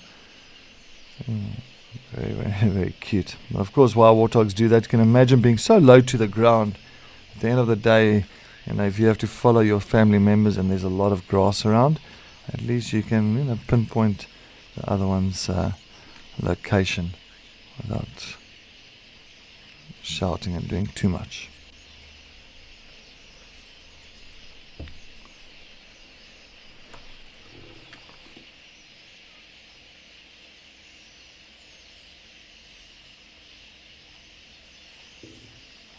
Yeah, no, definitely there's old male elephant still enjoying it. We've got some impalas as well making their way in. Yes, Mashatu Dam is always active as well. Well, it's 36, 37 degrees Celsius today. So it's definitely a nice warm day for these animals just to cool off, have their drinks. And I think it's like a conveyor belt of animals. As soon as one goes, the next ones come in.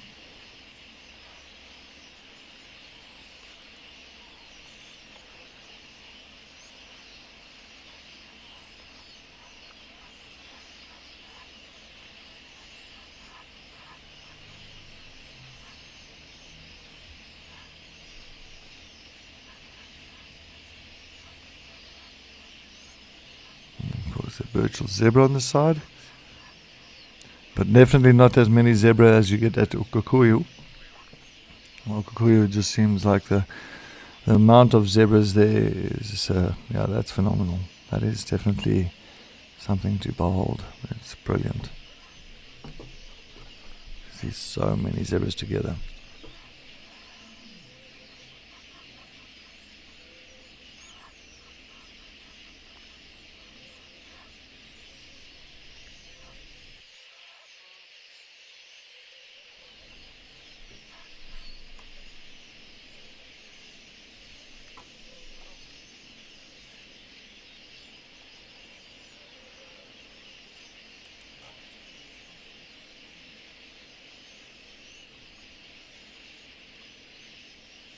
Well, not a bad amount for Mashatu. Oh, no, 1, 2, 3, 4, 5, 6, 7. 7 zebras.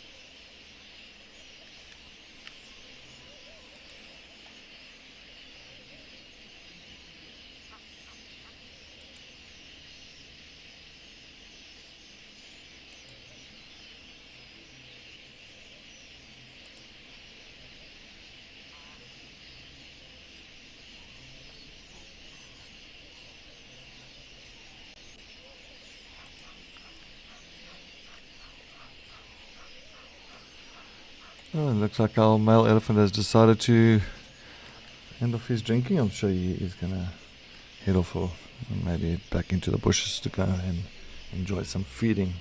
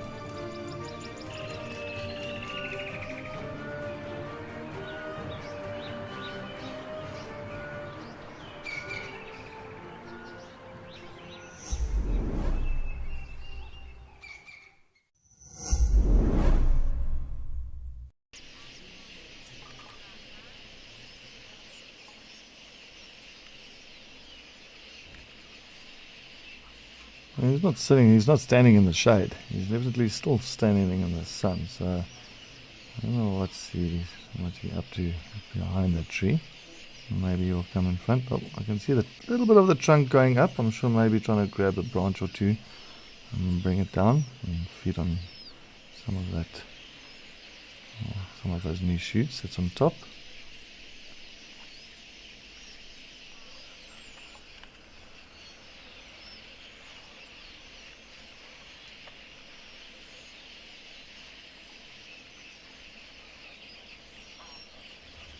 Now and again, a good old gust of wind just comes through. You can just see the dust in the background as well. So now and again, you see this dust coming through and actually blowing from one side to the other side and rocks everything.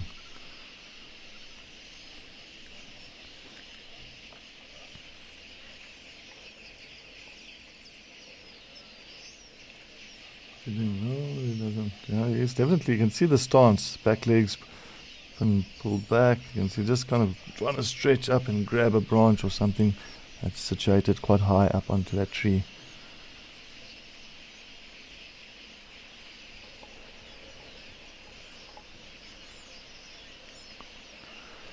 Alright, well, we're going to sit here still at Mashatu waterhole in Botswana. Let's head over to Lauren in Madikwe.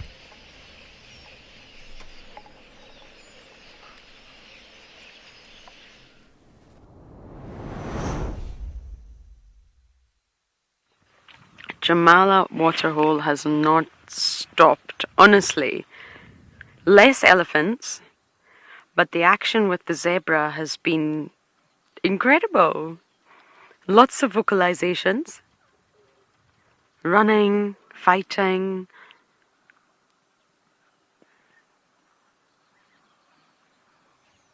Non-stop.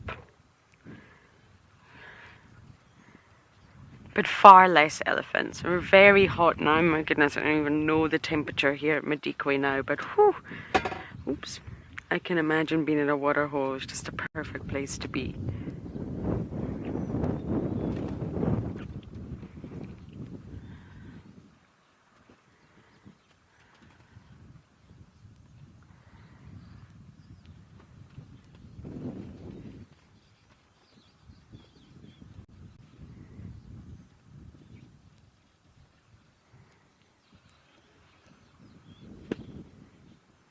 It's amazing how the water hole is dominated by these two species. Everyone else has disappeared. We've had no giraffes today, which is interesting. Buffalo long gone. Just a lot of elephants and a lot of buffalo. Zebra.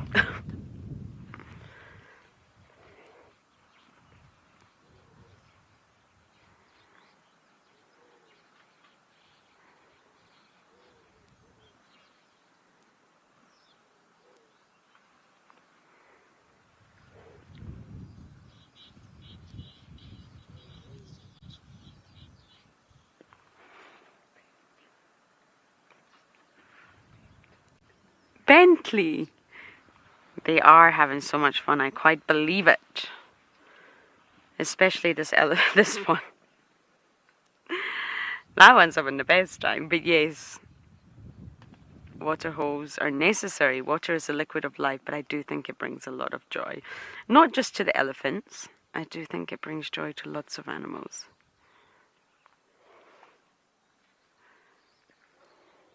My goodness, there's more coming in, Davi. Zebras are leaving, but Ellies are coming in. Do you see that?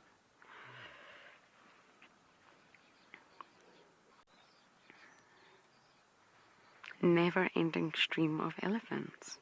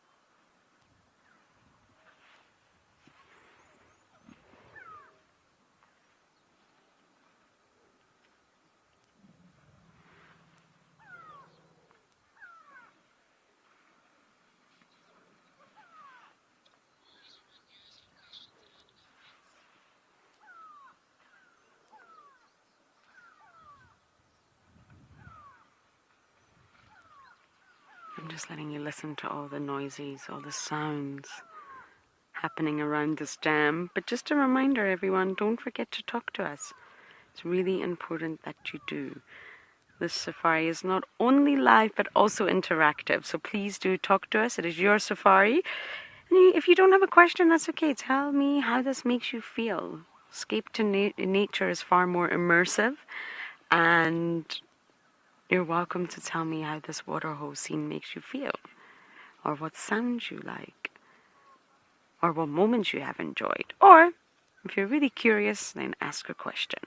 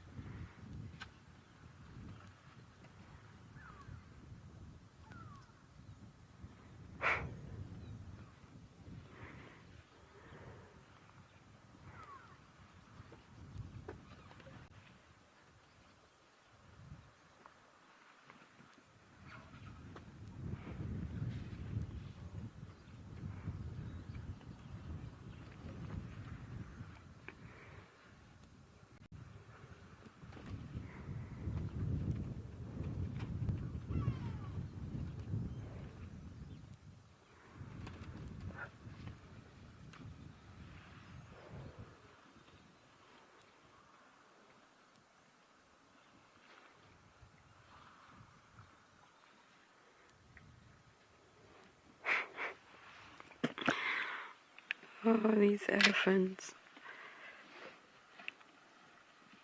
I can't even tell how many elephants are in that puddle.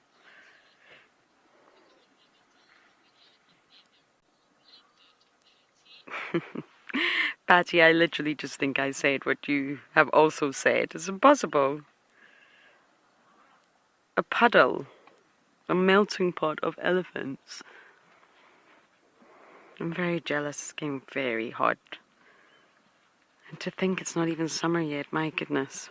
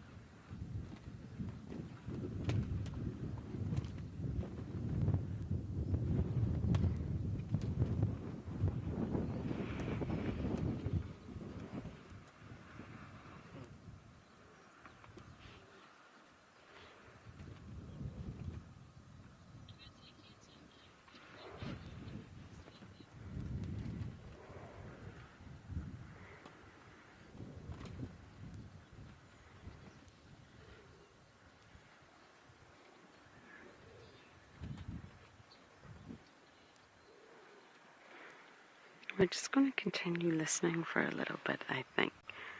Just enjoying the sighting, taking it all in. The melting pot of Ellies. Happy, happy Ellies.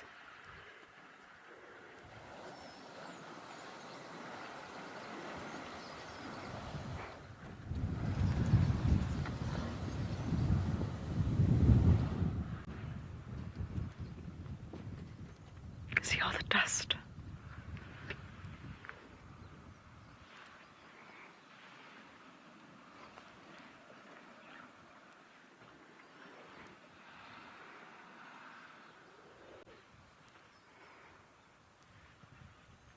Wow, that was a very crazy dust devil.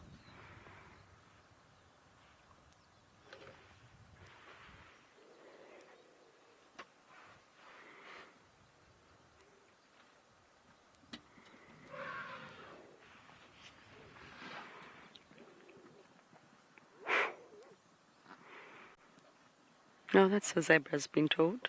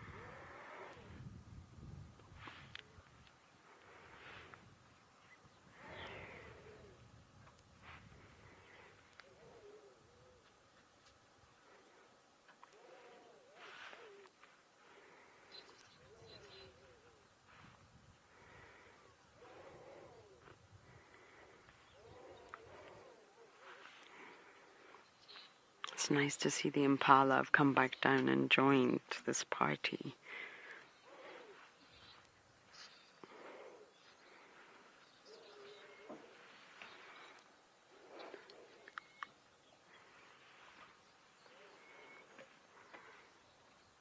Everybody seems to be listening. I think there will be so many conversations happening around this dam right now. And that's what we're going to continue doing for a little bit. Just listen.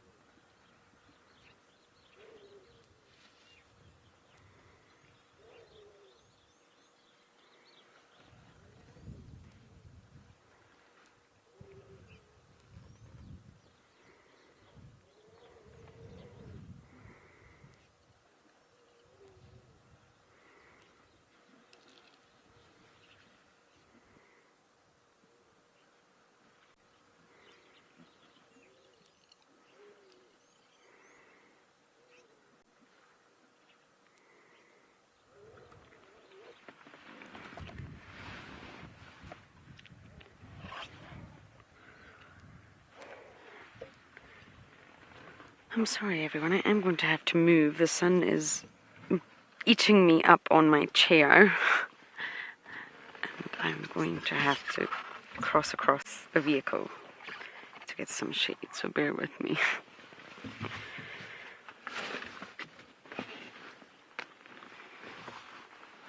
Ah, that's better. Now I got some shade.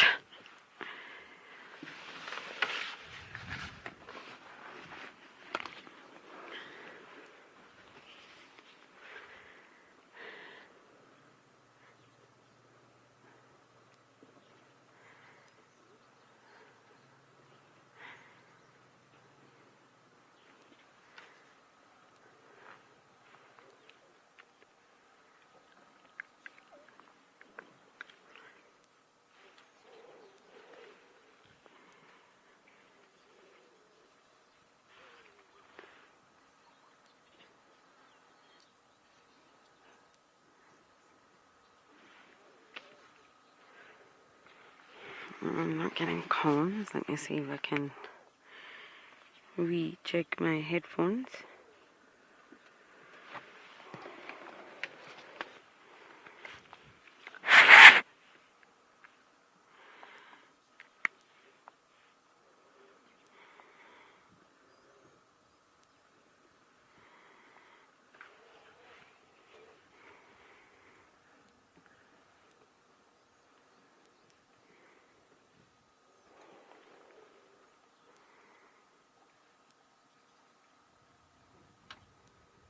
One more time, MC.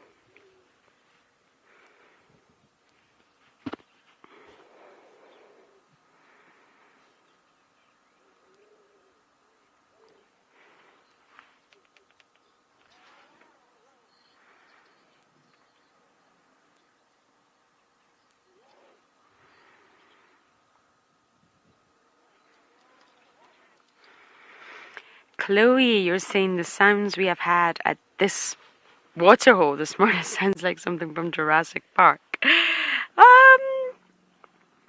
I'm not entirely sure what Jurassic Park sounds like, but it definitely...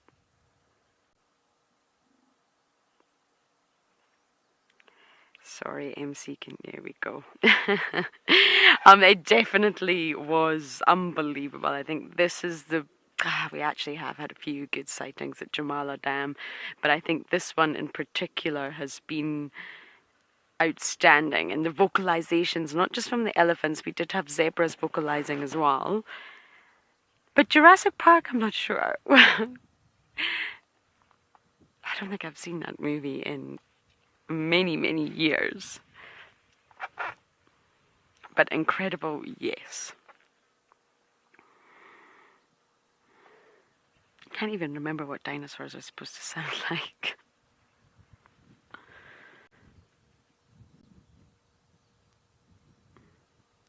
And just think all of the forms of communications and things we've missed. We've been sat here the entire time, but we'll have missed a lot.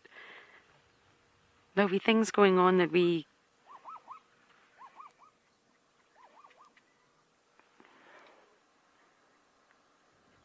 I'm not sure if you heard that vocalization. The zebras.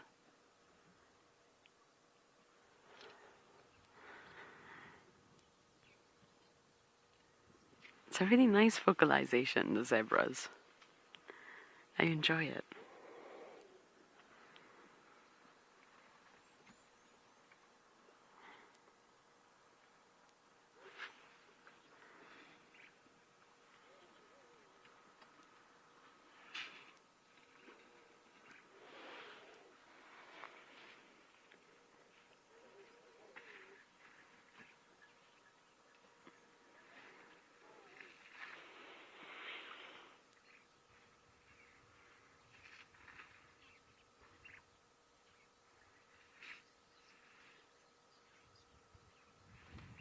I wonder if this sighting will ever end, but we're going to continue to watch it for now. But I believe Cedric has Ellies of his own in Duma.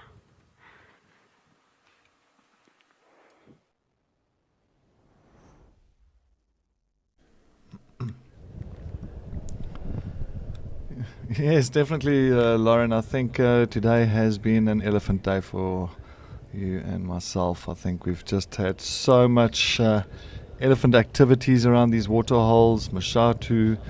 Now I'm at Juma Dam Cam. I've got some more elephants there, up there in Madikwe. There's plenty of elephants.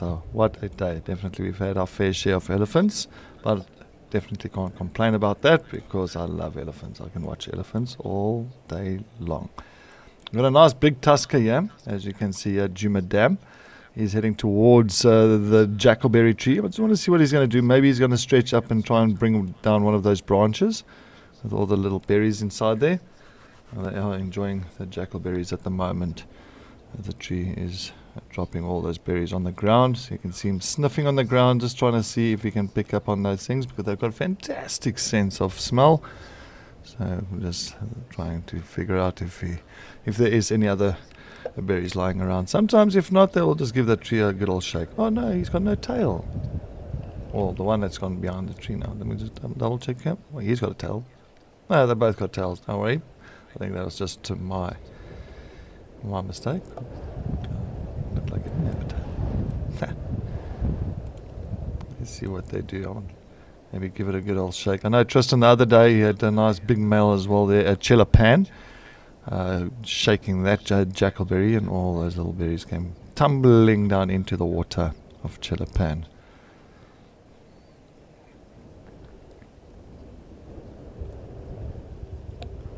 Nice bachelor herd this.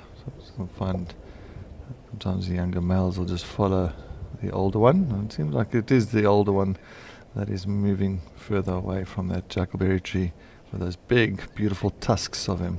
It would be nice to get a bit of a front view. I wanted to see how large that the right tusk is. The left one is quite long. Good old tuskers. I'll try and go in a little bit closer. Let's see. It is, as you can see, it's quite windy at Juma as well, so we can't. Of course, if you do zoom in quite a bit, then any little bit of a breeze or wind will affect the camera. I don't want that to happen.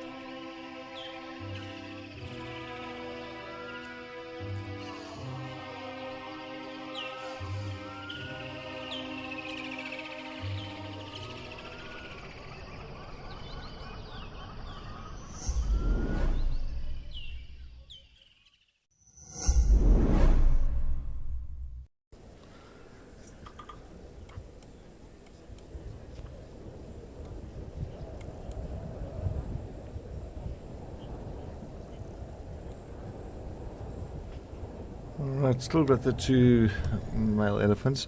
But nice, what I love about this area now is that sometimes with leopard action, sometimes you get even Tavangumi coming through. Of course, he uses this area quite a bit, coming down from Galago Shortcut, Galago Pan. And I found Tavangumi a few times already at the inflow of Djuma Dam. And then, of course, Molawati, he will be sometimes here, but finding that male leopard is definitely is the ghost of Djuma. But it'll be nice to get him on camera. And definitely our queen of Djuma. Wonder when we are going to see that female Tlalamba. Definitely waiting anticipation. But I'm trying to look for those little Egyptian geese around here somewhere. I know that the family has hung around quite a bit this side with the 7 ducklings. And I'm just going to quickly go, just going to scan the side of Djuma Dam, as we are sometimes fortunate just to see them. I did see them earlier. I think I saw the male and the female. I just want to see if they've got still their little 7 chicks around there.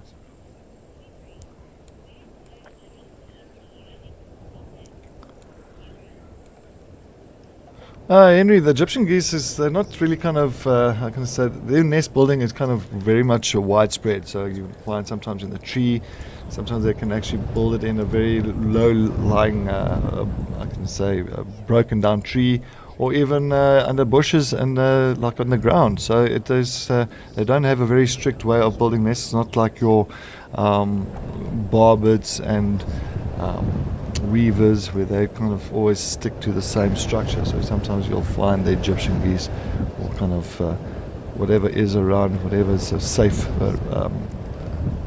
way to build a nest in a safe area, they'll try and utilize that kind of area. But yeah, it's I know these ones, maybe they've been using the dead trees around here. I'm not too sure. I'd like to see where they have nested. I don't know where they had a nest. Oh, what's that? Oh no, that's guinea fowl.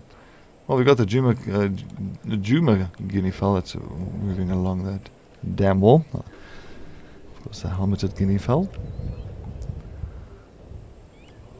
Alright, let's see if we can get the Nile monitor here. Because I can't find those Egyptian geese. I think they might be hiding somewhere where I'm not too sure where. I'll just keep my eyes peeled. Oh yeah, the ox. It's actually an oxpecker, a woodpecker. It sounds like. So it starts off quick and it goes slow. So that's a bearded woodpecker. Actually, quite far in the distance. I'm knocking on the wood. Let's go along here. Now I don't know where these Egyptian geese have decided to venture off. Maybe they might be wandering around, maybe a little bit further deeper into the bush.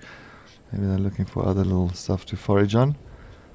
But definitely I have not seen them now this morning on the Djuma Dam cam.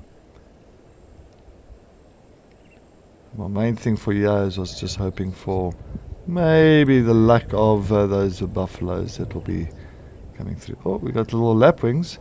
I think these lapwings have got chicks, if I'm not mistaken. I'm going to just take a look, a close eye here. But they're on a little bit of a difficult area as well. I don't see too much. It looks like they're moving off. Alright.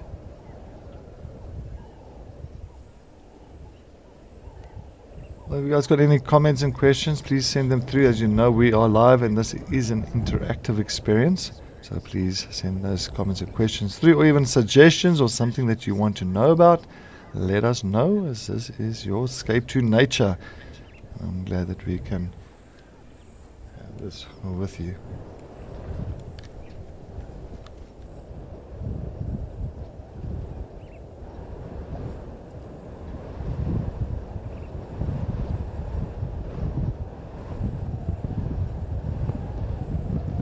Alright, and see, well, maybe go a little bit further. But other than that, I'm hoping maybe to let's scan out, because I am unsuccessful with these Egyptian geese. Why? Oh, well, definitely not unsuccessful with this beautiful male elephant that's been chasing these poor lapwings around here. That's a nice big male. Oh, but look at the mud on him. But I mean, Djuma is not so hot today. Oh, I guess he's still enjoying the good old mud bath no matter what, hot or cold. I'm still going to throw myself full of mud.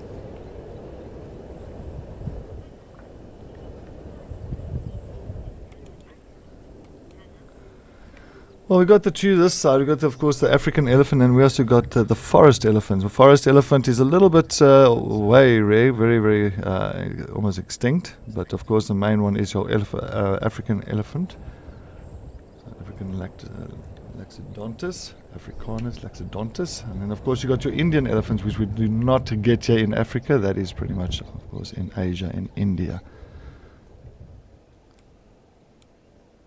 The difference between the Indian elephant and the African elephant, of course, is that the African elephant has got big ears, much larger compared to the Indian elephant. And as well as the Indian elephant, you'll find that the females do not have tusks, where, of course, the African elephant will have the tusks.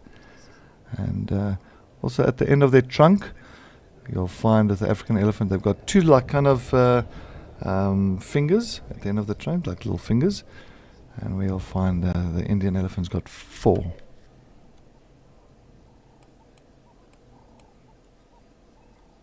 But I'd love to go to, apparently there in Knysna, that's an area just on this, in the Western Cape, close to where I stay, towards Sedgefield area, but in Knysna, there's the Knysna forest, and there has been reports of those forest, not many reports, but 1 or 2 reports of forest elephants that's been kind of seen, or just maybe the tracks have been seen around that side. So that'll be very interesting. I would love to go one day, if there is anything substantial to go and follow up onto that side. I would love to go and take a look if I can find that elephant. Can imagine tracking for days for an elephant. Oh, look at that, he's going to go for those jackalberries. Pull that branch down now. I'm going to bring this beautiful branch. Sometimes try and bring those branches down, just to, of course, get towards those nice young leaves, and of course to the berries of the jackalberry. While we're watching him here, let's head over to Madikwe to see what Lauren is up to, and see maybe she's still got her elephants around that waterhole.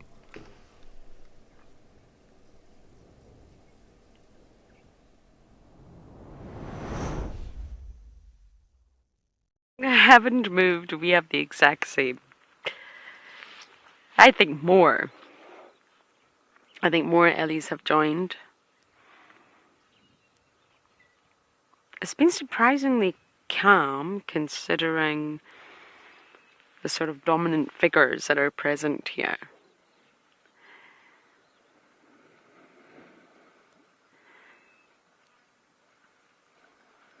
It's quite surreal to be in the presence of this number of elephants.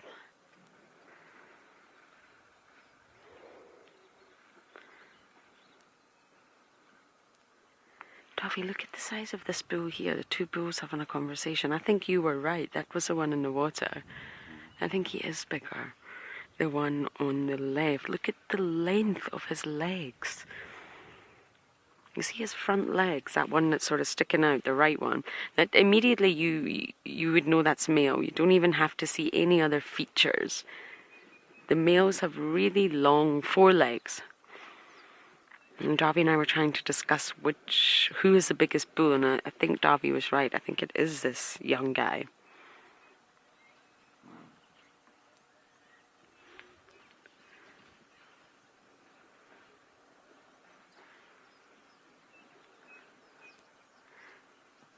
A younger guy, sorry, he's definitely not young. He's younger than the one on the right.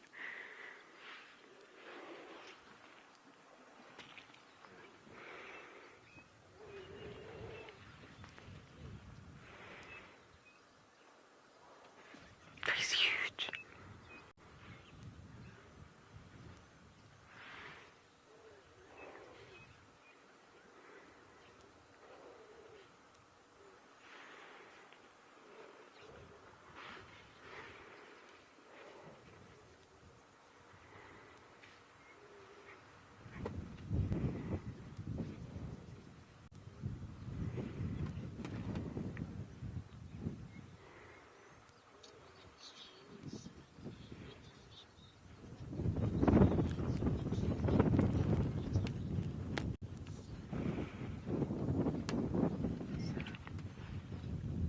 Sam, I just want to check I've got this question right.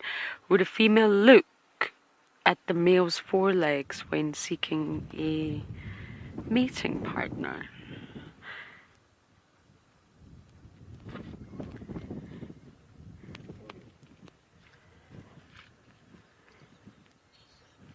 I can't possibly answer that, Sam. I really don't know if that is a feature that the females would look for. I was just merely explaining from a human perspective how to know if it's a male or a female. I highly doubt that a female would look at the forelegs. It won't be done on appearance, remember.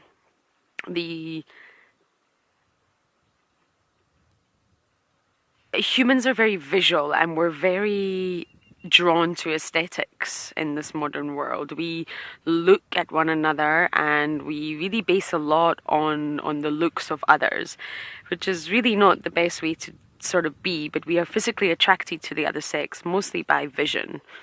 Yes, personality, and no, someone smells nice, but really at the end of the day it is vision, and that is because we are visual beings. Now, if you think about elephants, they're not visual beings, not at all. And they're not attracted to one another in the sense that humans are. So they will be living in a very chemical world.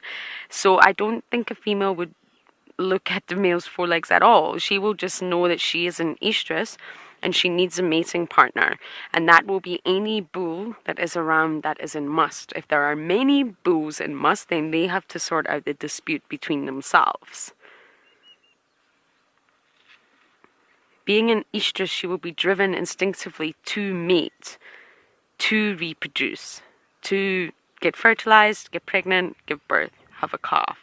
That's a very crucial drive in elephants, so she's not going to look for specific things within the male. She's just going to know that she needs to mate with a male.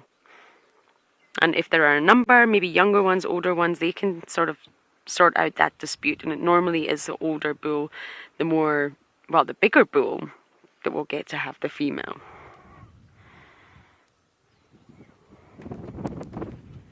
But I really don't think forelegs would come into it.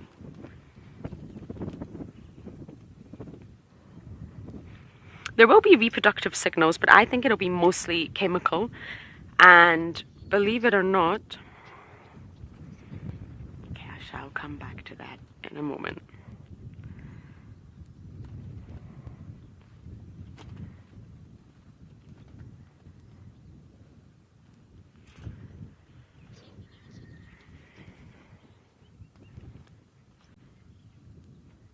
Just going to sit for a moment or two. There's a nice breeze coming through, just very lovely for Darby and I on the vehicle. I'm just going to sit for a moment or two and watch all the goings on at the lovely waterhole.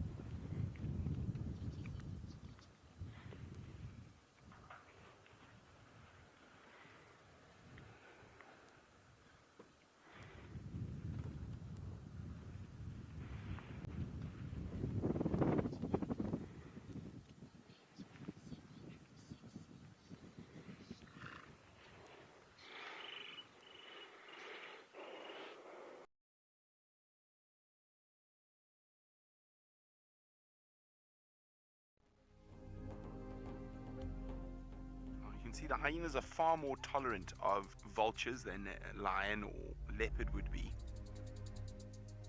Occasionally a hyena will bite sort of a couple of tail feathers out of the back of a vulture, but I've never actually seen them, even once they've caught one, actually kill it.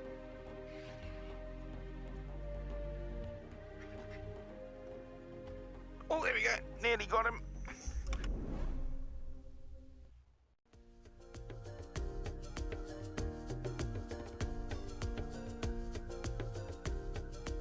We have got an epic battle going on between a pirate fly and a drop-tail ant. Look at that, look at that.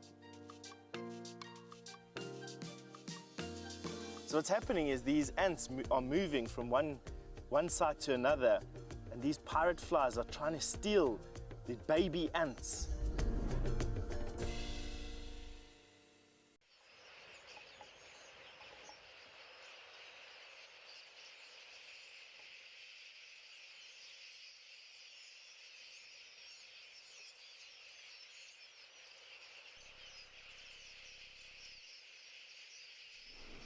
All right, we're still here at Mashatu, still just taking a look around the side.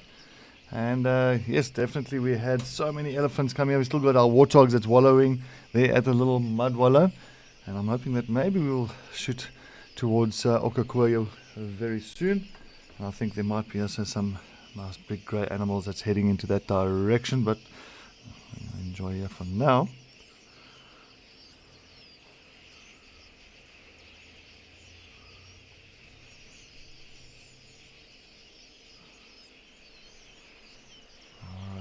A little bit further along the side, on the right hand side. I'm just going to scan. Well, while we're going to just take a look a little bit here, let's head over to Okakoyo in Namibia to see what's happening at that waterhole.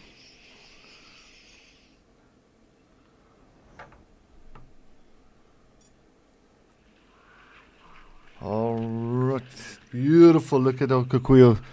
It's really got so much activity once again. Got some more elephants. Yes, as I said, can't get tired of elephants, but we've got so many big elephants here. And I know that Okakoyo, this area of Etosha, apparently they've got one of the largest male elephants around. So I'm just hoping that we are going to see one of the big boys around here. We've also got some nice ones there. I just want to see these ones that have got their backs towards us. I think the one's got some amazing tusks on them. The second one from the left. And these males always, you'll find these males always, they'll move together just like in a typical bachelor herd kind of way. But they'll move together, and younger ones will learn from the older ones, and so on it will go. So yes, I'm enjoying a good old afternoon. What's the time? Yes, it's 1:45, so definitely a good afternoon drink for them. And of course, I was starting to wet themselves, starting to spray to kind of cool themselves down. I know that Okakoyo was going to be the hottest area of all our feeds today, looking at about 40 to 42 degrees Celsius. That is about 105 degrees Fahrenheit.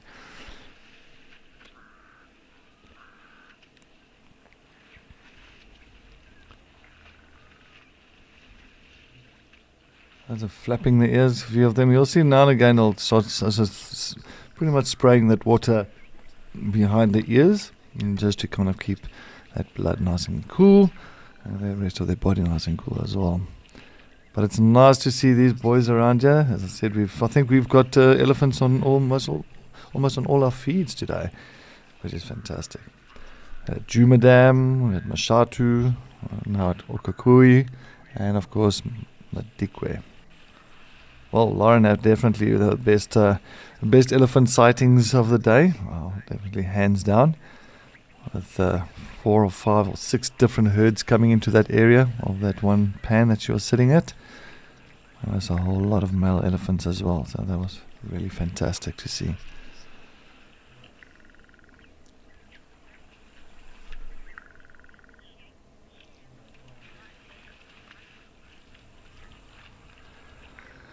Danny, yes indeed, different herds of elephants will share the same mud, or if they go mud wallowing, and the same pans.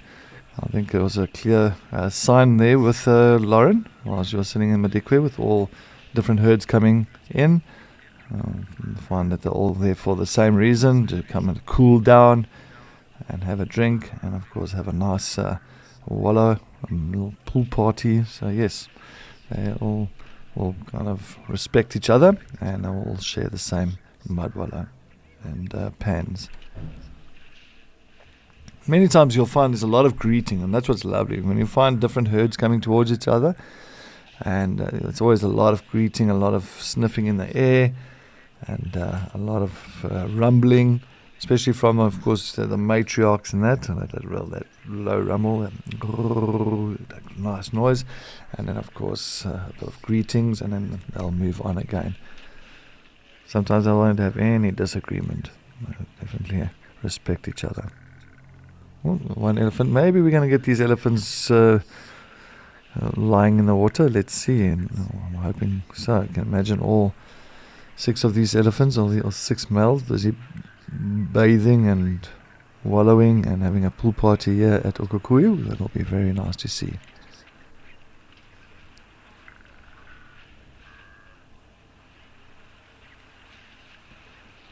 And it's amazing how things change quite quickly. Not long ago, an hour and a half ago, the pan was riddled with springbuck, with zebra, with gemsbok, with wildebeest, and now all of a sudden there's just a trickle of zebra in the background with these 6 big male elephants that's now occupying the waterhole.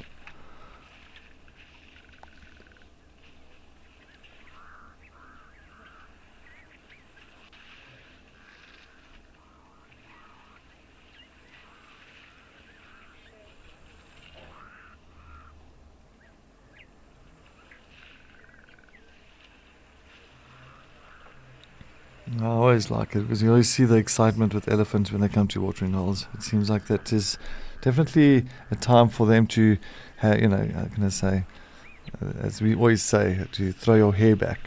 And that's, I think, with the elephants, that's how they feel when they get to these watering holes, especially when it's with that big weight and heavy weight of theirs. I mean, these big males can get to 6 tons. So when they get to these nice water bodies, sometimes by swimming inside of it, that just takes that weight off their feet for a bit, and off their legs and off their bones and that. So sometimes they really do enjoy that.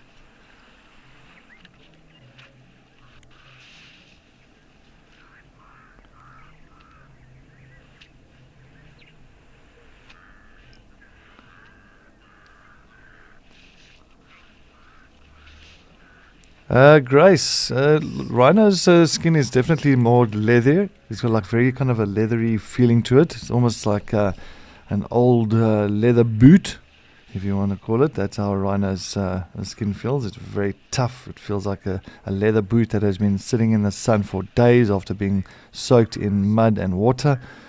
And that's a rhino's skin feel to it, very thick as well. Where, of course, your elephants, they've also got very thick skin. I'm looking at about 20 mil thick skin. And but it's also got a little bit of a squishier feeling to it on the outskirts compared to your rhinos. So that is just a little bit different in texture. But that both of these animals have got very thick skin. So that's why you'll find rhinos going through thorny areas with no problem, especially the rhinos and elephants as well. So that hardly ever get any kind of thorns in them, and it just seems like it's a breeze to these animals coming through these thorny bushes.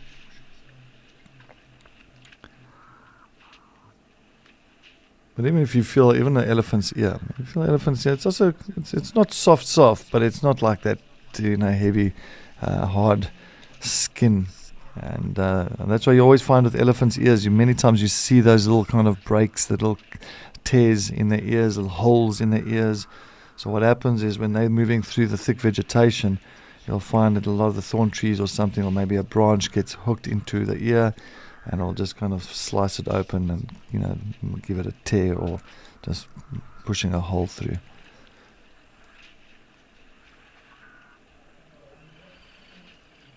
It looks like we've got the one elephant. The one male is definitely taking the opportunity to go in the middle of the pan. And let's see if he's going to decide to enjoy this hot day at Okukuyu.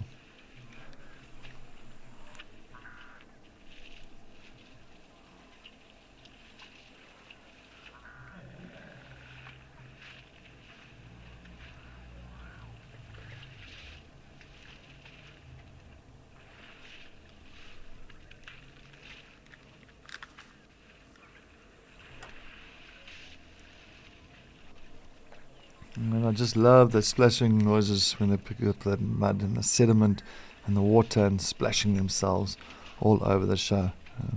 I'll just enjoy that moment. And I just love it when they actually flick the mud over the top of their head to try and place that mud just perfect on their backs. And that's one way they can get the mud on the back.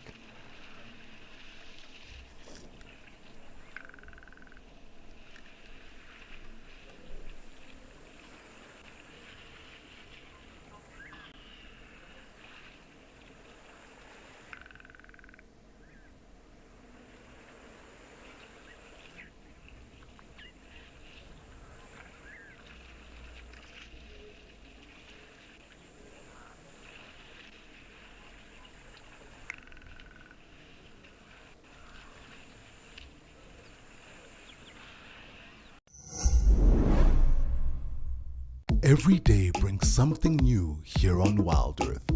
Whether it's ostriches dancing at Amakala, elephants chasing wild dogs at Madikwe, or a royal leopard standoff at Juma. Now, you never have to miss a beat. If you are not always able to watch live, then download the Wild Earth app and you can catch up no later than 1 hour after the live show has finished. Wild Earth, it's in nature.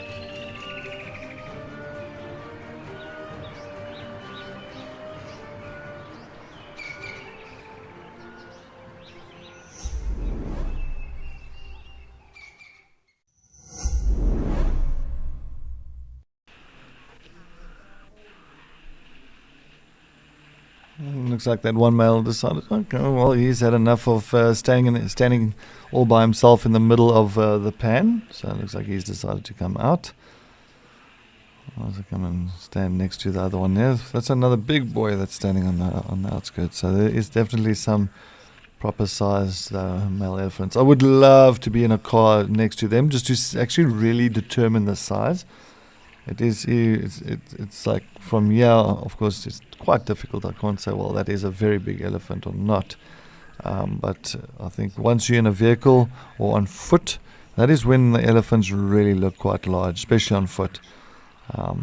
It's always, even or most animals, because how many times I've had guests on my vehicle and we're driving and I see, for instance, lions, and it's like, oh, but those lions, I thought lions are much bigger. I'm like, yeah, no, the lions are busy lying down, and if you do get off the vehicle and those lions come towards you, you will actually realize how big those lions are. You know, those lions are going to take you to pretty much above your waist, and then it's a different story. But on a vehicle, animals always seem to be a little bit smaller, and I'm sure on screen even more so. So that's what I say. I think but just by the size of the head and the trunk of this male elephant on the right hand side, it just seems he is quite a big boy. I just can see the thickness of it. And even elephants on foot. Trust me, I've had elephants coming very close to me before on bushwalk. And yes, you feel very intimidated by the size for sure. And you just have to hold your ground. Whenever an elephant approaches, just make sure you hold your ground and shout at him. I don't know what words you'll be saying, but just shout at him. Make sure that he does stop. Clap your hands. Make sure that he understands that you are not running from him. And hopefully that elephant will decide to turn away and move on.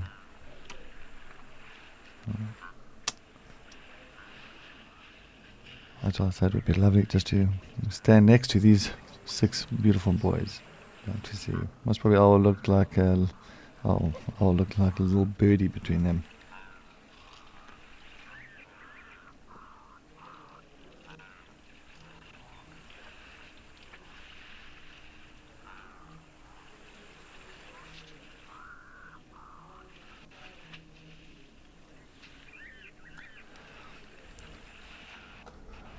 Tilly Ant Lady.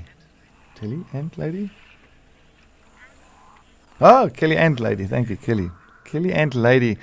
How do the females determine the matriarch of the family herd? Well, look, the thing is, it's a family herd, and many times this certain individuals will come through as leaders of those herds, and others will respect it. Sometimes you'll get a female that does not want to take that role. And they will allow then the oldest and the most experienced female in those breeding herds to kind of, take the lead. There's no aggressiveness to it. There's no, I'm going to say, sparring between the females and all that. It's just more out of respect. And they know exactly. That's how intelligent elephants are. They know which one they want as a leader. They see it from young. That female is going to be definitely a contender to be a matriarch in those family herds, and then they will run with it, they'll go with it, and they will believe in it.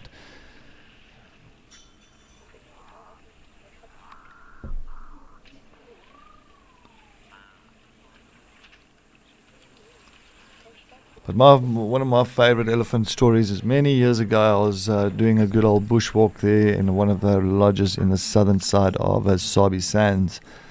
And of course, I went out on the walk, got across the river that was pretty much just in front of the lodge itself. I went across the river and out, and I had about 4 or 5 people that was with me. And I went out on the walk, and I saw a big herd of elephants in the distance, to the right of me, quite far, like maybe 200 meters away. And they weren't moving much, so I didn't really get to see a direction of from where they were coming from or where they were going, but they were far. So I said, okay, well, I'm not going to push any boundaries here. I'm going to continue my bushwalk with the guests and show them beautiful flowers and tracks and trees and all the little interesting things that's been around that area. And I carried on walking with them, and eventually I came across a big herd of buffalo. That was a huge, huge herd of buffalo. And that buffalo was making their way towards me, of course, making their way towards us, like a pan like this now. There was also a pan that was next to the river in front of the lodge. And that big herd of buffalo were making their way to the pan. I thought to myself, I cannot go forward, I can't go to left or right because there's a big herd, and I don't want to get stuck in that situation with these guests. So of course I turned around. I told the guests, okay, I think this is not a very safe situation. Let's rather go back to the lodge, and we can actually sit at the lodge and enjoy this big herd of buffaloes, coming down to the pan. People, oh no, that's brilliant. That's a perfect idea. So I thought, wonderful.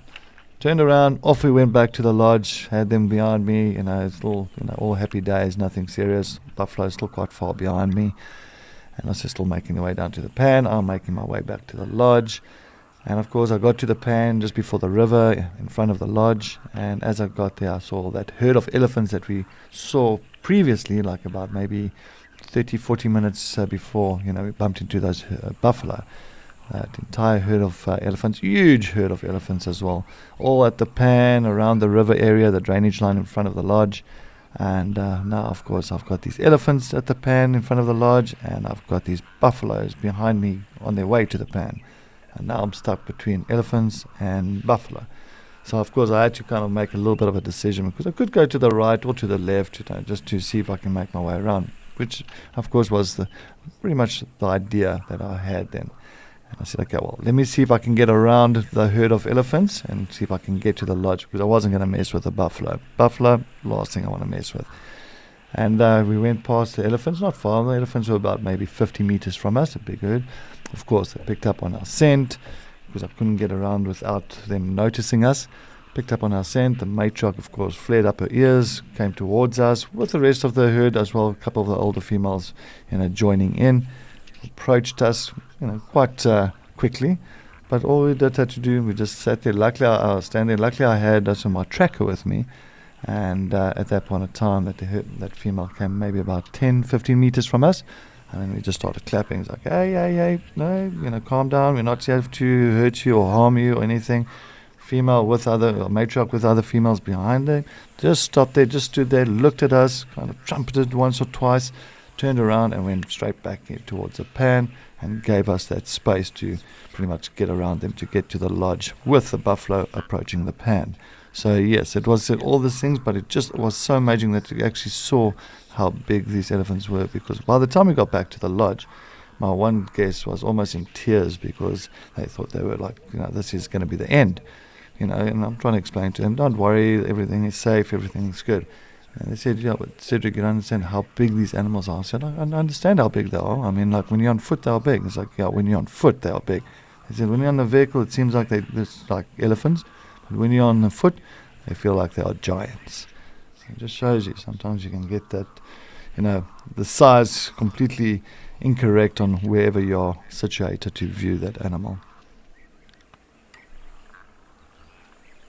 But we all survived. That's the main story. That's a moral of the story is go right, not left.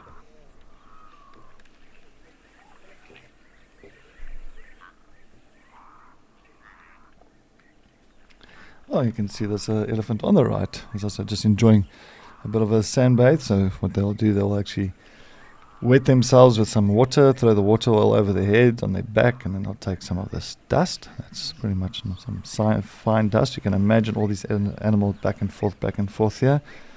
Some nice fine dust, and grabbing it, and then just pretty much throwing it on its back and on its head, just to kind of create a little bit of a paste, so that paste can at least protect them from the sun.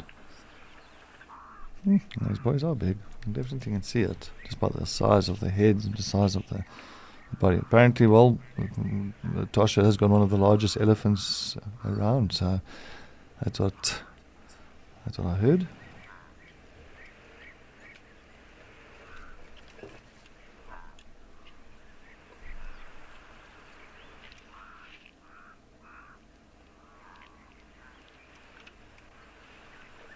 But yes, as you know, it is almost retirement time for Rusty and Wendy. So, of course, we are doing vehicle name voting. And, of course, it's finally time for Rusty and Wendy to go into their retirement zones. So it's good. Good for them. I'm happy. And they've done what they needed to do. That's a big thing. And it has been an amazing journey with them. But they have been on their last legs for many years now. So I think luckily here at Wild Earth we have 2 new Landies and new Land Rovers to replace them with, and we are super excited to introduce them to our Wild Earth family. Can't wait. Ooh. Just like with Rusty and Wendy, we need to name these vehicles for our new family. So we need to name them, and we would love your help. So please put your votes in to name these vehicles. Please do so. Then we can at least know who is who between the two. Who. Can't wait. And on top of that, I'm also very sad. I'm actually sad more for Rusty. I mean, Rusty has been trusty for me. So, trusty Rusty. But they have done their job. Well, what's nice about Rusty and Wendy is that they've got that short wheel. The pace is nice. They can always get into little nooks and crannies, when you're following something, and I think that was always amazing. And also their ride height was quite nice. I'm sure these other landies are pretty much exact, almost the same as them, so it's also going to be quite nice. So I'm excited for this. I really am to see these two new landies arriving. As I say, it feels like a new member that's coming into the family, into the Wild Earth family.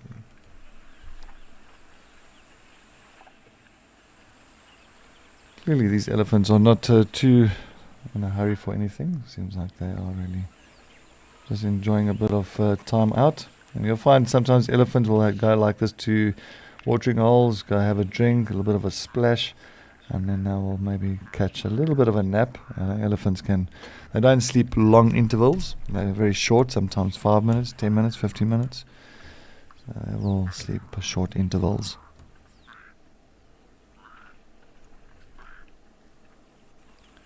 Especially big males like this. It's nice to see them standing actually, but usually you'll find them, if they're this size, they'll be leaning against a tree, a termite mound. They'll be leaning against something to make it a little bit easier for them to get up when they need to get up. So they don't really have to get up. They can just kind of, I can say, plonk themselves a little nudge to kind of stand upright. Other than that, the younger ones will lie down flat. The calves, the mid-age, elephants, they all lie down and plonk themselves on the ground completely flat. When they are with the breeding herds, and then you'll find the rest of the breeding herd just kind of surrounding them just to protect the younger ones when they do lie down on the ground. They don't have that weight like these big males, so they're not going to hurt the internal organs.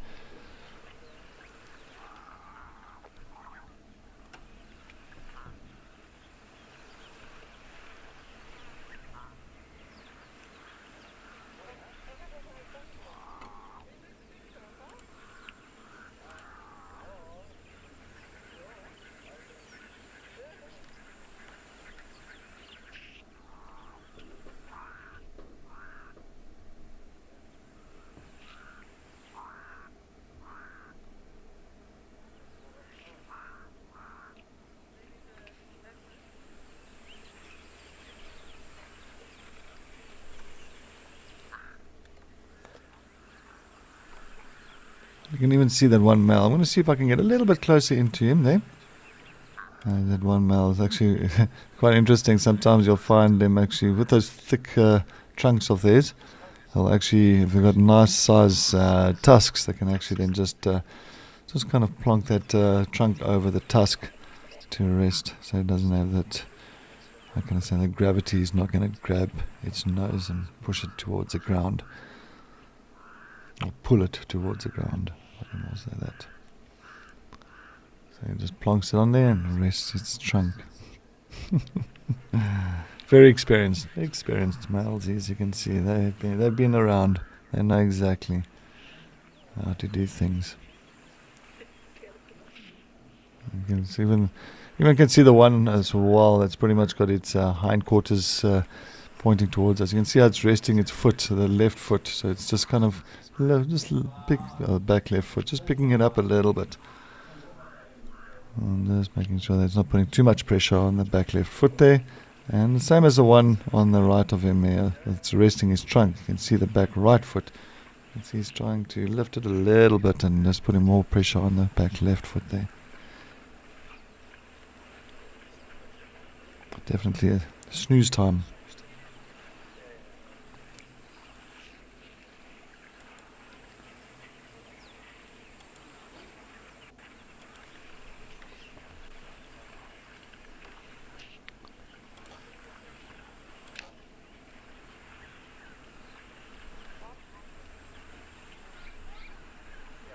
Hyena Mom, yes, definitely. You are welcome. It is always nice to have a close-up of elephants. I love it to bits.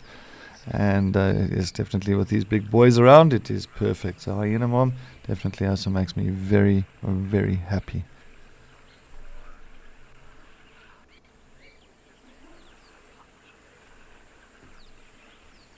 But yes, Hyena Mom, I'm hoping that we're going to get some more. Well, we've had so much elephant activities. I'm sure we're going to have more elephant activity for the day. As It is still quite hot all around, so I'm sure we're still going to have many more. I'm just also going to just slowly but surely. I just want to scan the area as well. I just want to see what is maybe something else coming down. So see, there's a couple of gemsbok that's just approached the water. It's going straight directly in the middle of the water. Oof, look at that male. See, that's why I say this. Look at how big that male's head is. It's like huge. That's big. Wow. And I don't want to. This male comes moving down the road, and I've got a vehicle. Definitely, I'm gonna definitely have to look up twice and thinking.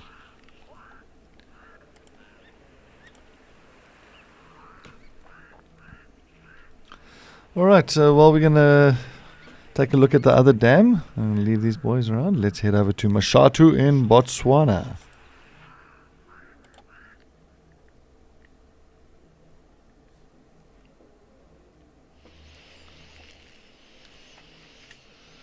Yes, more elephants.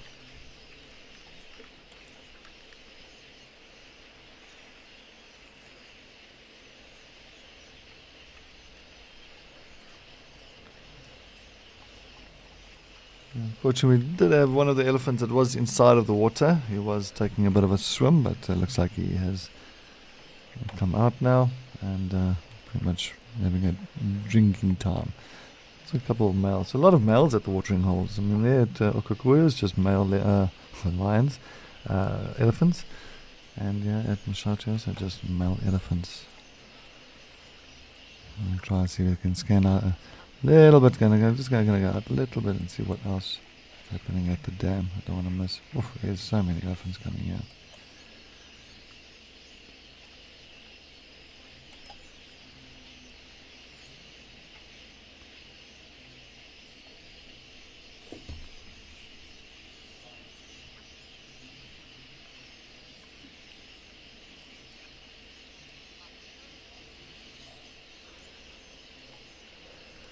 Ooh, yeah, I see a Cory Bustard.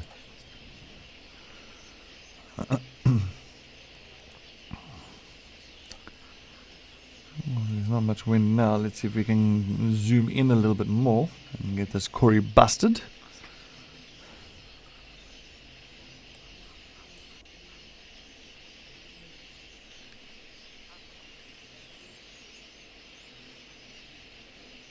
Ooh, maybe that's too much zoom. I think I'm going to try and get out a little bit.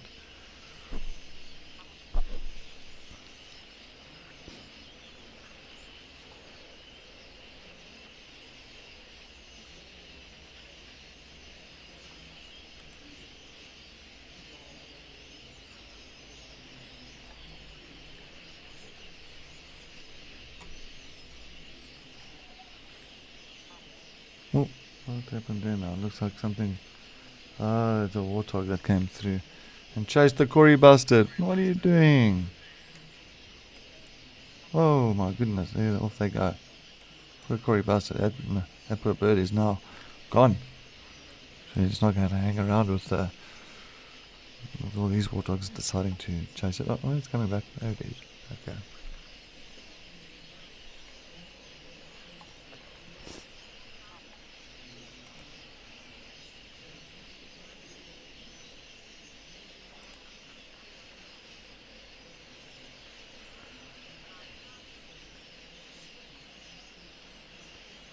Poor little Cory Bustard got chased by some warthogs, and I'm glad it's decided to return back to the dam. Such an impressive bird, the largest flying bird, Cory Bustard. So that is really, they are so stunning. I love them to bits, and we don't get to see them there, unfortunately, in at Djuma. Well, we have there has been reports of Cory Bustards in that area, but unfortunately nothing at Djuma. So, but yeah, if you're looking at the size, I mean, they're about to 110 to 140 centimeters. Linda, a Cory Bustard in Afrikaans is called a gompou. Gompou. Gompou. Gompou. So yes, that is what it is called in Afrikaans, Linda. Gom is glue, gom, and po, I don't know. I'm just trying to translate it in English. I don't know what po is, but gom is glue. Maybe a po. I'm not too sure, but a gompo, interesting name.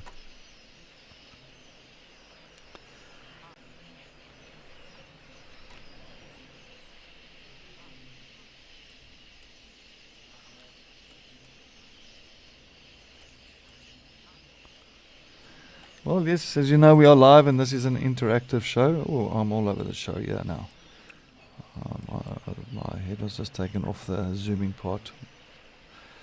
This is live and this is interactive experience for everybody. So please send any comments or questions through or suggestions. And we definitely will appreciate it. And as you know, this is your escape to nature. Beautiful African wilderness of ours.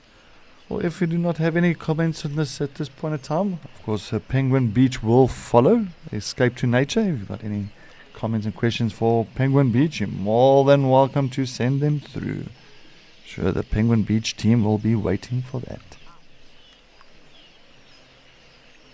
There goes my Corey bastard. Bye-bye.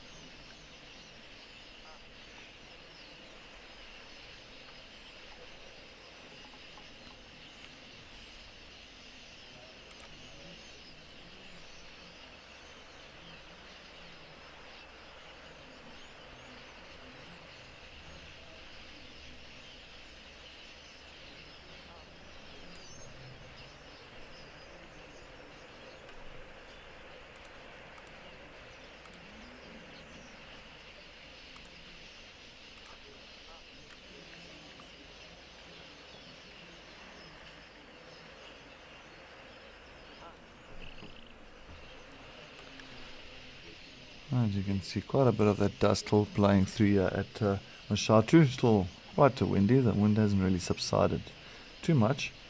As you can see in the distance, it's got a very kind of a hazy look to it. All the dust has been kicked up quite a bit.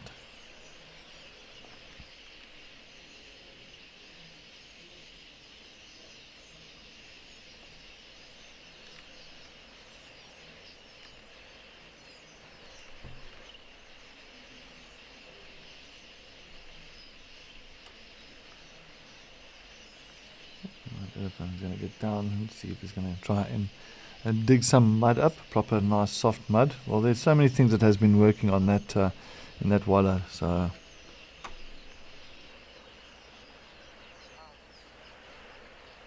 it's quite a muddy there. Oh, he's going to get low in there.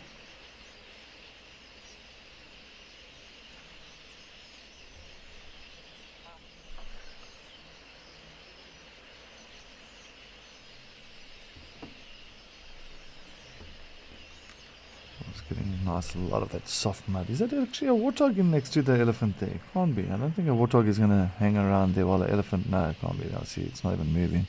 Almost thought there's a warthog that's wallowing with the elephant there. That would have been like not a good idea. So that elephant would have definitely maybe squashed the poor warthog if he had to lie, or like kind of lie down there.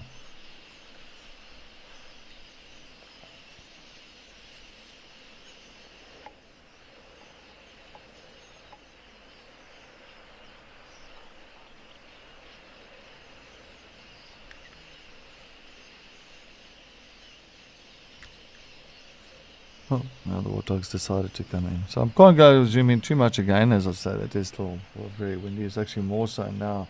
Seems like the wind has changed and picked up it once again. You can see the elephant's like, he's out. He's not going to hang around anymore. He's moved off. A lot of the little red-billed aquilias still coming through.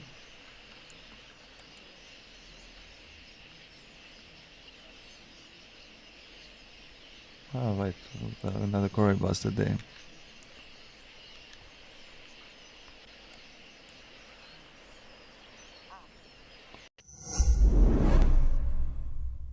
It's time for another Ask Me Anything. And this time, it's with British bush lover Kelly. An adoring mom to her dogs, this nature nut is always busy studying something. I've screeched to a halt to escort these little reptiles across the road. From her excellent knowledge of animal behavior to her hopes and dreams for the future, this AMA promises to be a good one. Join Kelly on the 12th of October with your questions ready to ask her anything on Earth.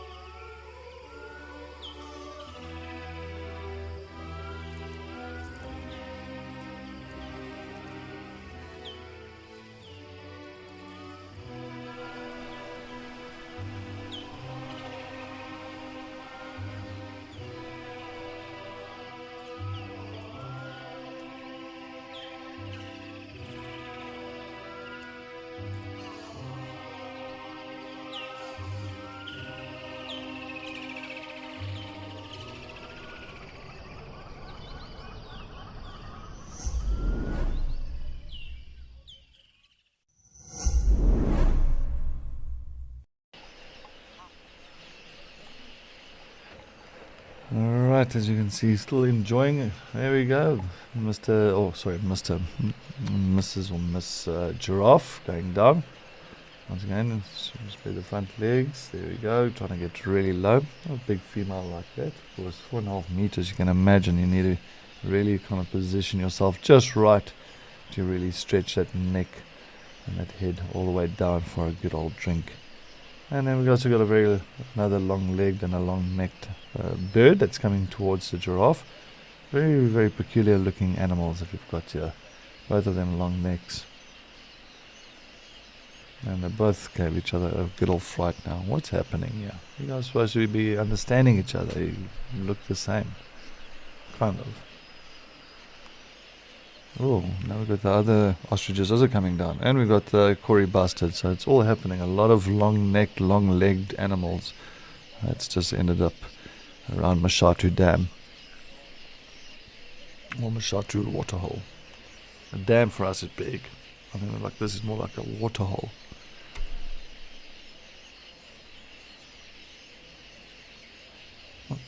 Looks like the ostriches are not too keen to socialize with this female giraffe. I think they'd rather just maybe move away. But they've got, at least the female giraffe's got the Kori bustard that's still keeping each other company, so that's good.